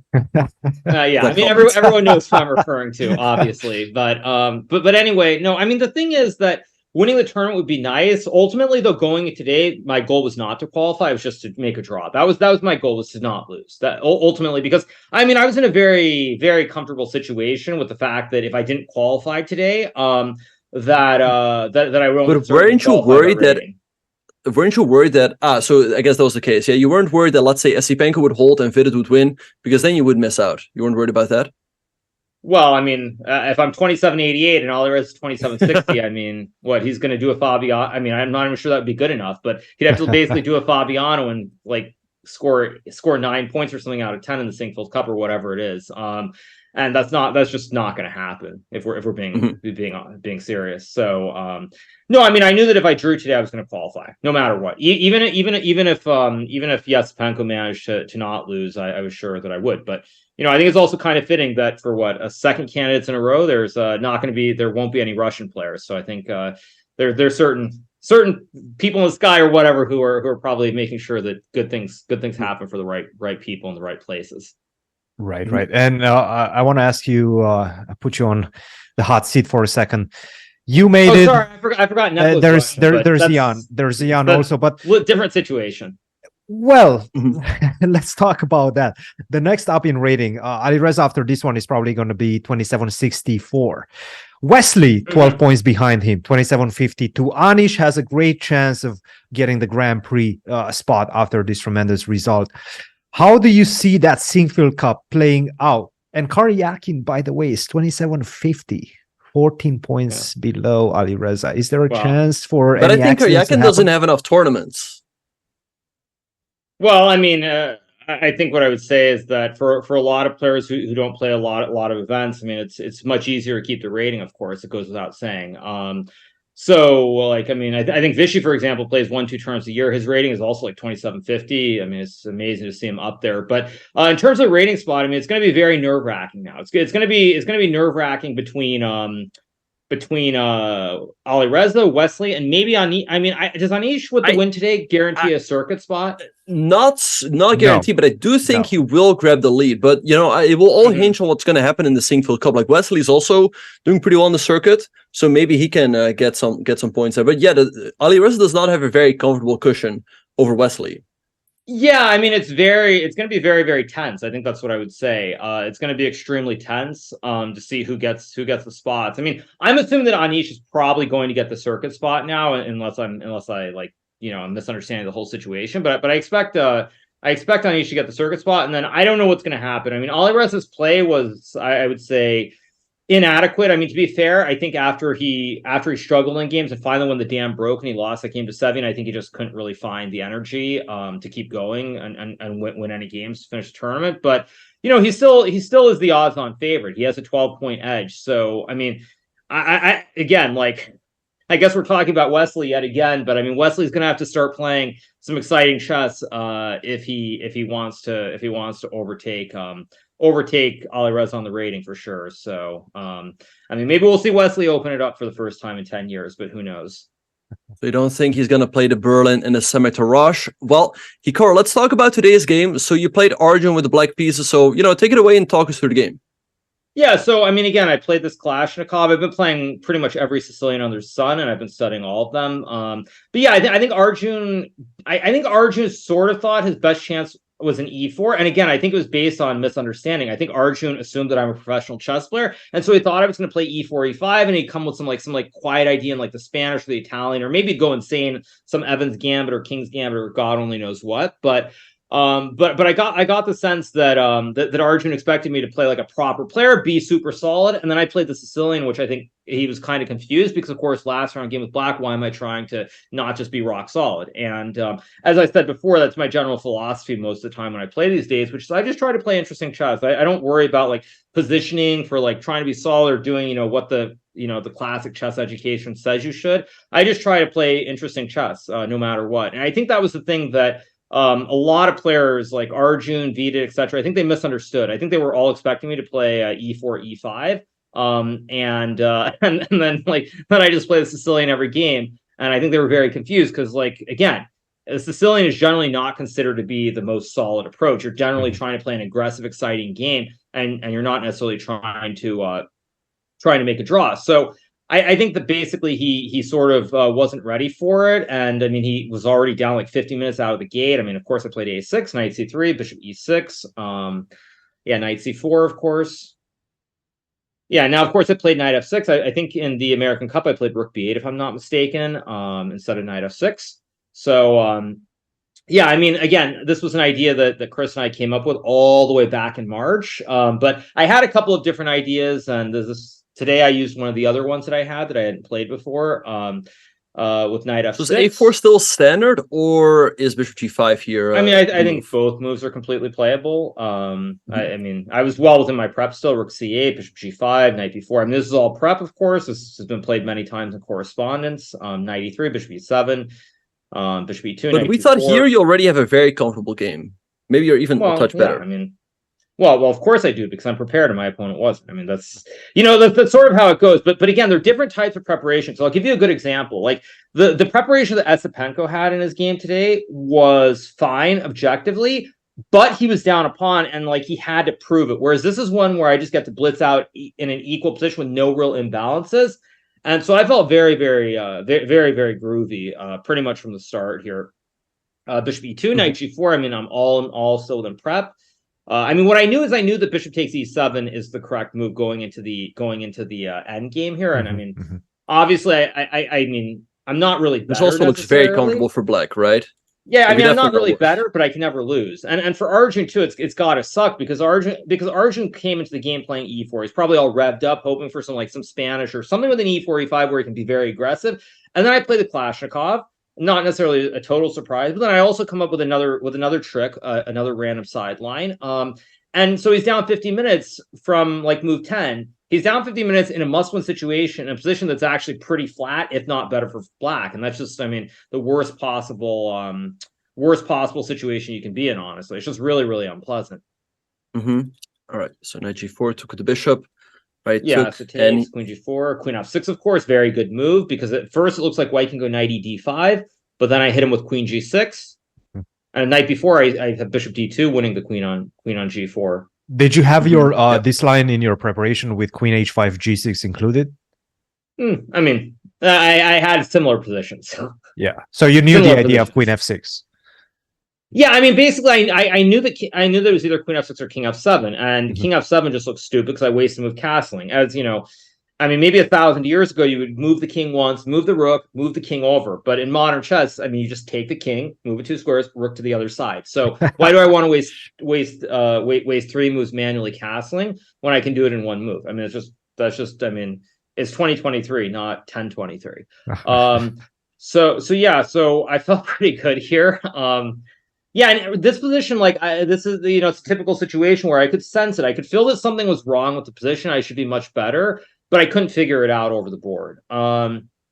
And I mean, like I didn't know whether Queen E7 was good. I didn't know whether Knight C6 was playable. I mean, I really wanted to play Knight C6 here, actually.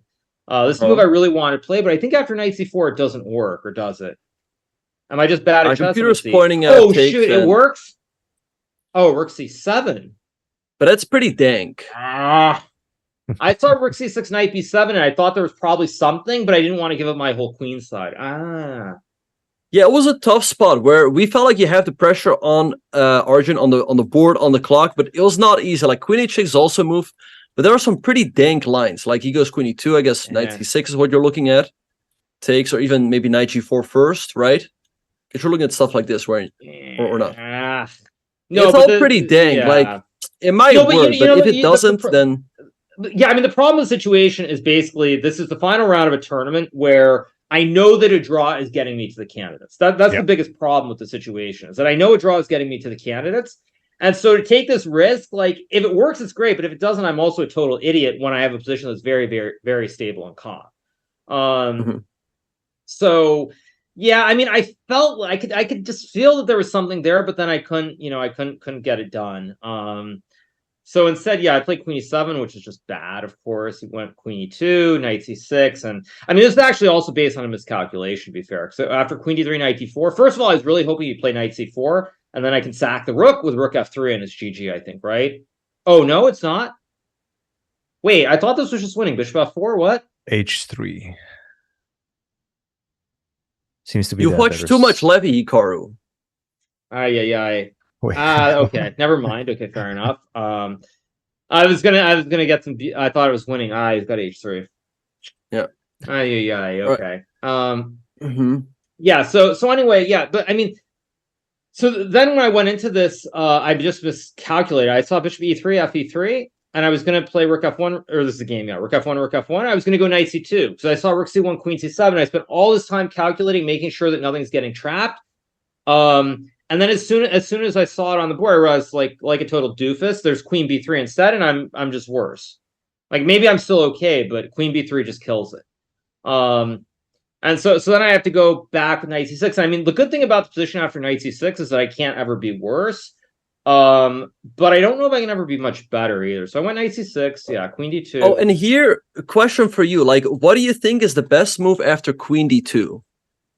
I mean, the move I wanted to play was Knight B8. This was the move that I wanted to play, but I wasn't 100% sure what's going on after Rook D1, Rook C6, B4. Right, and Christian and I were guessing discussing. You're telling me this is correct. This is correct, right? We didn't go down this line, but I said Knight B8 is a nice plan here, and yeah. Can you turn on the line? But I guess before King F7. Okay, King F7 is ridiculous. That's a ridiculous move. Yes. To defend the queen or what?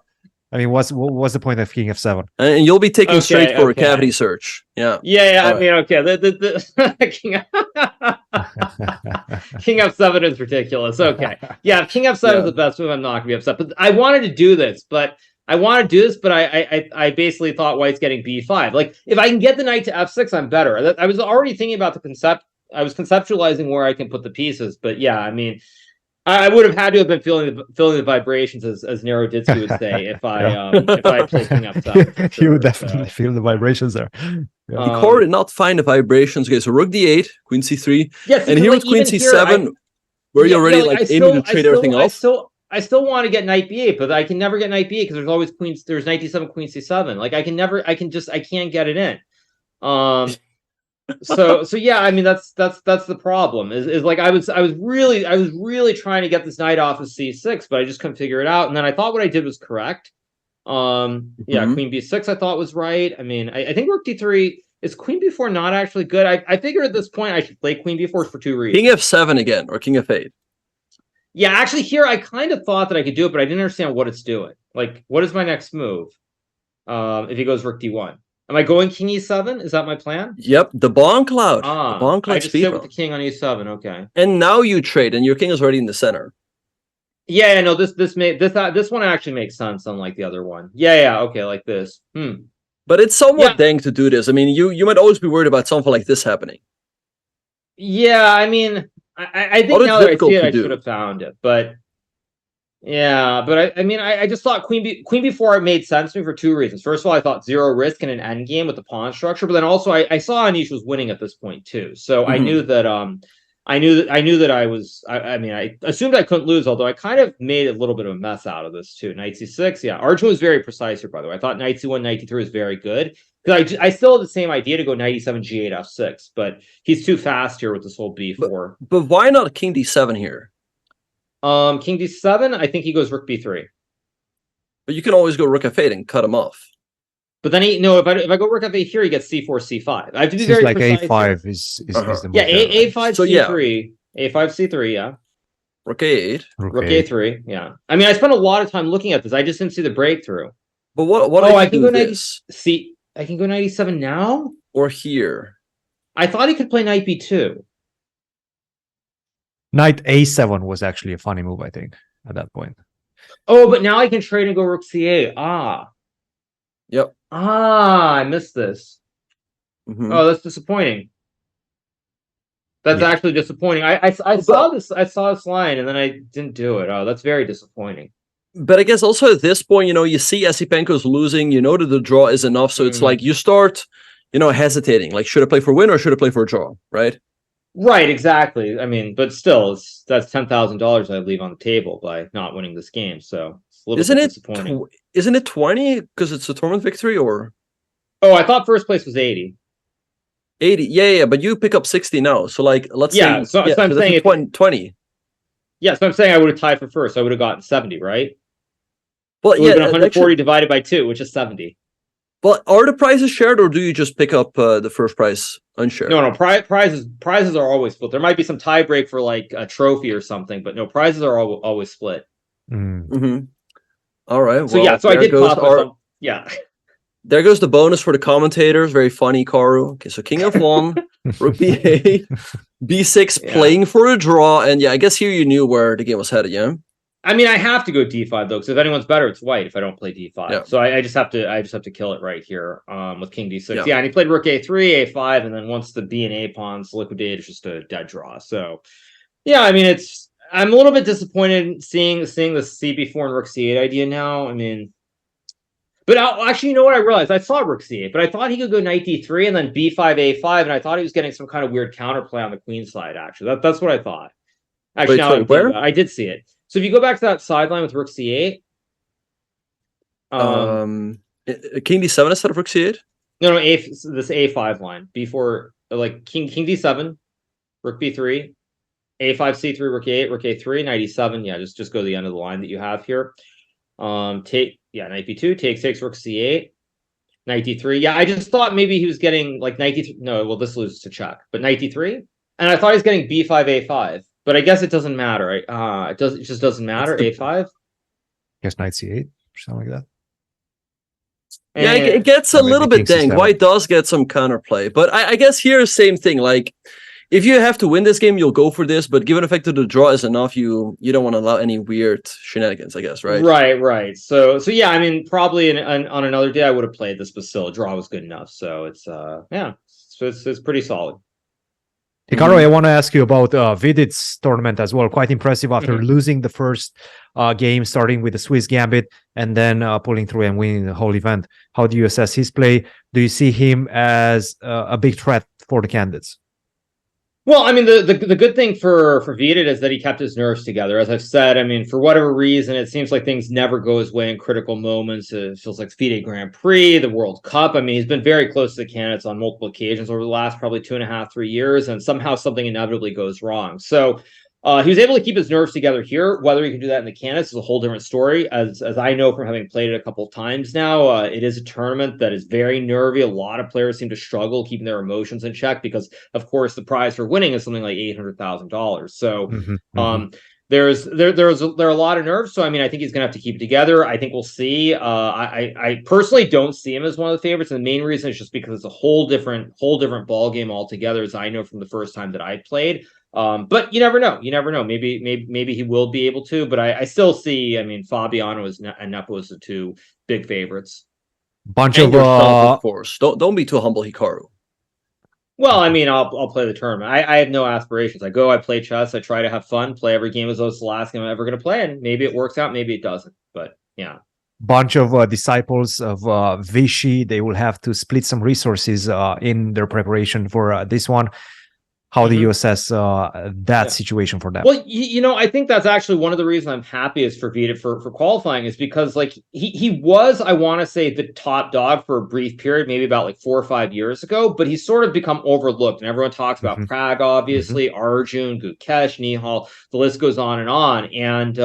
And so everyone's like not talking about him. And I mean, it has to hurt because for probably a couple of years there, he was probably the biggest talent, maybe for like 1 or 2 years. I mean, it was a brief period, but still, I think that that it's great for him to make it after sort of being written off by all the Indians. I don't know how they do it with resources, who works with who, or how they do any of that. So it's sort of beyond me, but I'm sure he'll probably have a pretty good team around him, just like Prague will. And yeah, Hikaru, you have the candidates coming up. You said that you will only start thinking about it in January.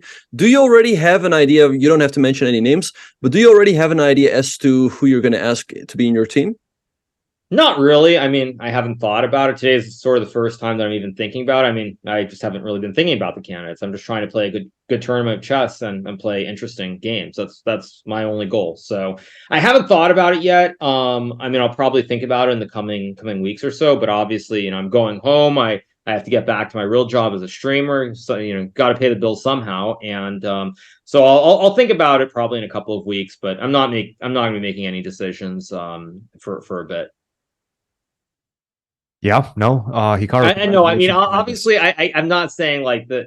I mean, we already know one of you guys is working with someone, but I don't know. I don't know who I'm going to pick. We'll see. Yeah, no, absolutely tremendous tournament for you.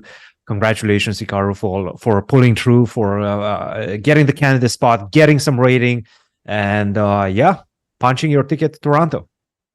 Yeah, I mean, it'll be interesting going back to Toronto again. It'll probably be like my 4th or 5th time there, maybe, or 6th time in the last couple of years. I've actually been there for a lot of different things that are going on. So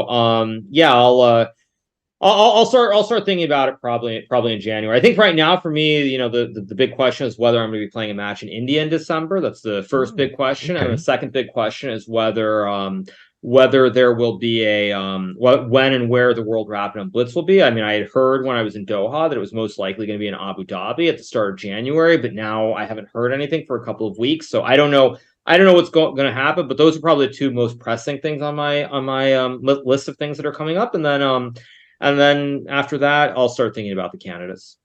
One more question. Go ahead. I was just going to ask, do you think you'll play any tournaments in 2024 to warm up a little bit for the candidates? I mean, I will be playing in the Bundesliga towards the end of February. So hint to FIDE, they might want to keep that in mind in regards to holding official random tournament at the same time. So I will be playing the Bundesliga in February, mainly because I've never played the Bundesliga. I mean, I've been through Germany many times, so I'll be playing there for one of the weekends at least, if not 2 weekends. I'll be doing that. Of course, it's very sad to qualify for the candidates on one hand, because it means that I won't be able to defend my title at the American Cup in St. Louis. So I think it's like right before the candidates, if I'm not mistaken. So right now it looks like I'll play the candidates. And that's pretty much it in 2024. Last question from me, Hikaru. We still have Magnus on the official website for the candidates. Do you think there's any chance at all that he's actually going to play the candidates? I basically I'll phrase it this way. I think unless FIDE magically comes up with a bag of like $5 million, there's no chance that he plays the candidates. Fair enough. Yeah. All right. Okay, this round is coming to an end. Apparently, we had a great game in the women's section, so let's see if we can pull that one up. I'm gonna have to go all the way back let's see if we can pull it up. For Shali, did she become a GM today? Let's see. She drew her game, so no. But she did qualify to the candidates, and it's actually the first time that we have a brother and a sister playing in that tournament. Yeah, I mean, it's remarkable what's happening in India in general. I mean, there's so many talented players, and yeah, she's been on a tear lately, much like her. I think he's older, right? I assume he's older. Her older brother. So I honestly, I don't even know, to be fair. So who knows? But I think it's just amazing to see both of them playing so well. Oh, she's older. Okay, so what do I know? But anyway, yeah, it's great to see. Mhm. Yeah. All right. And I think Hikaru, with that being said, I think you can take us out. Sign us Take off. you guys out? Okay, sure. So, Sign all us right. So, I off. hope everybody enjoyed the stream today. I, of course, have to go eat dinner because my wife made a lovely dinner here at the Airbnb. So, I'm going to go eat my dinner. I'll do a recap a little bit later. I don't know if I'm going to be streaming before Saturday. I think that's probably my next stream, so I'm going to be taking a few days off. But I'm flying back on Tuesday to the US. But at any rate, I'm going to go enjoy my evening. I hope you guys have enjoyed the streams, and I'll do my recap. And I'm just going to go party in London tomorrow. So it's all good. So hope you guys enjoyed it all, and see everybody very, very soon. Have a great rest of your evening, you guys, and have a good one. Bye. When I see some of these moves that computer suggests after a game that I play, and I just go, wow, that is the beauty for me, because these are not moves that I would ever consider. And when I then see the move, and then like I might make a couple of moves to try and understand why, that is the beauty to me.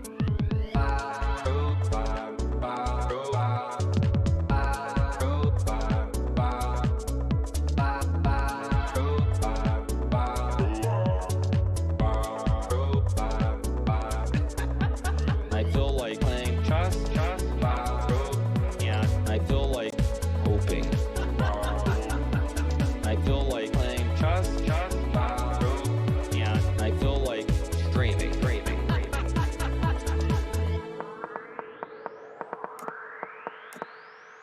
I'm just trying to play as well as I can, and I don't really worry. Like, if I lose a game, it's not the end-all be-all. I'm not naturally talented, but if I don't get something, I try to figure out, why don't I get it? What am I doing wrong? Over and over and over again.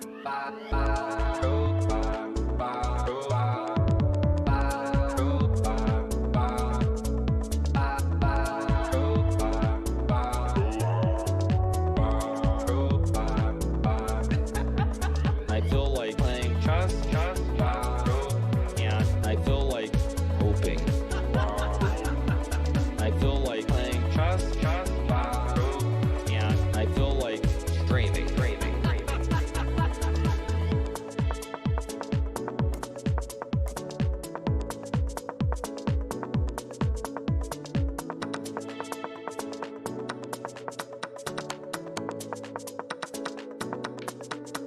Bye.